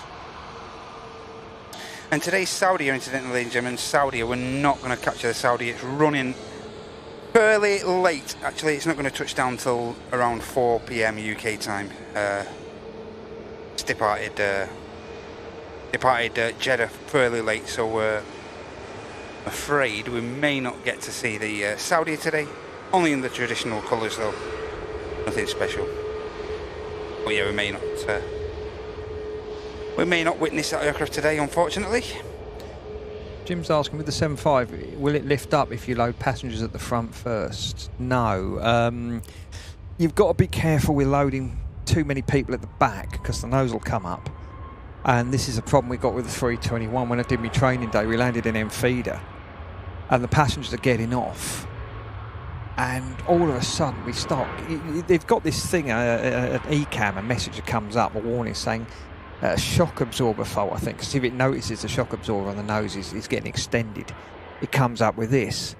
But there's a little sub bit in the flight crew operating manual that says you may get flight instrumentation warnings as well for some reason. Ah, okay, yeah. Anyway, next thing we've got ping, flight augmentation computer 1 and 2 fail, and switch on and off, and I'm like, what the hell was this?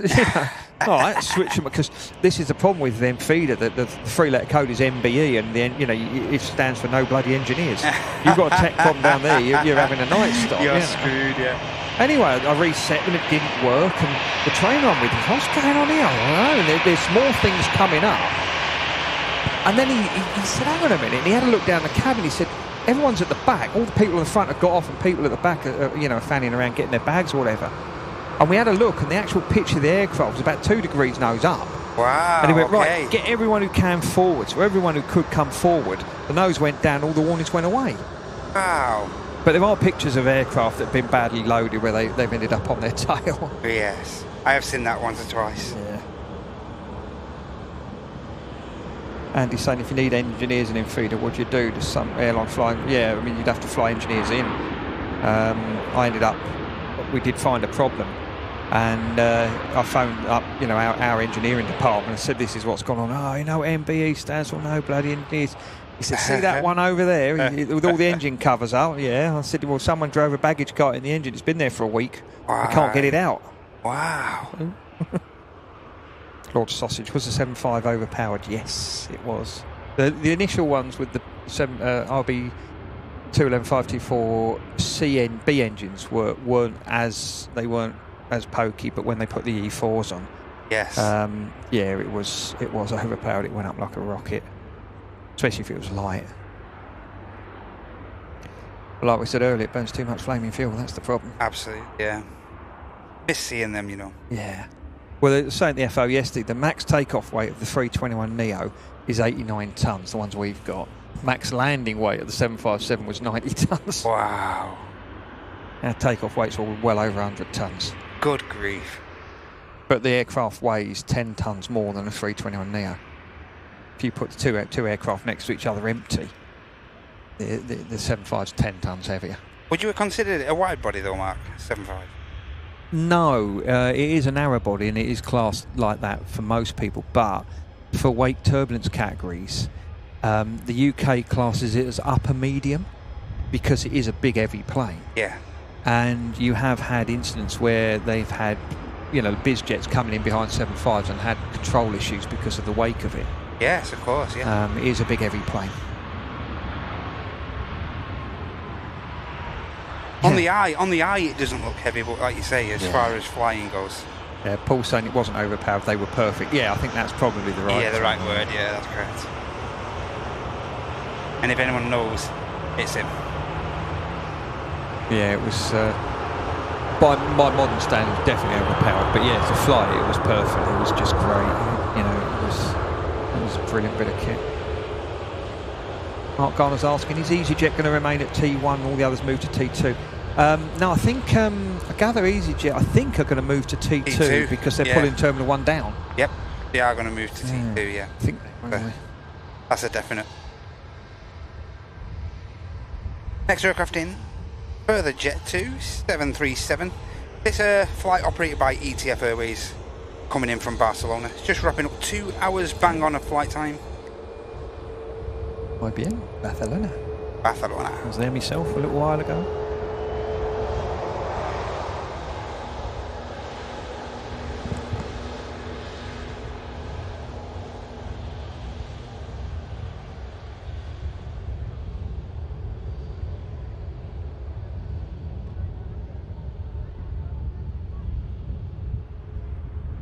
Nicely done. And over on the south side we have the EasyJet.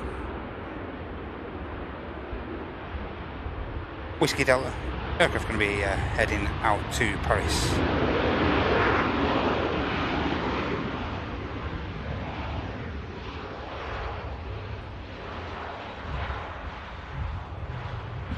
Oh, Melky's there. He's saying he remembers the first BA-75 ride in Edinburgh, replacing the Tridents, and thinking what an elegant, powerful plane it was. There was a couple of guys I flew at the Australians were ex-BA, and they were captains on the 75, and one of them had been on Tridents, and yeah, he said how much better it was.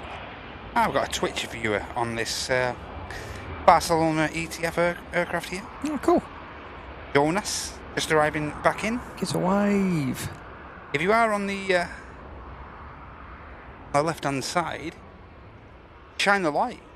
Get that torch out the window. Yeah. We'll see if we can see you. It's a wave. Jonas, give us a wave. Cheers for the heads up there, Sonny. Hi, Mark. Hope you're okay. Ian, hope you're okay. Perplexed, hope you're okay. Oh, Johanna's has just, her parents have just been on a United 757-300. Wow, yes. And a mate who used to fly those for Tommy Cook. They weren't overly fans of them because they were so long. He said they were a little bit underpowered because obviously it's a much bigger plane, and you didn't do like a normal rotation. It sort of rotated up to 10 degrees and then you had to stop and wait for it to sort of get airborne and unstick, and then once it got airborne then you could continue pitching up and going up, and obviously you had to be careful on landing. But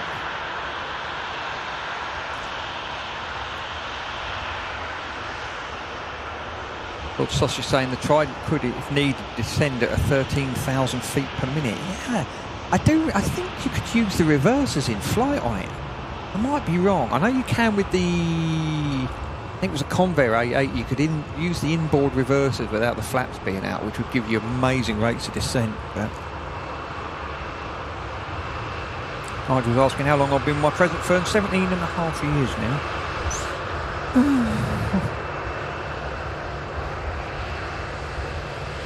And he's asking, what's the worst airport to land? You remember going into Mexico and it felt like the plane was going to tip over. I don't know. The wrong runway on Corfu's a pain in the backside. I don't like the Isle of Man in Jersey because the runways are too short.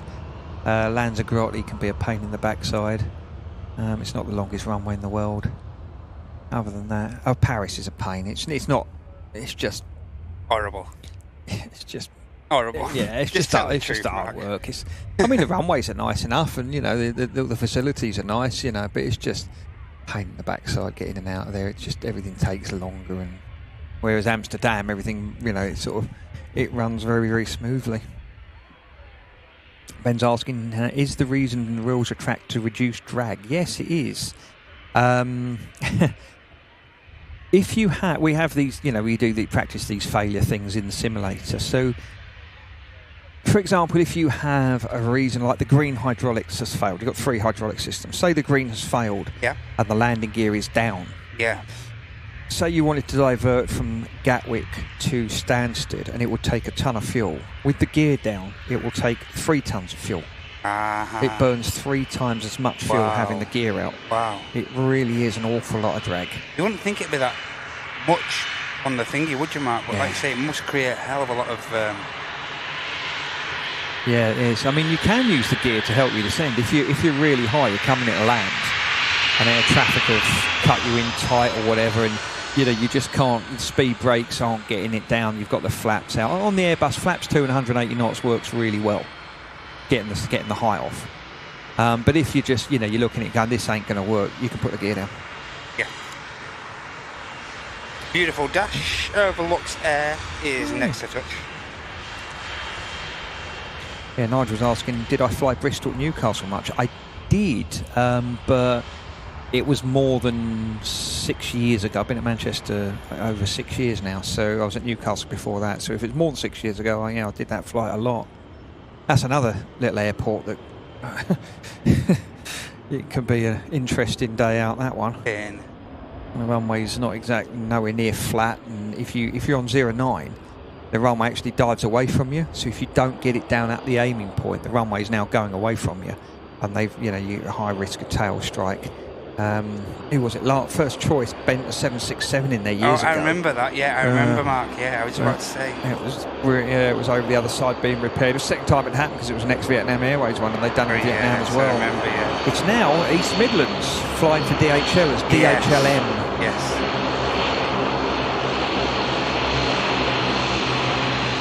Oh, and they bent it proper, that Mark, didn't you, as well? They bent it properly. Yeah, it was... I mean, we were taxiing past it when it was parked up, and you could see all the creases around the fuselage and that. But that's the thing with any longish aircraft, any jet aircraft, you have to land the nose wheel. You have to be careful, you have to fly on the ground. You don't just, as soon as the wheels touch, you don't just let it bang down. And, we were taught that on the 75. I mean, I learnt on AA5s, light aircraft, and they had a caster-in nose wheel with this little bent metal rod. So you had to protect the nose wheel at all times. It was drummed into you because it was the weakest part. But with long planes like the 75, 321, you've got to land, you've got to fly the nose wheel on. You don't just let it drop. And with the 321 in flap full, it does tend to knock down. The nose comes down quite heavily. It does. You've got to catch it really. But I always do flat freeze anyway in it. Beautiful Air Transat landing in from Toronto. Again, another one of the daily services in Manchester. Do often bring in the 330 as well, depending on load factors.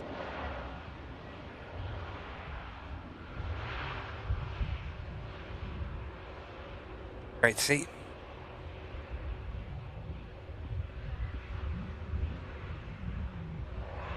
Hey, and Fine Architects just passed his Class 1 ECG test protocol. Get in there, mate. Good lad.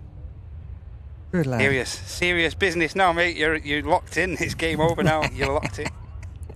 There's no going back. Another TUI on the finals here now. This aircraft landing from Mahon. Popular destination, actually, Mahon, for commercial carriers out of Manchester on a Friday. Popular. Andy's asking, when you're coming into Man, you call radar. Do you have to call anyone else before on the way in? Well, yeah, I mean, you say you're coming up from the south, so you'd be talking to London over London, and then you transfer to a Scottish controller. Was it 13443, I think it is. And then once you're talking to the Scottish guys and you're getting your descents and directed to Dane or wherever, and then once you leave Scottish, they'll put you onto radar 118580. Yeah. They will then vector you towards the runway. They do have a director frequency when they're really busy, so they have another frequency that can split it, so the director will then take you from past, once you're vectored off Dane, you'll then, radar will get you, from before, Dane, towards sort of the ascent line, the runway, extended ascent line. Yeah. Then you'll talk to director, and then when you're lined up on the runway on the ILS coming into land, then you talk to tower. 1188-630, and then you come off the runway now, and just any second now, that's TUI. Talk to ground. Talk to ground 121855. And from ground, they'll find out which taxiways they're taking and everything like that with the map. Yep, and what stand. So it'll be like, you know, on stand 73, taxi via Alpha Charlie, Delta hold at Charlie, Delta 4 or whatever. And yeah. Hence, like this Air Transat's just been told to hold short here. Yep. While that TUI, which Mark mentioned, vacates. The TUI from Mahon. And here's the Toronto inbound just holding. And as Mark mentioned, ground ops will be giving all these instructions to these crews and just relaying all the information to them. There's a 747 going over behind you. Yeah. Lufthansa one. Stretch me neck. Yeah. I think I can see the thingy there, yeah. Mark, go. Is it there somewhere? He's up there somewhere. There he is. There's a lofty 7.4, which Mark mentioned. Oh, yeah. Oh, look at your zoom. Where's that heading to, Mark? Hang on, Scouts Red Indian. Hang on a mo. Where's it going? Let's have a look. Washington. Washington, D.C. for that aircraft.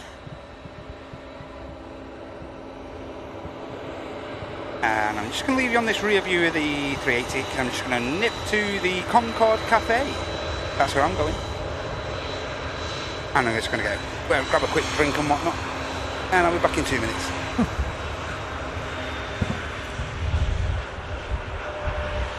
Our flying architect is listening to man radar right now.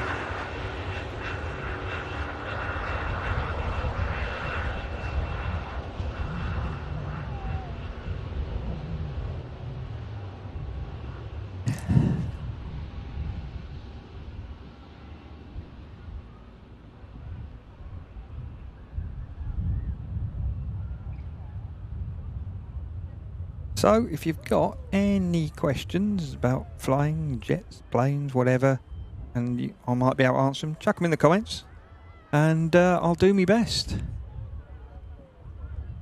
Dave's saying, grab the camera. No chance.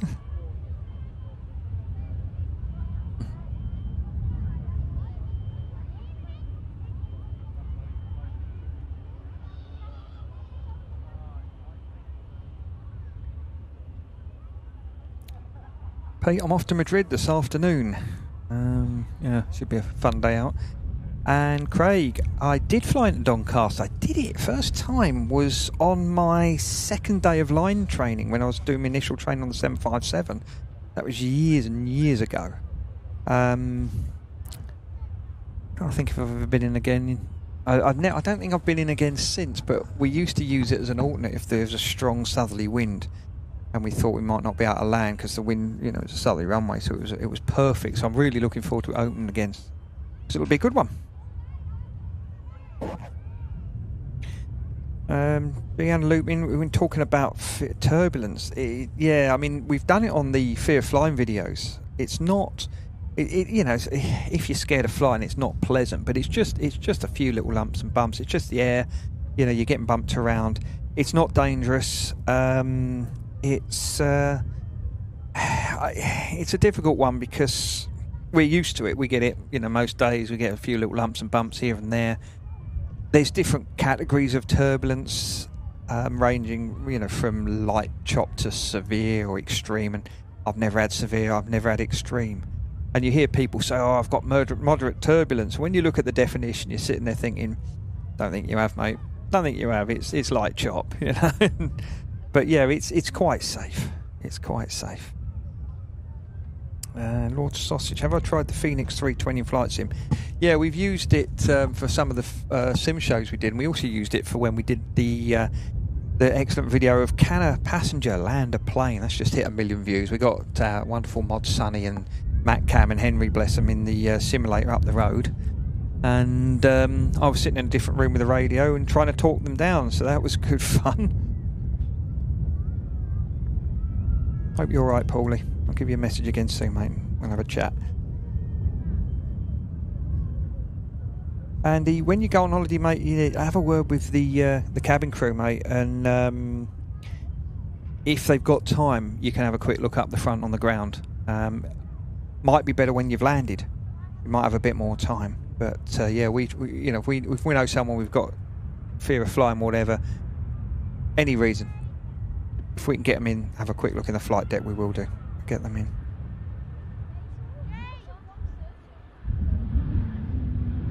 John, yes, I do go to Paphos.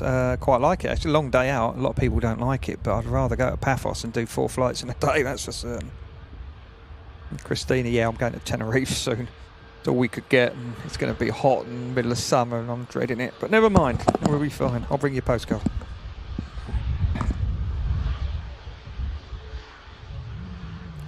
Oh, Jim, there's a good question, mate. What point do we decide to drop the undercarriage? What makes you decide? You've got to be fully configured by 1,000 feet. You've got to have the gear down, all the flaps set, and back on the speed by 1,000 feet. So I find the best way of doing it is, depends on the approach. On a normal ILS like this, I'll brief my first officer, say, right, you know, inside 15 miles, whatever, on base leg, I'll take flaps 1. Just before, just after the glide, we'll go flaps 2. And if I haven't asked for the gear by 5 miles, it means I forgot, so please remind me. So I always tend to drop the gear at about normally 5.2 miles. I'm there for the 5 mile gate that I've said. If it's a different approach, or it's somewhere a bit more complex, then I might drop it at 6 or whatever. And like I said earlier, if you need to get the height off, or try again, if you've got funny winds, maybe a bit of a tailwind like you do sometimes at Tenerife, you get a tailwind to about 400 or 500 feet.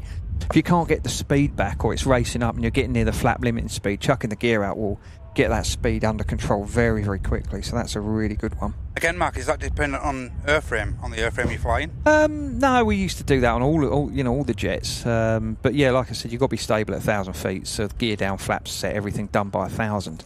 Otherwise, you're going around. But yeah, I mean, for me, 5 miles for the gear going into Manchester on a normal day anywhere, really. But sometimes you'll find, you know, you're on a hot and, you know, like a really hot day where it's quite thermally and that, you'll come into land and you get your speed back, you get flaps 2 out, but there's not a big margin on flaps 2 from where the speed where you can take it, and you don't want to overspeed them. So if the speed isn't coming off and, you know, you've got the speed brake out, but it's, you know, maybe it's tailwind or whatever, putting the gear out just brings that speed under control. If it's a really bumpy day and strong winds like one of the storms, it's normally a good idea to get the gear out a bit earlier, and it just stable things out a little bit. One question we do always frequently get as well, Mark, when particularly the Dreamliner, I know you're not a Boeing a Boeing crew, but they do tend to leave the gear down a hell of a lot of the time on the more predominantly on the Dreamliners. And that's is that a brakes cooling system? Yes. You commonly hear that that's a brakes. Yeah, I did ask my mate about that. You've got brake fans. You'll hear it on the Airbus. You hear this high-pitched noise, and they're the brake fans cooling them down. I don't know. I think the Dreamliner's got them as well, but I think they've got a thing where that if you imagine you've got a very, very heavy plane going off on a long way. You're taxiing and you're having to use the brakes. You're dissipating a load of energy. You know, you've got an aircraft that weighs 300 tons, say, and those brakes are having to stop this thing, you know, stop it. That's a lot of energy going the brakes. They get hot very quickly. So you can do it where you can keep the gear down, it cools the brakes, and when they get below a level, then you put the gear up. With the Airbus, there is a thing as well where, I can't remember what it is, if you've got, I don't know if it's a brake fan or not, I do remember something, I think you can hear the brake fans on that one actually. Yeah, you can hear it, yeah. If you've got the brake fans and the brakes are hot or whatever, you can leave the gear down for a minute. It might be for a actual braking op. Gives the wheels time to slow down and stop spinning. I can't remember, but yeah, you can do it and then calls the brakes down. There is a procedure if you get an ECAM warning coming up with hot brakes, it tells you to drop the gear. I know someone on an Airbus did it years ago. It was actually de-icing fluid had got on the brake sensors and gave them a false reading. Right, okay. And they put the gear out, but they were like really, really high when they did it, and it didn't like it at all. Wow, okay. Hey, huge thanks, Greg. I might have missed that gifty before, mate. Mate, I'm very sorry for that, but huge thanks for the gifty there, Greg. Thanks so much, mate. May have missed that earlier. Sorry. Victor's asking if I've flown into Canada, America. I haven't. No, I haven't. I know one of our fans is a big Canada fan. She desperately wants to go back there. Yes. Oh, hello, Matt. Alan's asking, what's the trickiest airport? I don't know. I mean, I'm trying to think. I don't know. I mean, I went into the Isle of Man once when the weather was horrible and it's a short runway. Anywhere there's a short runway, I don't like it. I had a good one in Santorini. That's captain's only because it's a narrow runway and the wind was coming sort of over the great big, it used to be a volcano, there's a great big mountain there.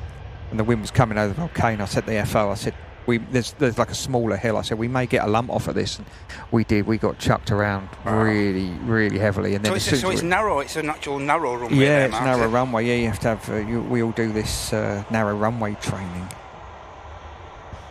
So yeah, it's you have to. Yeah, it's there's a tendency when it's a narrow runway, the visual perspective doesn't look right. And there's a chance you can land quite hard off of it if you don't get it right. But you know, you do it off the rad out, it generally works. As soon as you hear the 50, 40, 30, you know, you just fly off the numbers, it works all right.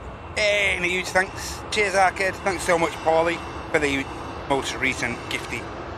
Dropped into the community. Really kind of that, mate. Thanks so much, Paul. Hope you and Paul are okay. Hope you're in good form, mate. Thanks so much for your generosity. Morning from Missouri. Morning, Mark. Oh, yeah. Jam's asking, do we take off and land at the same speed? No, you normally land a lot slower.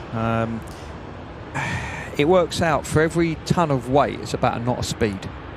So you normally take off. Again, it depends on the length of the runway. If you're taking off on a really, really long runway, you can use a thing called improved climbs. You stay on the runway longer, and you get your speed up higher, and then you're going to climb better. Yeah. But when you're coming in to land, yeah, I mean, I always put extra speed on, especially on flat 3, because you're normally coming in about 5 degrees up, and it's getting, your tail's getting a bit close, and it feels a little bit like you're hanging a little bit. Whereas if you put the speed on, for that, I think it's for every 2 knots of speed, it drops the pitch by ½ a degree. So you can lower the nose and make it look like a normal landing. And like I say, you're at Manchester, pretty lucky as far as runway lengths are all averaging like 3,000 metres and stuff like that, so you're not so bad here at Manchester, are you, Mark? Yeah, I mean, I wouldn't do a flat 3 into Jersey or Isle of Man or something like that. I just wouldn't do it. And if you've got a decent tailwind, I wouldn't do a flat 3 either. Okay. You want the extra drag. Yeah. Razorback Road's got a good one here. Do some airplanes have their own idiosyncrasies? For example, there's some A320 Regis that you like flying less than others, or all identical. Yeah, that's a good question. It is a good question. When I was on the 7.5, because they were all from different airlines, they all had, like, the weather radar was different on this one to that one, and they all flew slightly different. Not majorly, but you know, there was some differences in seat position and slight differences. Nothing, you know, even though I don't like flying. I can't remember. There was one I remember I wasn't overly a fan of. I think OPJB, one of the heavyweights I used to like for some reason. I can't remember. It was donkeys years ago now. Because we've got so many Airbuses, they get swapped around so much. You never get to fly one that often. Yeah, you won't fly one consecutively. No. The only differences you do get is obviously the 319 handles a lot better than a CEO, and especially the CEO with Charlotte. I find that quite lethargic. I remember you saying that, Mark. Yeah. I remember you mentioning that. The Neos are all right. I don't mind them. I quite like them. And the 321 is quite responsive as well, which is surprising. I mean, it's never going to be a Boeing. It's never going to happen like that. But the CEOs are a little bit sluggish, are they? Yeah, they're a little bit... they're not quite as responsive as the others, especially the Charlotte ones. They tend to get wobbled about in the wind a lot. They're coming into land. One thing I do like is the Neo, when you get the rad out call outs, as you come in, the radio altimeter calls out 50, 40, 30. The Neo gives you a call at 5. They all give you a call at 5 now. Right. But if you give it a little pull at 5, it generally rumbles on or greases on quite nicely. But the 5 call, for some reason, seems to be slightly wrong on the others, because if you try it on those, it doesn't work. It only works on the Neo. Okay. I don't know why. Okay. I don't think we're too far away from the Fat Albert, as Mark likes to call it. Hey, Fat Albert. Go on, son. Chocks have been removed, and both jet bridges have been retracted, so I don't think we're that far away from the biggest passenger aircraft in the world to commence the pushback operation. Stand 12. Excellent. Shouldn't be too long. I think we'll wrap up around 3 o'clock today, so Cool. definitely within the next 40 minutes. We'll let Mark get on his way as well. Mark's flying out to Madrid. Sí, muy bien. Have you been Madrid, Mark? You never been Madrid? 16 years ago on the 7.3 and even longer on the 7.5. Holidayed, never holidayed there? No, Oh, no. I'd like to go. Apparently amazing, it's lovely. amazing place. Amazing. Have you been then? Yeah. I didn't get a postcard then either. I'm sorry. Oh. Oh, it's amazing there though. Right in the capital, right in the middle of the city there, just round by the fountains. Yeah. Glass of San Miguel. Boom. Lovely. Lovely. We love Barcelona as a city. It's lovely. Just got to watch out for all the thieves. Yes, Barcelona's amazing city. Yeah. As far as architecture goes, Yeah. fascinating place. Yeah, my stepdaughter gives us the tour, you know, went round to the Sagrada and went round the Gaudi buildings, and yeah, it's just lovely, nice and clean, and Yes. you know, you yes, can I sit there agree. and have a drink, a bite to eat. It was just nice, wasn't it? Like sitting on the Rambler, me. Sit on the Rambler, just Yeah. watching the world go by. Yeah. Yeah, you couldn't do that in London now, could you? No chance. I don't think you can do it in Barcelona, to be honest. Yeah, I know. 150 likes Good lad.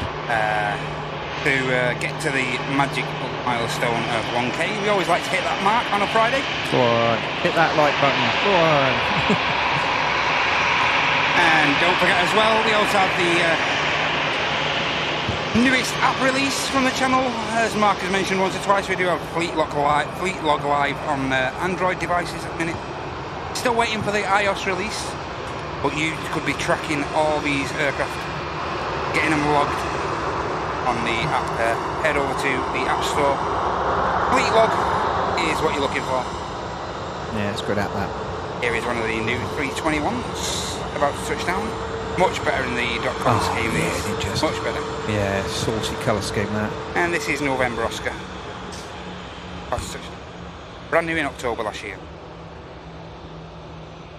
And Paul's asking if I've ever flown the 146. He worked on it at Hatfield. I haven't. I've got a few mates who have, and they absolutely loved it. Yeah, I know a lot of people. Fantastic. Yeah. The Thumbelinos. Yep. Yeah. Although one of them did nickname it as 4 oil leaks and an electrical problem, but he loved flying it. He said it was great. There's quite a few of my mates have flown them actually. I've never been on one though. Never been on one. Yeah. You were lucky. You've been lucky, if Mark, to want to. I haven't. No. RJ? I haven't. No, I haven't. Mate, no.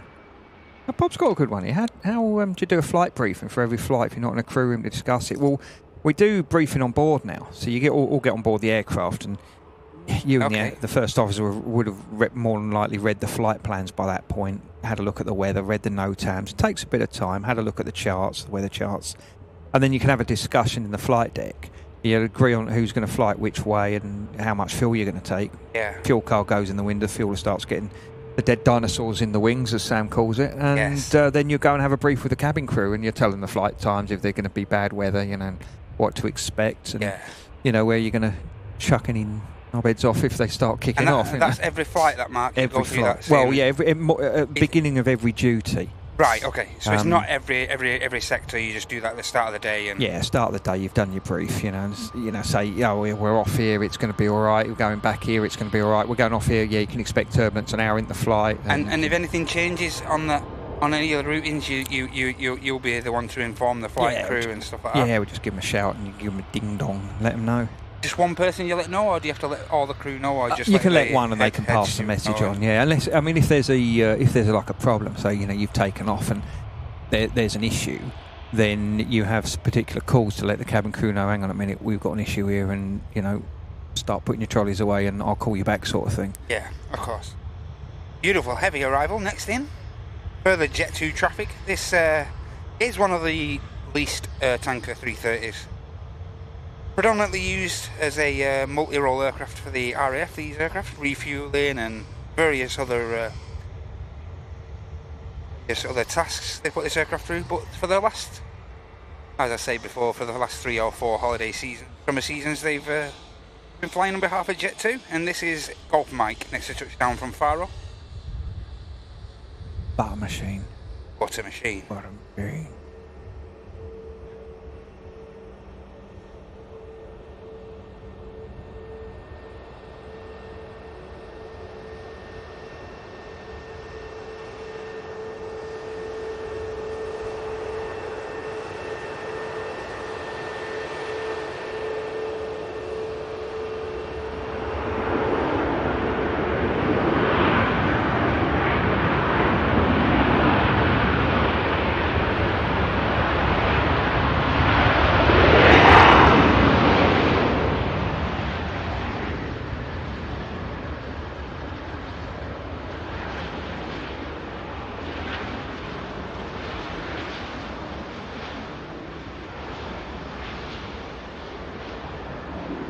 Nice that.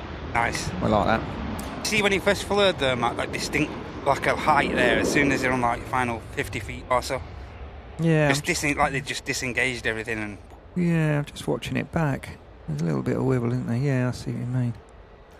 Just as soon as he started to fly there, he just. Yeah, he got it. Yeah, lost a bit of height. Didn't he? Yeah, a little bit of sink there, wasn't there? Yeah, looks good. Tony's asking, what's the highest altitude I've ever reached and on what plane? 42,000 feet in a 757. Yes. Used to go up there quite a lot because it would go up there.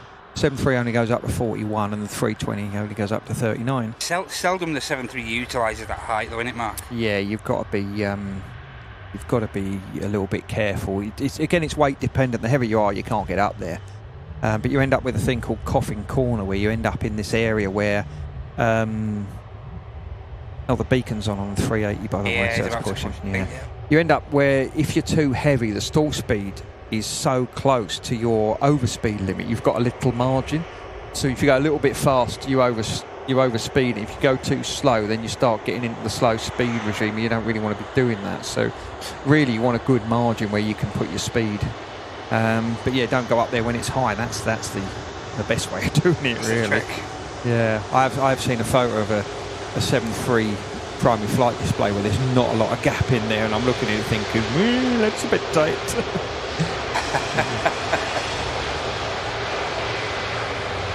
And Neil's asking, what happens if you're running out of hours and delayed? Well, you can use a thing called commander's discretion to extend a flight duty period. So you can extend it by 2 hours, and then on the flight home you can extend it by whatever you need. So if you're coming in to land, say 5 minutes away from the 2 hours, and you end up sitting in the hole for 40 minutes, you can do that. But you're not. It's there as a sort of like a last resort. It's not to be used as a an everyday occurrence. Although some airlines think it is. Yes, Matt, they do out of Corfu take off towards the mountain if they're on that runway. Normally you can get away with a bit of tailwind and take off away from the mountain, but yeah, the problem is when you take off towards the mountain on Corfu, you are limited to how much weight you can lift because you've got to get over the mountain. So generally when you work your performance out, it's generally better to take a 5-knot tailwind and go off and take off towards the sea because you can put more weight on. Yeah. And now one question we do often get, Mark, you will notice on the base of especially on the 350s, on the base of the engines there is an outlet, like just letting fumes out there. Yeah. So and that's the oil overflow, is it? Yeah, it just vents like oil vapours overboard. And what's the reason for? Is there a purpose for it doing that, or? There will be, but I haven't got a Scooby. You haven't got a clue why? No, I mean I suppose it's to do with releasing the pressure of extra oil vapours. I think, I don't know. I'd have to. If I bump into an engineer who works on them, I can ask him. But as soon as it spools up there, you see it's totally relinquished all those fumes as soon as it spool up. So yeah, it's weird. I don't know. It seems to be only when it's at idle, when the aircraft's at idle, So whether it's generating that much, like you say, I don't know. I haven't got a clue. I really don't know. Yeah, very frequently on the 350. And this one is Lady Emmeline heading over to the Big Apple, over to New York JFK. Perfect aircraft for that routing. Elizabeth's asking, have I ever landed at St Martin's? No, I haven't. I've got quite a few mates who've gone there and been blown over by the planes.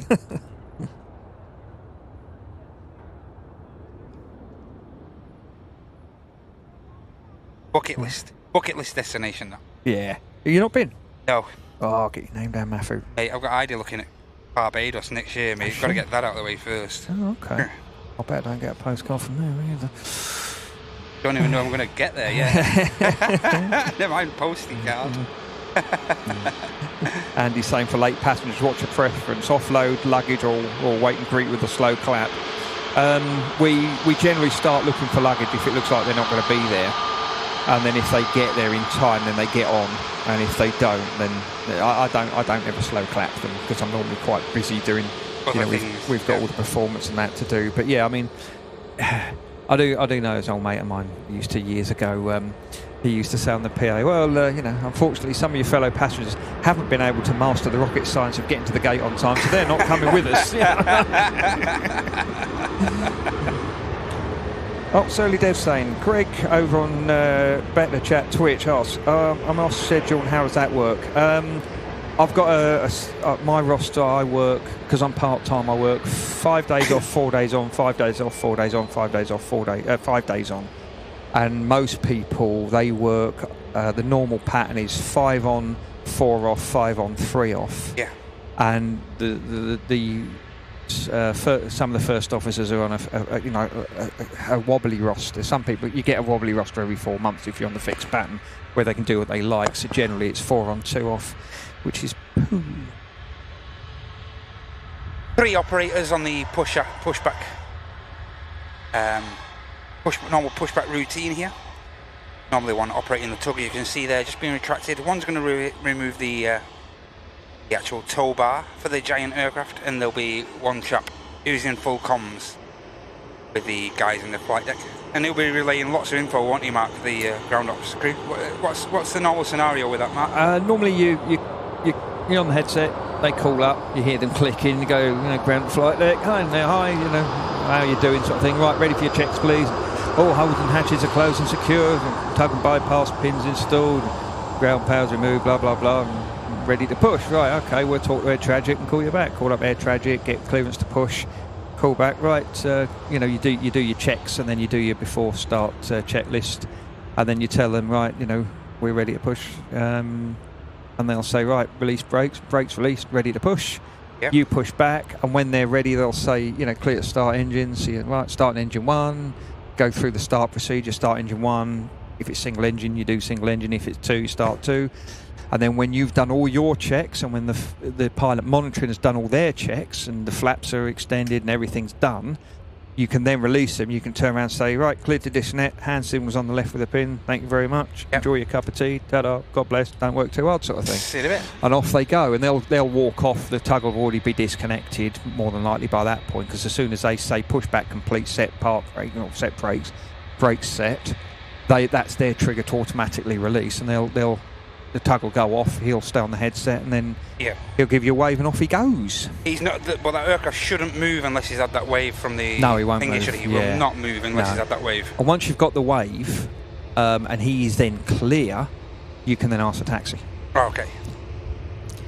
And there's another one, 2-pack on Twitch is asking, why does he in the simulator land with flaps 3 than it is with full? Don't know. I don't know. There used to be a thing with flaps 3. There was a different coding for the ailerons. It was more responsive in flap 3, but I gather they've taken that out now. Ah, okay. I don't know. It's probably because it might be because it's a smaller flare with a flap 3. If you haven't added any speed. Right. Yeah, of course. Yeah, of course. It's a smaller flare. So I think that might be it. I find it lands a bit better in flat 3 anyway, but I don't really notice much difference in the handling. But like I said, I always stick speed on anyway. And it is a small flare because you're coming in a fair bit quicker, but it does look like a normal landing. And, Jim McGill asks, which way are you determines which way you push back, Mark? Depends on what stand you're on. Okay. At some airports it'll depend on what runway. So if it's Alicante and they're on runway 10, you normally push to face where you're going to taxi. Sometimes they'll have you face the wrong way so they can taxi you out a different way if there's works or whatever. But generally, Manchester's a big airport, so you want to head towards the runway normally. But it just depends where you park. But normally you'll push back to face in the direction you're going to go. Yeah. Okay. So as Mark mentioned, this ground crew operator here, he'll have that. He'll have the steering pin in hand, and as Mark mentioned, he'll give them a wave up in the flight deck and let them know that that pin has been removed, and they can then commence the taxi. Waiting for him to give him a bit of a wave now, which we hopefully we'll see here. Harry's asking, did I fly with Bruce Dickinson at Australis? He did my ground school for the performance on the 757. I used to be a big Iron Maiden fan. I'm sort of sitting there and there's Bruce Dickinson doing this ground school, and I'm like, this is just not right, And as Mark mentioned, there's the quick wave with the tag in hand. Ta-ra. And a wave, and then the crew up top. We had I had Bruce on the jump seat for a flight. I was taking it down to Turkey, and he was going off with another guy off to India after, and then he was picking us up on the way back because it was done in split duties. And yeah, he's a lovely bloke, fascinating bloke. Yeah, really, really nice bloke. Not sure if he still flies a bit, Mark. Yeah, I don't know. He's got a place, a hangar in Cardiff, where he's doing a lot of stuff out there. I'm not exactly sure what these days, but I seem to remember he had a 737 based out in Djibouti as well, doing some of the work for Dallo Airlines, like what we used to do. Right, That was good. And yes, well, I've flown into Keflavik, Victor. Yeah, I've flown into there many, many times on the 75 and the 73 and the 320. And Blue Nose just giving us a bit of information there, Mark. Oh, yeah. So the A350 is a vent. Apparently at lower power there is sometimes not enough air from the bleeds to seal the air turbine bearings, so it creates a tine oil loss. So okay, that's interesting. Learn something new every day. Every day's a school day, me old mate. And yes, Mike, Delta 11 Madeira is captains only with extra training. It's a special one. Andy Brown.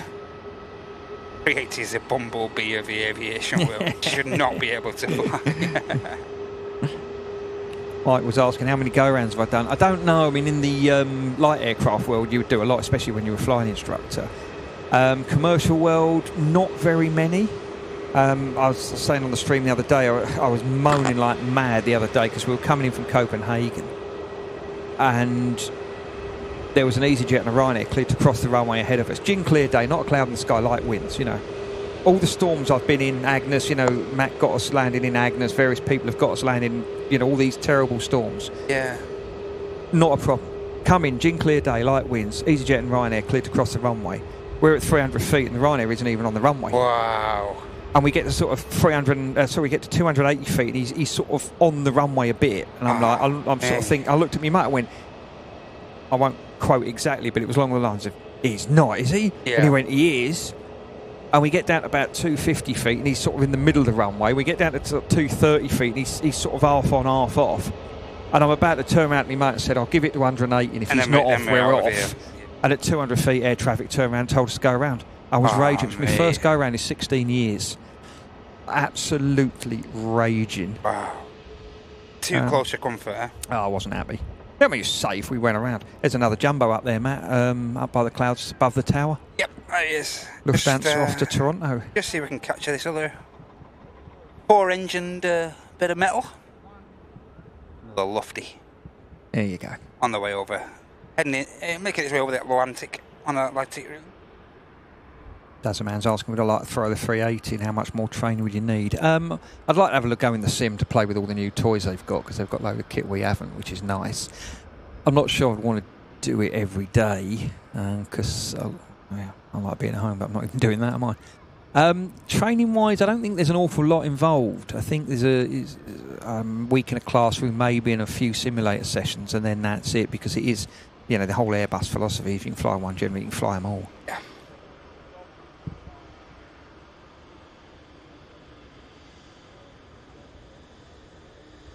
Oh, Barry's saying he went into Mallorca years ago and it felt like the plane was dropping out of the sky. What will cause it?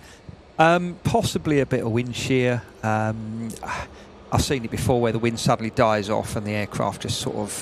pockets. Yeah, you sink quite a lot. I mean, this is another reason why I put extra speed on, because I've got extra energy there. Airbus has a really clever system called ground speed mini or ground speed minimum.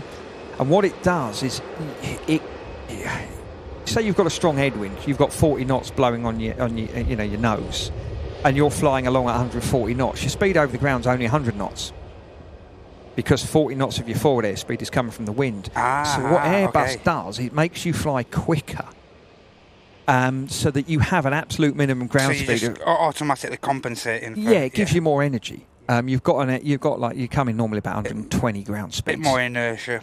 Yeah, so if it all goes, you know, if you do get sink or you do get a sudden loss of wind, you've got inertia there to get you through it, and the auto thrust will pick up and help you along. Yeah. But yeah, it's more than likely just, you know, possibly a change of wind. You get it a little bit on thermally days where it's really hot as well. The thing is with the Boeings, because the thrust levers move at all times, when you're on the 7.5, I had it once coming into Gatwick, we had a load of sink, and you don't want to pull too much because you might whack the tail. So what you do is you get the thrust levers and you push them forward, and the extra power sort of takes care of that, and you can get a nice landing out of it. With the Airbus, because the thrust levers are in the climb gate and then you close them on landing, you can push them forward, but it's not something, and because they're quite small and fiddly to use, they're not big nice ones like the Boeing ones, it's a bit more difficult to do. So you just have to sometimes sit there and just take the hit. You just have to say, oh well, it's gonna plant in. I had a guy do it in Split a while ago now. We came in 15 knot headwind that died off at the last minutes, and there was a load of sink, and I'm just going, we're sinking, and yeah, we just landed quite firmly, like, yeah. Ooh, okay. Hey, huge thanks, Bob, for the most recent gift he dropped into the community as well. Thank you so much, Bob, for your regular Friday gifty. Thanks so much, mate. Hope you're okay today, pal. Hope you have a great weekend. Thanks for your generosity, Bob. Hope you're doing well. 380 about to line up on the second runway here at Manchester. Runway 23 left for departure. Today, yep, we're joined by Captain Mark, resident Airbus captain and the man behind the Pilot Explains videos from Airliners Live. Mark, always happy to help us out, always happy to appear on the shows. Always glad you have me on. Hey. I haven't done any dad jokes yet, so I'm doing well. Yeah, you're doing well. You can stay for now. You can stay. Cheers. You're good and you are. No, Dave, I don't think I've ever been in a chipmunk. I don't think I have. I might have done years ago, I can't remember. I'll say 380 lined up now. Should be on its way any moment now.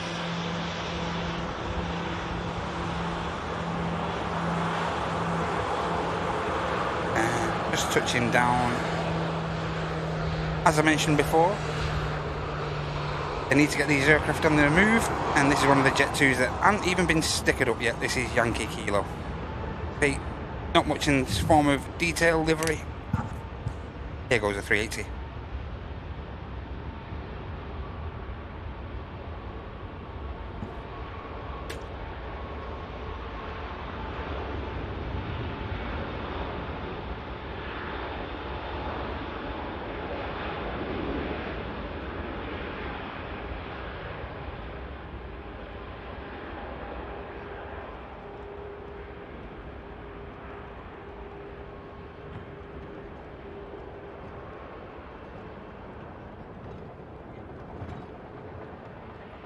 Biggest passenger aircraft in the world rotates.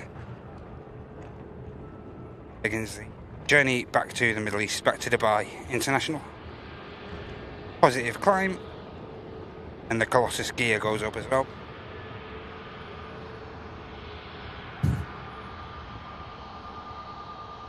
Just going to get a quick update and see where the Qatar is. We'll hopefully capture that before we wrap up today. That'd be cool. Got a two that's just arrived. Yeah, we just had the two just arriving. Next aircraft in, Ryanair, coming in from Marseille. Trebon. Uh, I've got Aidan Eyewitness, bless him. He's asking how much control do I have over the shifts. Not a lot, really. They publish a roster, and then if you don't like it, you can try and swap off it, but you get what you're given, really. Yeah. But I always like meeting up with Aidan when he comes to the TAS show. He's very, very interesting bloke. Yes. He's got a great channel. Absolutely. All these videos of Manchester architecture, and that is fascinating stuff. Yeah, he's a good lad. Aidan's Eyewitness. Yes, good lad. Main man. Hope you're okay, pal. Malky's asking no dad jokes. What have you done with me? I've read his book. Yeah, the book. I'm on orders. I'm on best behaviour. Yeah, it is a bit George, isn't it, young Paul? I think Paul's not enjoying this heat.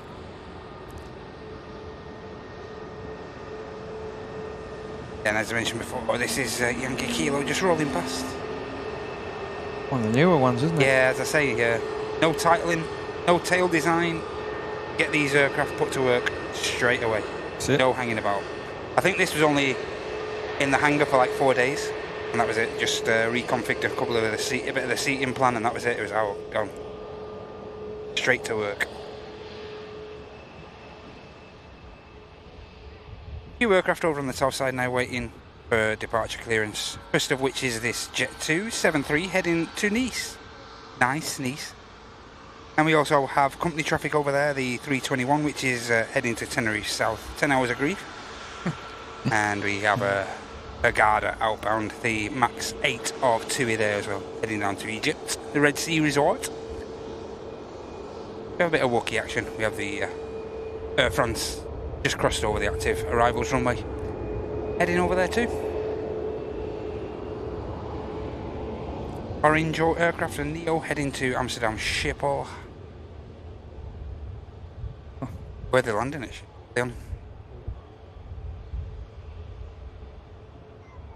They're on the old polder barn. Are they on 18? Yeah. Oh, there's a all Nippon 78 going over the top at the moment. Ah. Oh, there's another 330 coming in. Another bit. Yeah, just on, just established now. Yeah.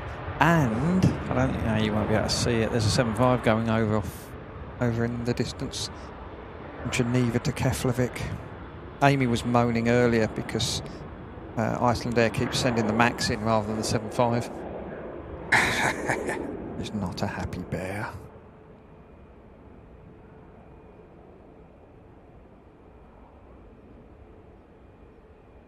I can't see that 75. No, it's sort of off towards, I would say it's over the Red Jet 2 hangar somewhere over that way, but it's a long way. You won't be bit of cloud up there now as well. Yeah, they're bubbling up. They're bubbling up well. Might get a little lump off of those later. That would be fun.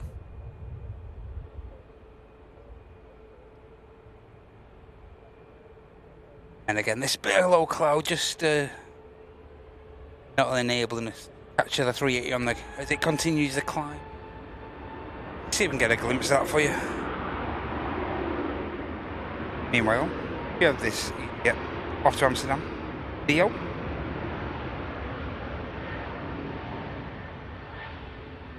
Kate's asking what's the longest time I've flown.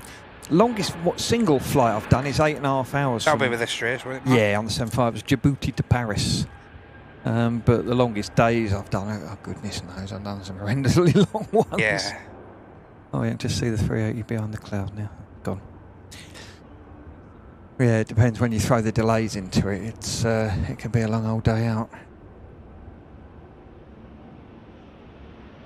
Dipping in out of the cloud, that 380. Yeah. Wow.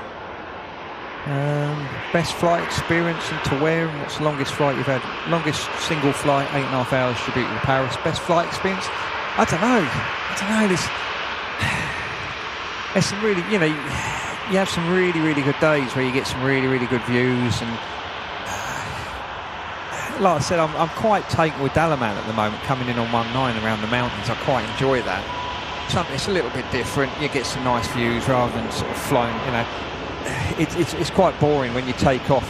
The other day, I can't remember where we went, somewhere a long way away, and it was just a layer of cloud all the way there and all the way back. You never saw a flaming thing. Wow. It drives up the wall.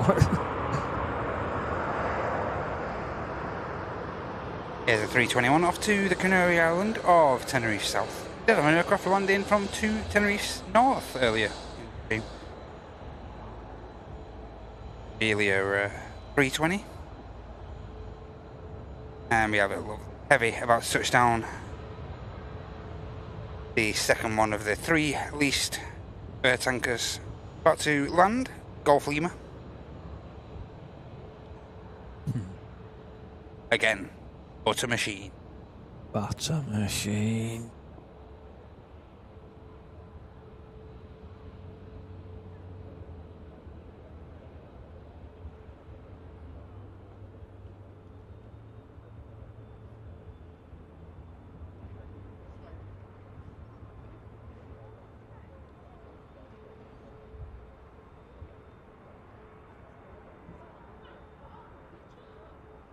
Right, on it.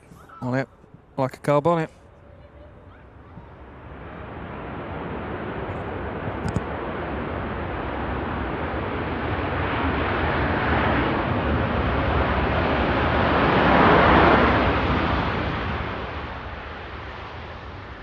See the reverser's doors close in a minute. Yeah. Who's the thrust levers for? The other one had them closed quite early. You see the actuating rod sticking out as well. It actually pushes that door open to reverse the flow.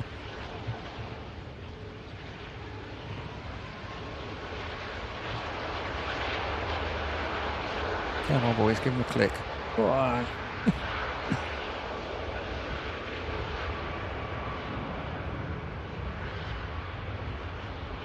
There they go.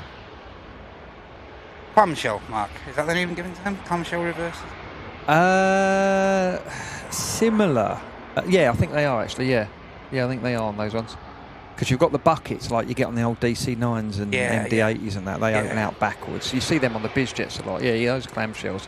And then what you get on the Neos and the newer ones, you get the translating sleeve. So you get the whole round panel moves back and it opens up all these little doors inside that forces it back. The thing is, you know, reverse thrust, majority of it's used just to ease the wear and tear on the brakes. Yeah, idle reverse. You don't actually need it, but it's just yeah, it doesn't shorten your landing distance because it just means you use less brakes. So like they say on the 380, Mark, just not much use for the actual reverses on the inbound engines on the 380 because the system itself, like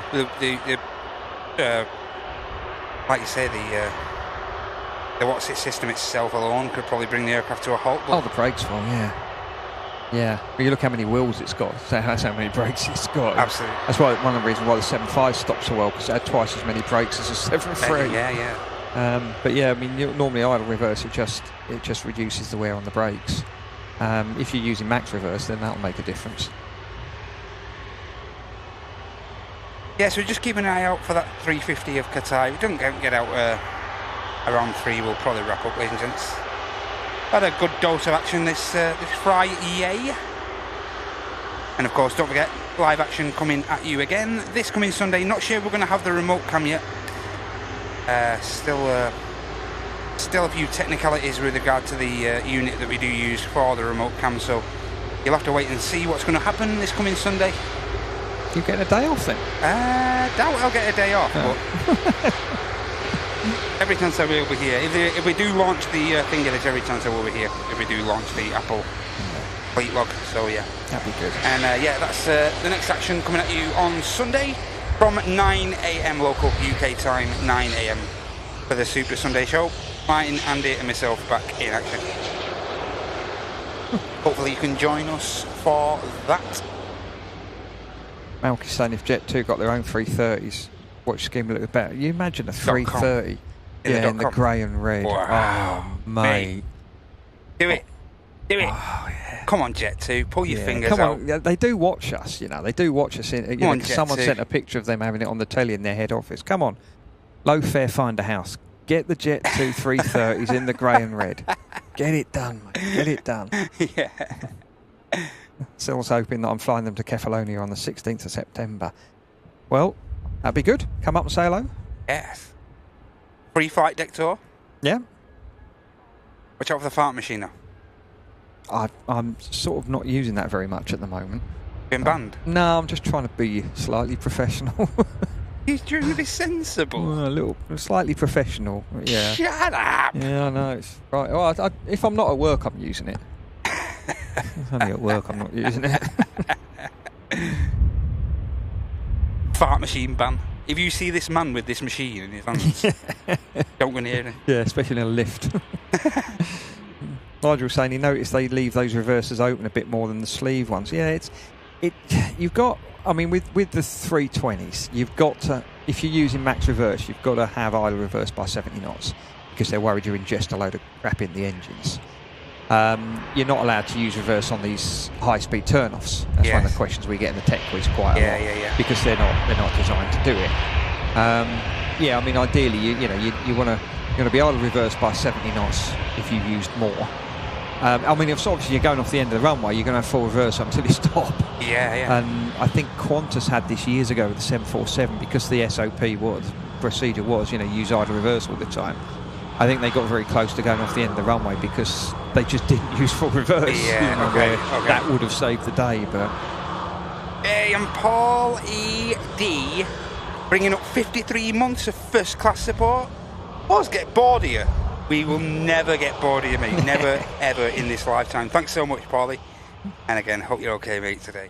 Great to have you with us, as always, Paul. Legend. He's asking if I've ever flown a tail dragger. I've been in them. I've never actually flown one myself. I never did a tail dragger course. There's a mate of mine, bless him. He's just bought himself a share in a tail dragger. I can't remember what it is. It's an old one, but it's a beautiful aircraft. Okay. Trouble is, he hasn't got tail dragger ticket on his licence. Right, okay. And he's been trying to get it done for months. Well, He's got a share in a plane he can't fly in. I'm sure it's like a United fan who obviously lives in the UK, but he like last season he brought his I think he had like a Beach 11 or something, you know, a tail dragger. Yeah, yeah. And like an orange and grey one. Yeah, and he was bringing that into Manchester pretty frequently actually last season. So yeah, and that was a lovely aircraft.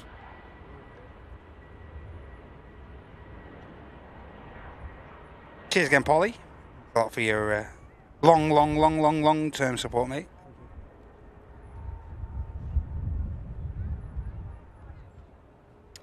Ryanair rotates. It just leaves the 2E73 now. Yeah, Hurghada outbound.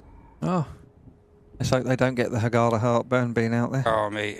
I got that myself a couple of months Egypt ago. belly as well. At least you're not there long enough to get an Egypt belly. Well, I was, because we do the night stops. So yeah, mate. Last time I was out there was in Hurghada, and I came back with a Hurghada heartburn, as we call it. It's like the Sharm El Sheikh. Anyway. Yeah. Yeah, but yeah, I had a camel steak that I think a good vet could have had it back on its feet in a week.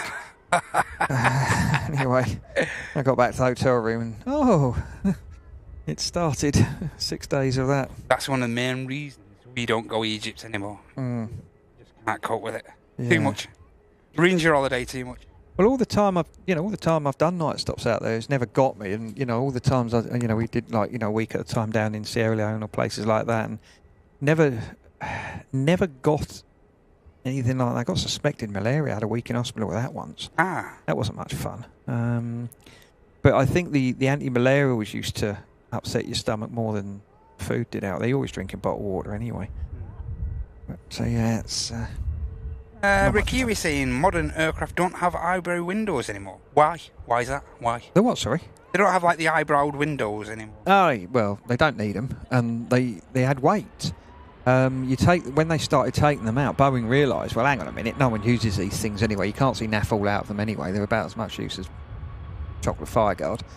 We'll whip them out, and you save, I can't remember what I say, 800 kilos or something. No, that can't be that much. It was a significant amount of weight. Yeah, significant. Yeah, it must have been enough to rectify that. Yeah, these great big heavy glass windows, might have been 100 kilos of window or something, I can't remember. They're quite heavy windows. Rip them out, put a panel in, and all the airlines went, oh, hang on a minute, that's lighting the aircraft by a bit. It saves us X amount of fuel, per year. Yeah, of course. And everyone just did away with them. So, yeah, I mean, it was a throwback from the 727. 727. That design, yeah. Yeah, because the fuselage on the 73 is the same as the 72. That's how old it is. So, yeah, you don't need it. Las Palmas, sorry, the destination for that aircraft. Oh, okay. Ben's saying there's a video on YouTube about flying the secret door where pilots go to rest. You'd never know if it's pointing out to you. Yeah, we haven't got those. We haven't got those. It's only the long-haul boys get those. We don't get those.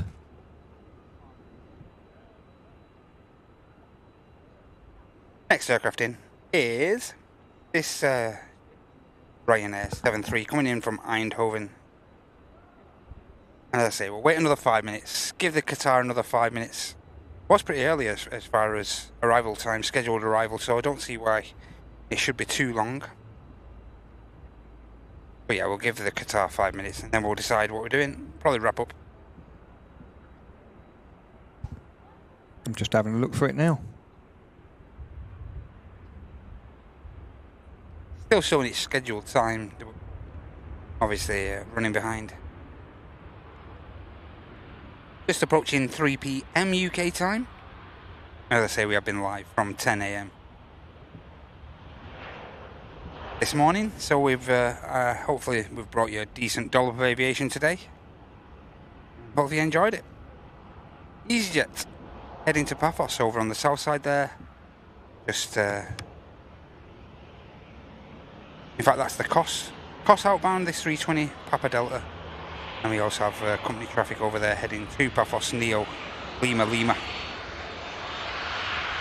And the Lux there, Dash 8, is now beginning the taxi as it heads back to base on the return leg.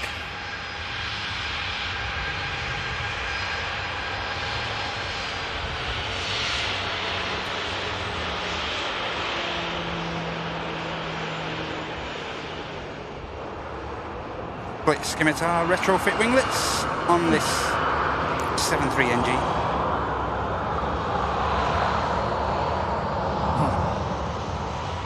and it looks like a couple of EasyJets over there are stranded for a few minutes. Both the Paphos and the Kos outbounds. That's not a good place to be on. Anyway, not on flights, not on a Paphos. That's a long day out, that. That is a long... It is a long day out, that. And here's the Lux Dash about to cross with a TUI 73 on finals from Zakynthos, operated by TUI Airways. Zulu next to touchdown. I can't see this Qatar anymore. I'm just having a look. No, I can't. I don't know if we're going to be lucky. Oh, cheers, Jim. Enjoy your conference calls. They sound riveting, mate.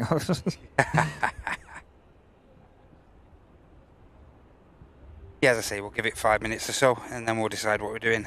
Hopefully the Qatar will show up. Here's it, TUI. Zakynthos inbound. You've got Qatar 27, Doha. Yep, that's the arrive inbound, yeah. Yeah, it should have landed at... I think we're about half an hour early. Landed at 13:15. And the next one I've got is landing at 7 o'clock.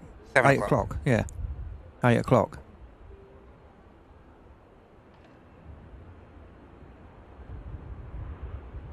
Yeah, 13:15, and the next one's at 19:55.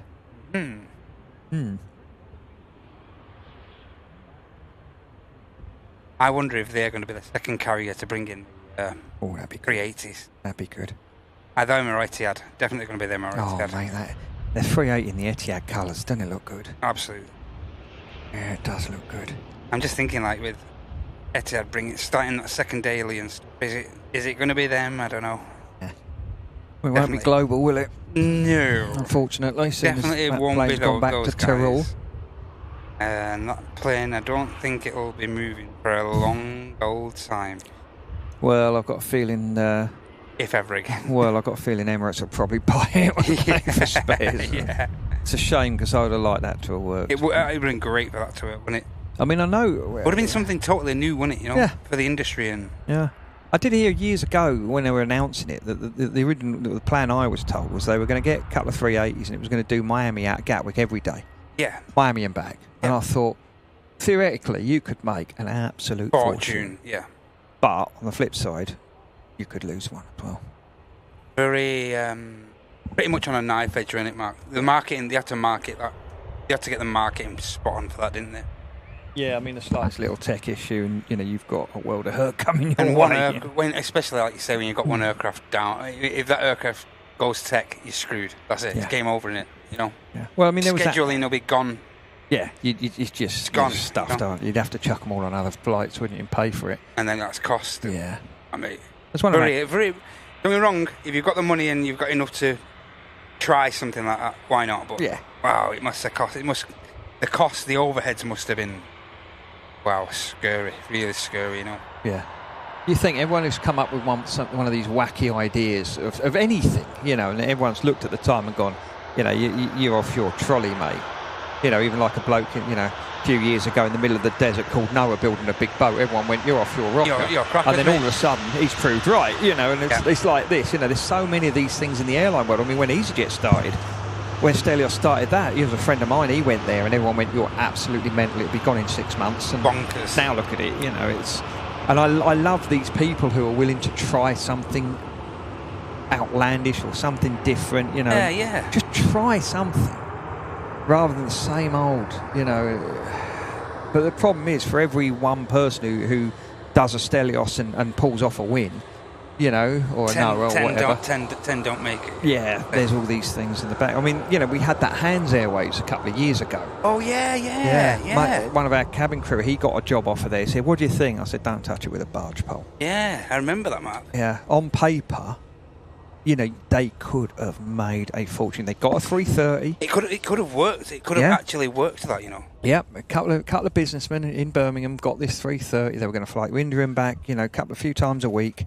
Theoretically, you know, they could have made an absolute fortune, and they flew this thing around the UK for a couple of weeks, and then they went bust without ever putting a passenger on it, which was a shame because that would have been a good little, you know, that would have been a good little operation. That. But yeah, there's so many of these things you hear. You know, you sit there at the time and you think, oh, don't know about this. We currently use a directional mic, Eddie, with regard to the aviation. Very good upgrade we've had in the last 12 months. This mic setup. Who's Mike? I seen him live for a bit. Our mate Mikey. Oh, I went to see him when I was over in Liverpool. I popped over to see him. It was his birthday the other day. Ah, Mikey. Planespotting Mike live, bless him. He's a good lad. Yeah. And him and his mate were out watching me come back in and land. Luckily, the weather was better than the last time he did it. And I walked round from the airport. I said, look, you know, you land, you can see where they are. He sent me a picture of where they are. That's a 5-minute walk. 45-minute walk. And I get to them, and he bought me a pack of jelly babies, so we shared them out. We stood there for a few hours and had a rabbit with him. And what a legend. He's a smashing lad, isn't he? His heart's in the right place, isn't it, mate? He's a great lad, yeah. I don't know anyone who loves aviation as much as Mike. You know, he's so excited. It's great, yeah. But so we've got the Egypt Air pinging up, and we've got a Turkish pushed back. So I think if we capture those two aircraft, see where the Qatar is. If the Qatar's not pinging up by the time those aircraft get out, we'll call it a day, I think. So yeah, get the Turkish Neo out, we'll get the Egypt Air Neo out, and then we'll probably wrap. Hope that's okay with everyone. As I say, I need to get back up. That Mark's got to fly this off. He's got to fly somewhere, and I've got to get back up the motorway and see how Sambo's done on his last day at juniors. Bless him. Yeah, he's doing all right now, though, isn't he? He's loving it, mate. Loving it. He's done a few to his new school. He's going to in September. He's done a few tester days, and every time he's come back to normal school, he's like, "What am I doing here? I don't want to be here anymore. I could just be at big school now. What's going on?" Yeah, but he's loving it, mate. Absolutely. Good lad. You ever get your car fixed? No, it's on the list. My mate's. I'm just waiting for my mate to become available, and then I'm going to let him deal with it. Still broke. Oh, yes. Nice motor, that. Further Ryanair traffic about to touch down. This aircraft is coming in from Londonderry, in Ireland.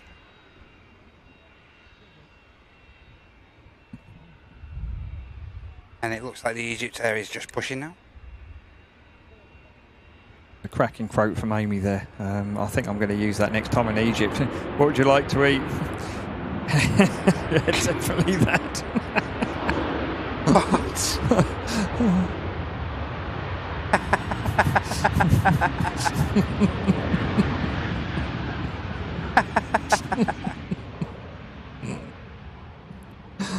Oh dear me. She's off to work this afternoon. I saw her earlier in Pedro. So yeah, it's good fun.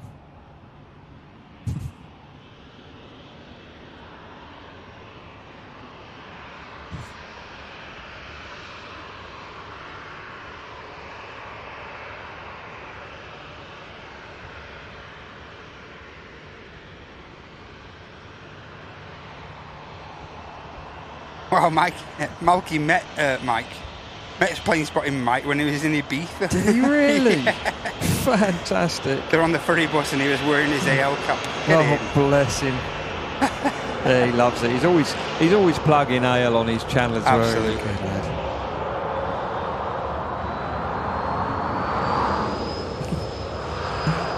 Next aircraft. Further Ryanair traffic 73 coming in from Alicante.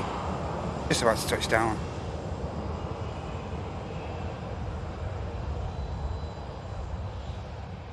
Oh, I missed Karen's question about dodgy food. I must go back and have a read at that. Oh yeah, what do you consider dodgy? Yeah, I see. Yeah, I see now. Yes. Yeah. Well, if you're on the Discord, Karen, have a look at some of the pictures I've put up. Rate my scran. Yeah, rate my scran. Have a look at some of the things I put up that I get fed at work. Inundated with what Mark's doesn't eat. There's a mate of mine. He's put up a picture. He works for Qatar, and he's put a picture up of his meal. Oh, I bet it's panache, isn't it? In comparison, mate, I've had worse in posh restaurants. Unbelievable. Wow. It's unbelievable. I showed one of the FOs yesterday. He couldn't believe it. I've seen one from like the living room. They've got like a living area on the 350s now. Oh, right. Like where you can have like a full room, a living space, bedroom, and Excellent. mate, some of the meals they were throwing off on them, it was just unbelievable. That sounds proper, that does. A Michelin star meal. It's Yeah. like, Yeah, I remember a lad at Newcastle, he went off to Virgin years ago and he sent me, mate, a picture of him over the middle of the Atlantic with his tray out, and you know, he's got this great big steak on a plate and fresh veg. what is going on? Oh, mate, honestly. You get this muck in a tray. Get some mush. Oh, yeah. Hey, we've got a 330 pushing back. We've got the New York bound Aer Lingus UK 330.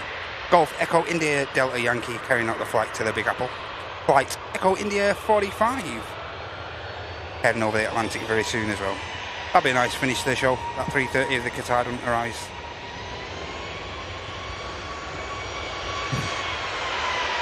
Well, this Alicante inbound, giving the engines a decent spool up as it continues taxi.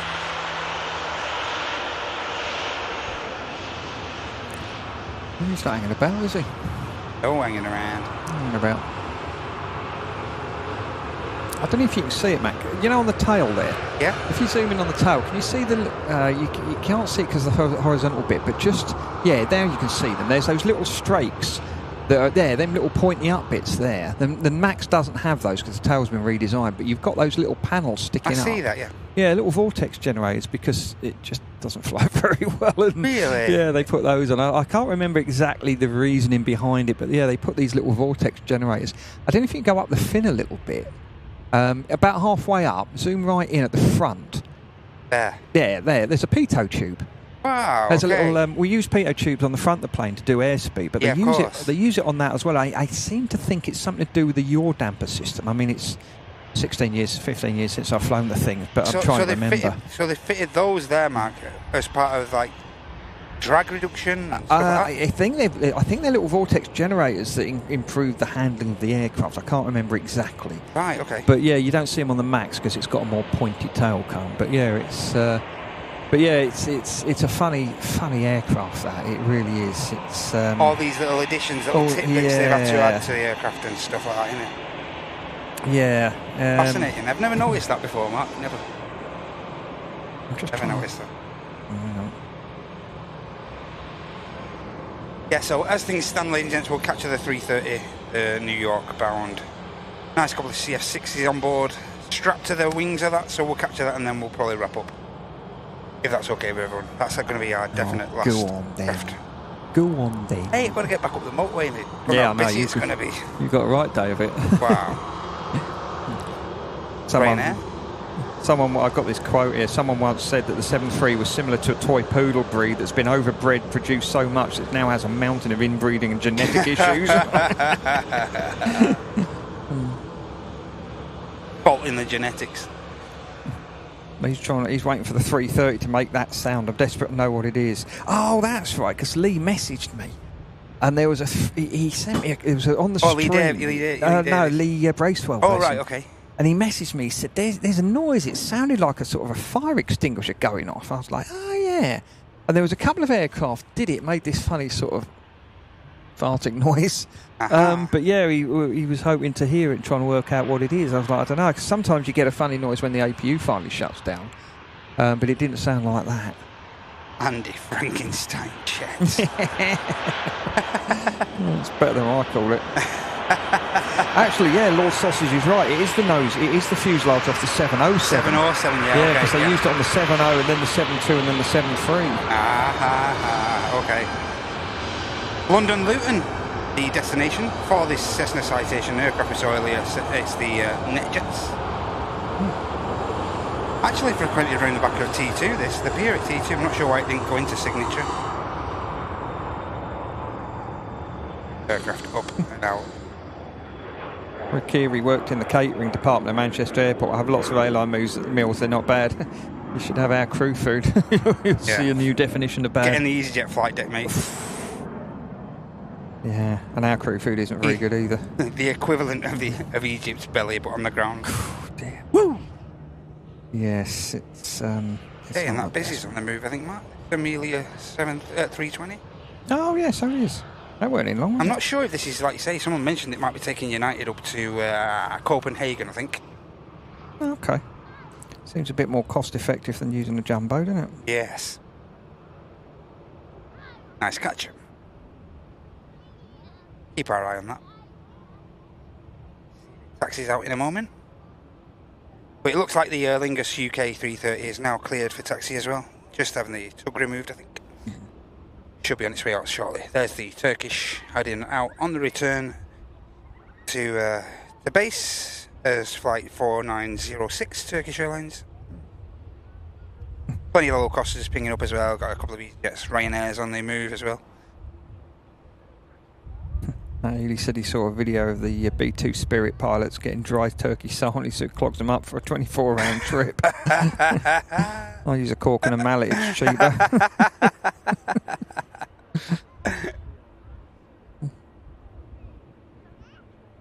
Turkish looking beautiful in this sunlight.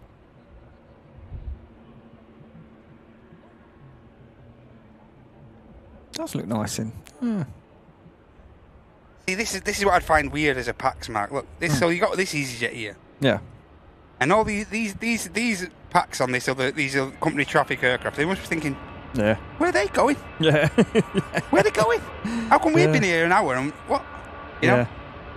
Well, as a Pax, as a standard Joe blogs, you wouldn't know what the hell's going on with you. I'll try and tell them. I let them know that it's the reasons behind it. But I remember you were filming a mate of mine. He was sitting over. They were on 05, and he was sitting over near where the Turkish is, waiting for his slot to Amsterdam to come forward.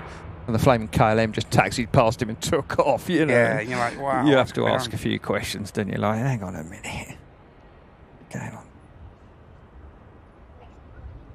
And another one of the new Jet 2 aircraft again, without the titling. Oh, I hear a little Wookiee. Yes, Air France, I think. Oh, it might have been the Turkish. Might be Turkish, yeah. It's going across, isn't it? Wookieing across the runway.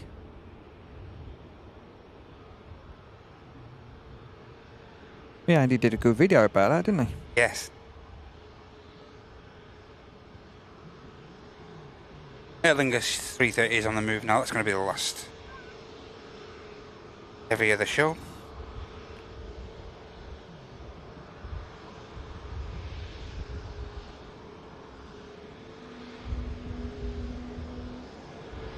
Ricky Rie just confirming that is the United team bus. Oh, cool.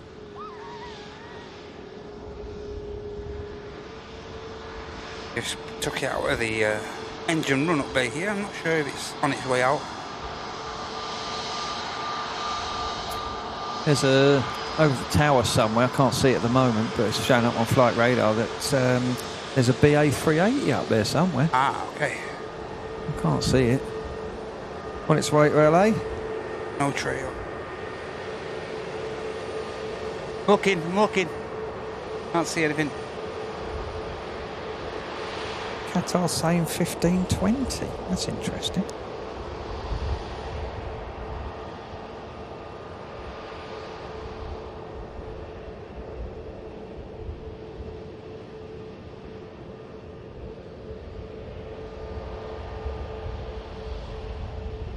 No visual on that 380. Nah. Yeah. Turkish hold short.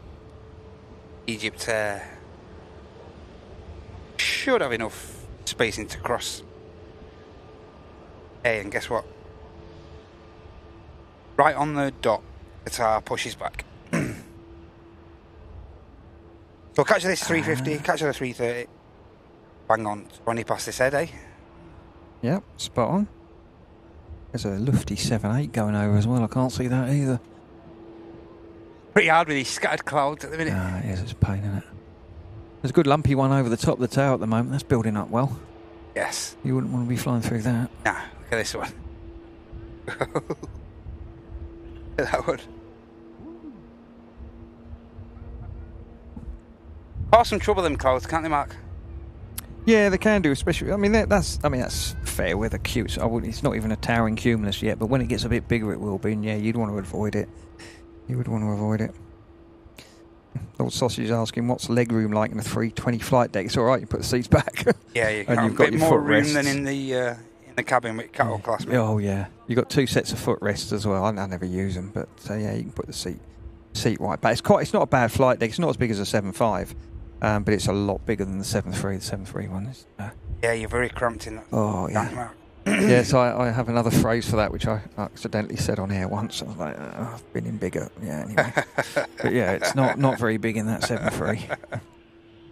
Yeah, it's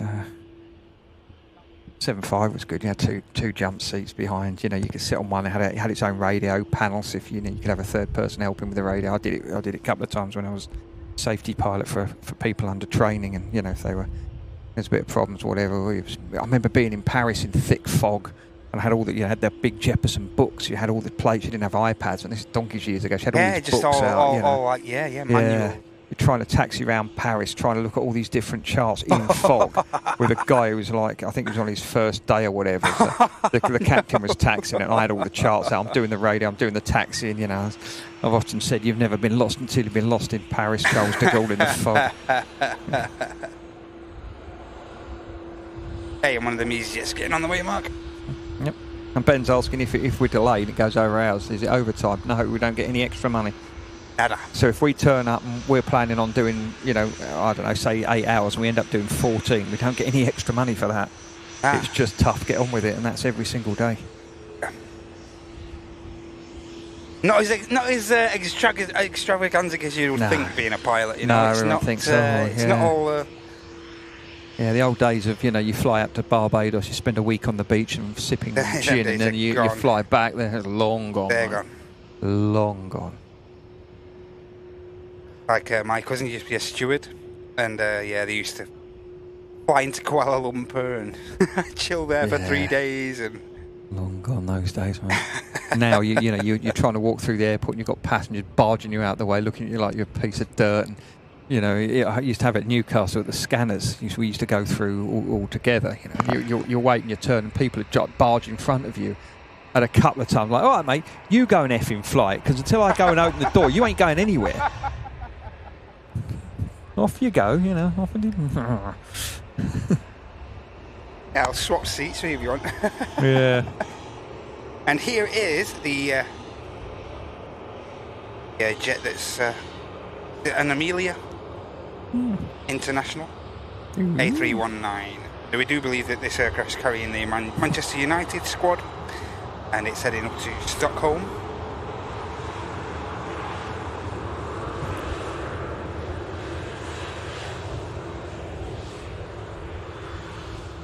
One of our fans, young Paula, is asking, are there any perks being cabin crew? Asking for a friend. Yes, there's lots of perks to being cabin crew. It's fantastic. Get some decent discounts and stuff, I believe. Yes, it's fantastic. And you should do it soon. Do it. You should do it soon, definitely. It's funny because with the cabin crew, you know, there's some of them, they get institutionalized. They just can't live without it. It's weird. Some, you know, take it, leave it, whatever. It's a job. But there's some guys, you know, I see them. They've been doing it for donkey's years, and they just love it. Yeah. Which is nice, I suppose. You find a job you love, you never work a day in your life. You never work that. Great to catch this. Nice to catch this. Ah, Michelle, her son is on the EasyJet as cabin crew. That'll be young Daniel then, I would imagine. He's off to Izmir. I hope he has a good day. Yeah, give me a shout, Janet. Definitely give me a shout. Neil, what am I flying? When am I flying? I'm going to be at the airport at 4:20. I'll get the cakes and then check in a bit later, and I'm off. I think we take off at 6:20, mate.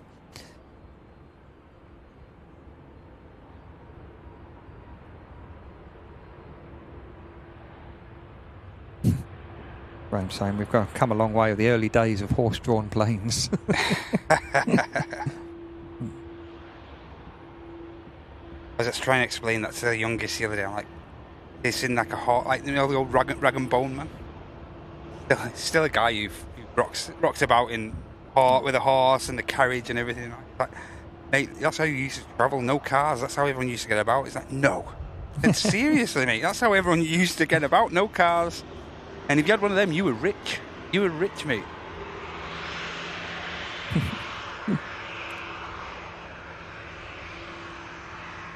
There is an aircraft behind, that 330, which is the Egypt Air heading back to Cairo. Just see the tail popping up there. Oh yeah. Qatar's on the taxi now. Excellent. Nice couple of heavies to wrap up this Friday show. Of course, brought to you by Airliners Live. In case you're unaware, the Airliners Live Essential Travel Kits now. All those items which were in the travel kit are now up for sale, but individually. So you can pick up the travel wallet, you can pick up the memory foam neck cushion, and the travel wash bag, and the playing cards, and the cushion dye mask, and the metallic logo heavy duty luggage tag. You can pick all those items up individually now over on airliners.live. That's airliners.live. And the travel kit essentials all now being sold separately, so make the most of that. But you do still make a hell of a saving if you purchase the entire travel pack itself, so always an idea. I was really impressed with how good it was. When we did that whole day of filming, we did like a little advert with it, and that eye mask, I put that on, I was like, brilliant. It's padded on the inside. Brilliant piece. It's so good. The neck pillow was great as well. Neck brace is the best thing about it. Mate. And the cards as well, the cards came in really well on the 4-hour flight, really good. Couple of games of Snap, you know? Well, yeah, I don't play poker. Couple of games of Fish. I don't play cards. I'm so unlucky I could play strip poker and still lose. Egypt Air just begins the around about 5.5, 6 hour flight down. Malk is saying I started off as a tail gunner and worked my way forward. Now, that old Pete Ertzberg, the Virgin guy, did the podcast with the boys a while ago. He's written a book about his exploits, and one of them he mentions a lad who's now a training captain at EasyJet. When he flew with him when he was at EasyJet years ago. He's a training captain here at Manchester. Okay. But this guy was a brand new cadet on the 737, and they were flying out of Newcastle, and they're going down to Paris. And he's starting to brief it for Pete, you know, his early days. He's like, oh, it's the DP5 Alpha. And Pete goes, it's Dieppe. It's Dieppe. It's a place in northern France. We used to bomb that in the war. And he looked at him with his eyes wide up, went, oh, did you fly Lancasters? And looked at him, I'm not that old, you cheeky little...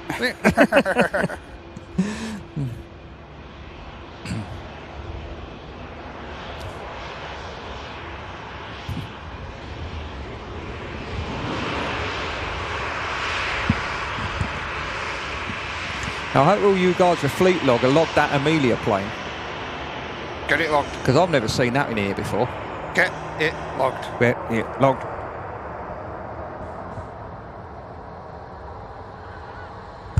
And if you haven't got Fleet Log and you've got an Android, hurry up and download it and then quickly log it. Yep. Quick. Oh. If you've got iOS, write it down on a bit of paper, don't lose it. And then when it's out on iOS, log it because you've seen it.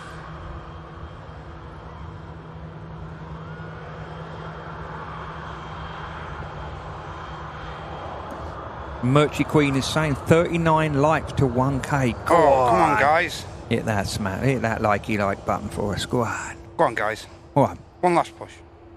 330 lining up. One last push, as the midwife said.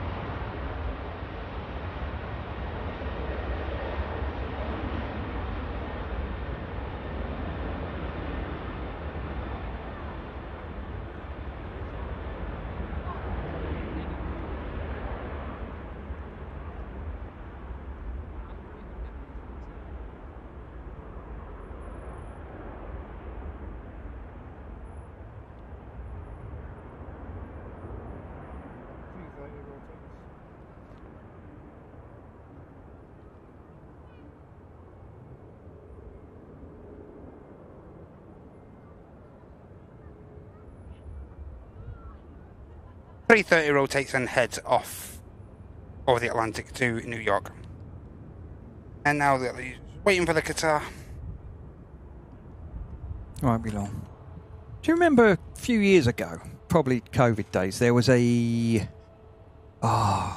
what was it? It was a 330 coming in here. It had the same engines as that, but noisier. It was a, I think it was a Jordan Air one. Yes, like you're that. right. It was the yeah, I think you might be right there, Mike. Yeah. Jordan Jordan Aviation. Jordan That was Aviation. it, That's yeah. right. Yep. And I remember because I was in my B&B at the time. I didn't have me flat, and I was over in Cheadle Hulme down the road, and you could hear that thing go off. Yes. And I remember once sitting on the car park when we had the proper car park over this side next to the runway, and there was a Virgin 330 followed by the Air Fungus, followed by this Jordan Air. And the Virgin was, you know, Trent made the noise. That went off, made more noise. Jordan Air went off, all the car alarms went off. Yeah, just ridiculous. I'm like, what's going on with this thing? It's the same engine as the Air Fungus, and it's, you know, nearly torn the place apart. Yeah, it was a 300, I think, when it marked. Yeah. Wow. God, it's noisy.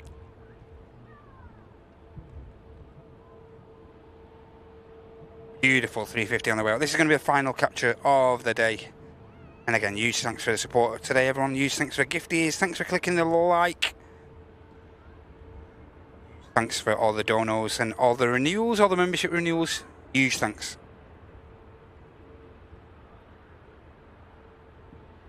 I'll say this is going to be the final.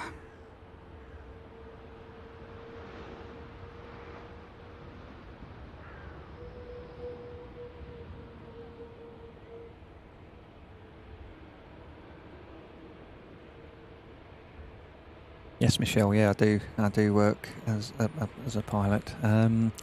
Yeah, I can't say who I work for, but yeah, we'll. I'm sure I'll cross paths with your wonderful son at some point very soon. Hope he has a good day. 4 more likes. Oh, Demi's saying, can you film the Izmir flight? You've got family on it. Can you have a check on that? I'm just having a quick look, see when it is.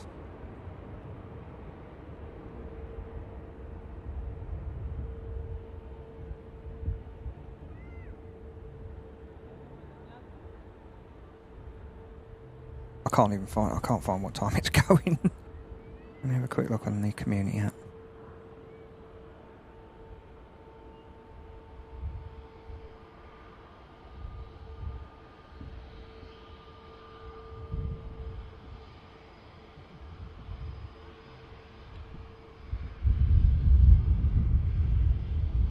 Was showing 15:21. Yeah, should have. I've got 15:20. Yeah, it should have pushed, but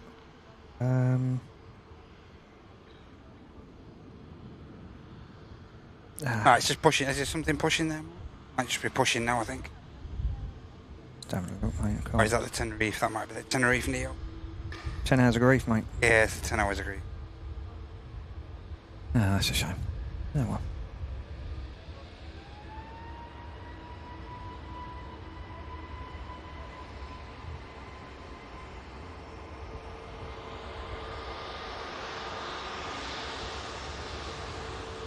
Pegasus on the move. Yeah, one's on 4, one's on 6. So I think the Izmir's on 6.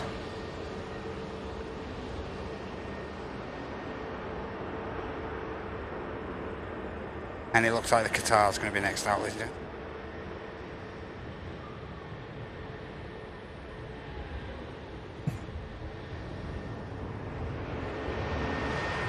See you later, Mochi Queen. Mochi Queen's gone. She got a headache. Take care, Joanna. Hope that headache recedes. Thanks for your help today, Joanna. Much appreciated. Cheers to all the mods. Thank you so much. If you could show a bit of mod love in the chat, that'd be fantastic. Mod love. Do this in their spare time. Mod love. Yeah, that's the 10 hours of grief that's pushed.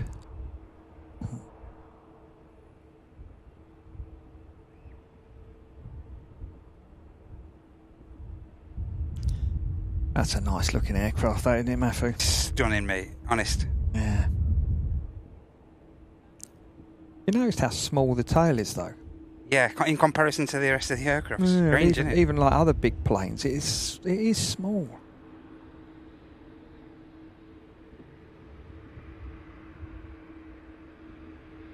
And again, you can see that oil overflow. Oh, yeah.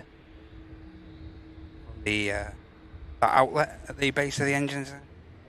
You get a problem on the smaller Airbuses sometimes, is that when you're sitting there at idle, sometimes you get an ECAM warning come up saying that the HP bleed is a fault, and you've got 2 sets of air you take off the engines. One's at the 5th stage and the other one's at the 9th stage. Why on earth you'd ever need to know that? It's beyond me. But when you put power on, the HP bleed opens, and at low power sometimes it gets a bit stuck and you get fault lights. You put a little bit of chuff on and it opens and clears it. Ah. So I don't know whether it's similar to that.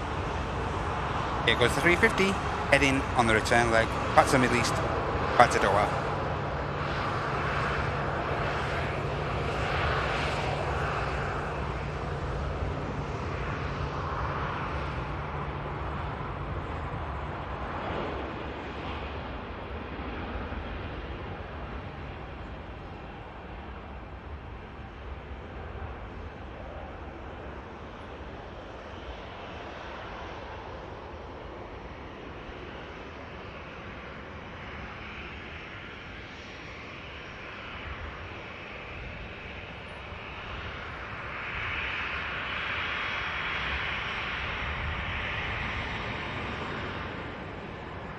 Gear goes up on the Qatar.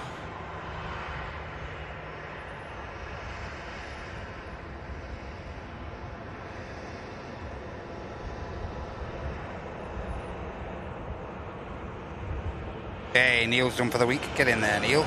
Get in there, mate. Hey, no worries, Kev. Thanks for joining us, mate.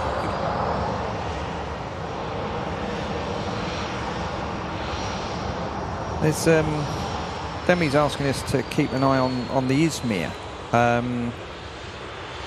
It's not pushed yet, and it has got a slot which I think it's going to miss. Right. So if it misses that slot, then it's going to be over on the south side in it for a while. Possibly. I mean, HD's pushed. I think that's going to 10 hours of grief. It's EE that's going to Izmir, and it hasn't even pushed yet, so I don't know what's going on there. Can you see over on the pier where stand 4 and stand 6 is? Yeah, I can see, and I can see the Tenerife. Can you see if the one that's still the... on? I think it's on 6. So that'll be the one to the left. I think that's... yeah, it's on stand 6. Has it got... Is the door closed on it? Can you see? Okay. So this is my view. Oh, yeah. Yeah, now that's stand 2. The one that's pushed is the Tenerife. It's that one there. That's it, and it hasn't moved anywhere yet. Oh, that's a shame. Oh, well. UZEH it is. Yeah, it hasn't pushed yet. Unless it's waiting for the Tenerife that's blocking it in. That could be the other thing. So as soon as the Tenerife starts moving or does something, then maybe it'll go, but I don't know, mate. So, yeah. Anyway, you've seen your Qatar. Yep.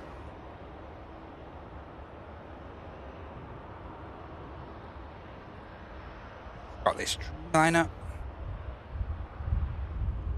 Yeah, the worry is with the EasyJets, if they're late, if they are late pushing back off stand, yeah, they're going to be late getting a slot. So yeah, it's okay waiting for them to push back and stuff. But then, as we've mentioned before, if they do get, yeah, it hasn't even got a ready message in yet. But the Tenerife has disappeared now off the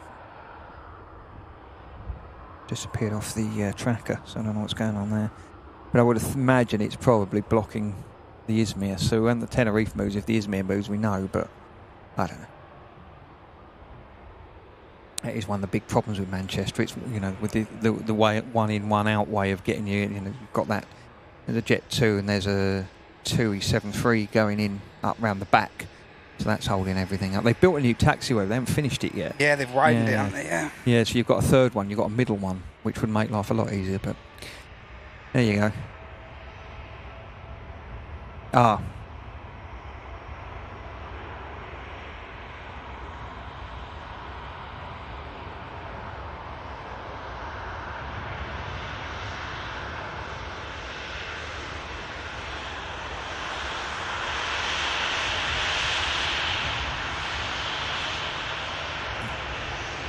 Right, looks like Tenerife's taxiing out. Hopefully that is me opening up.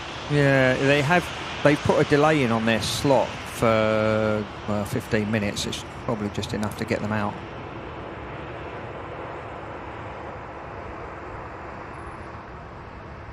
Well, there you go, mate. Green line gets out. One last check.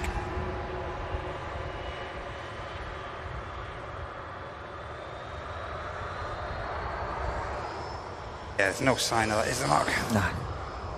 Unfortunately, guys, we are going to wrap there. And sincere apologies. But like I say, we could wait for that Izmir flight, and it may end up on the taxiway.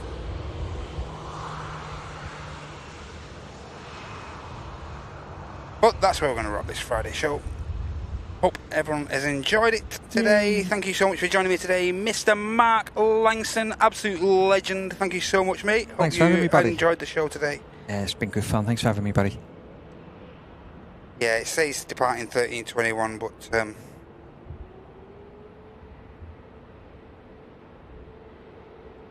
yeah, unfortunately, guys, it could be unpredictable. Like I say, it could taxi out.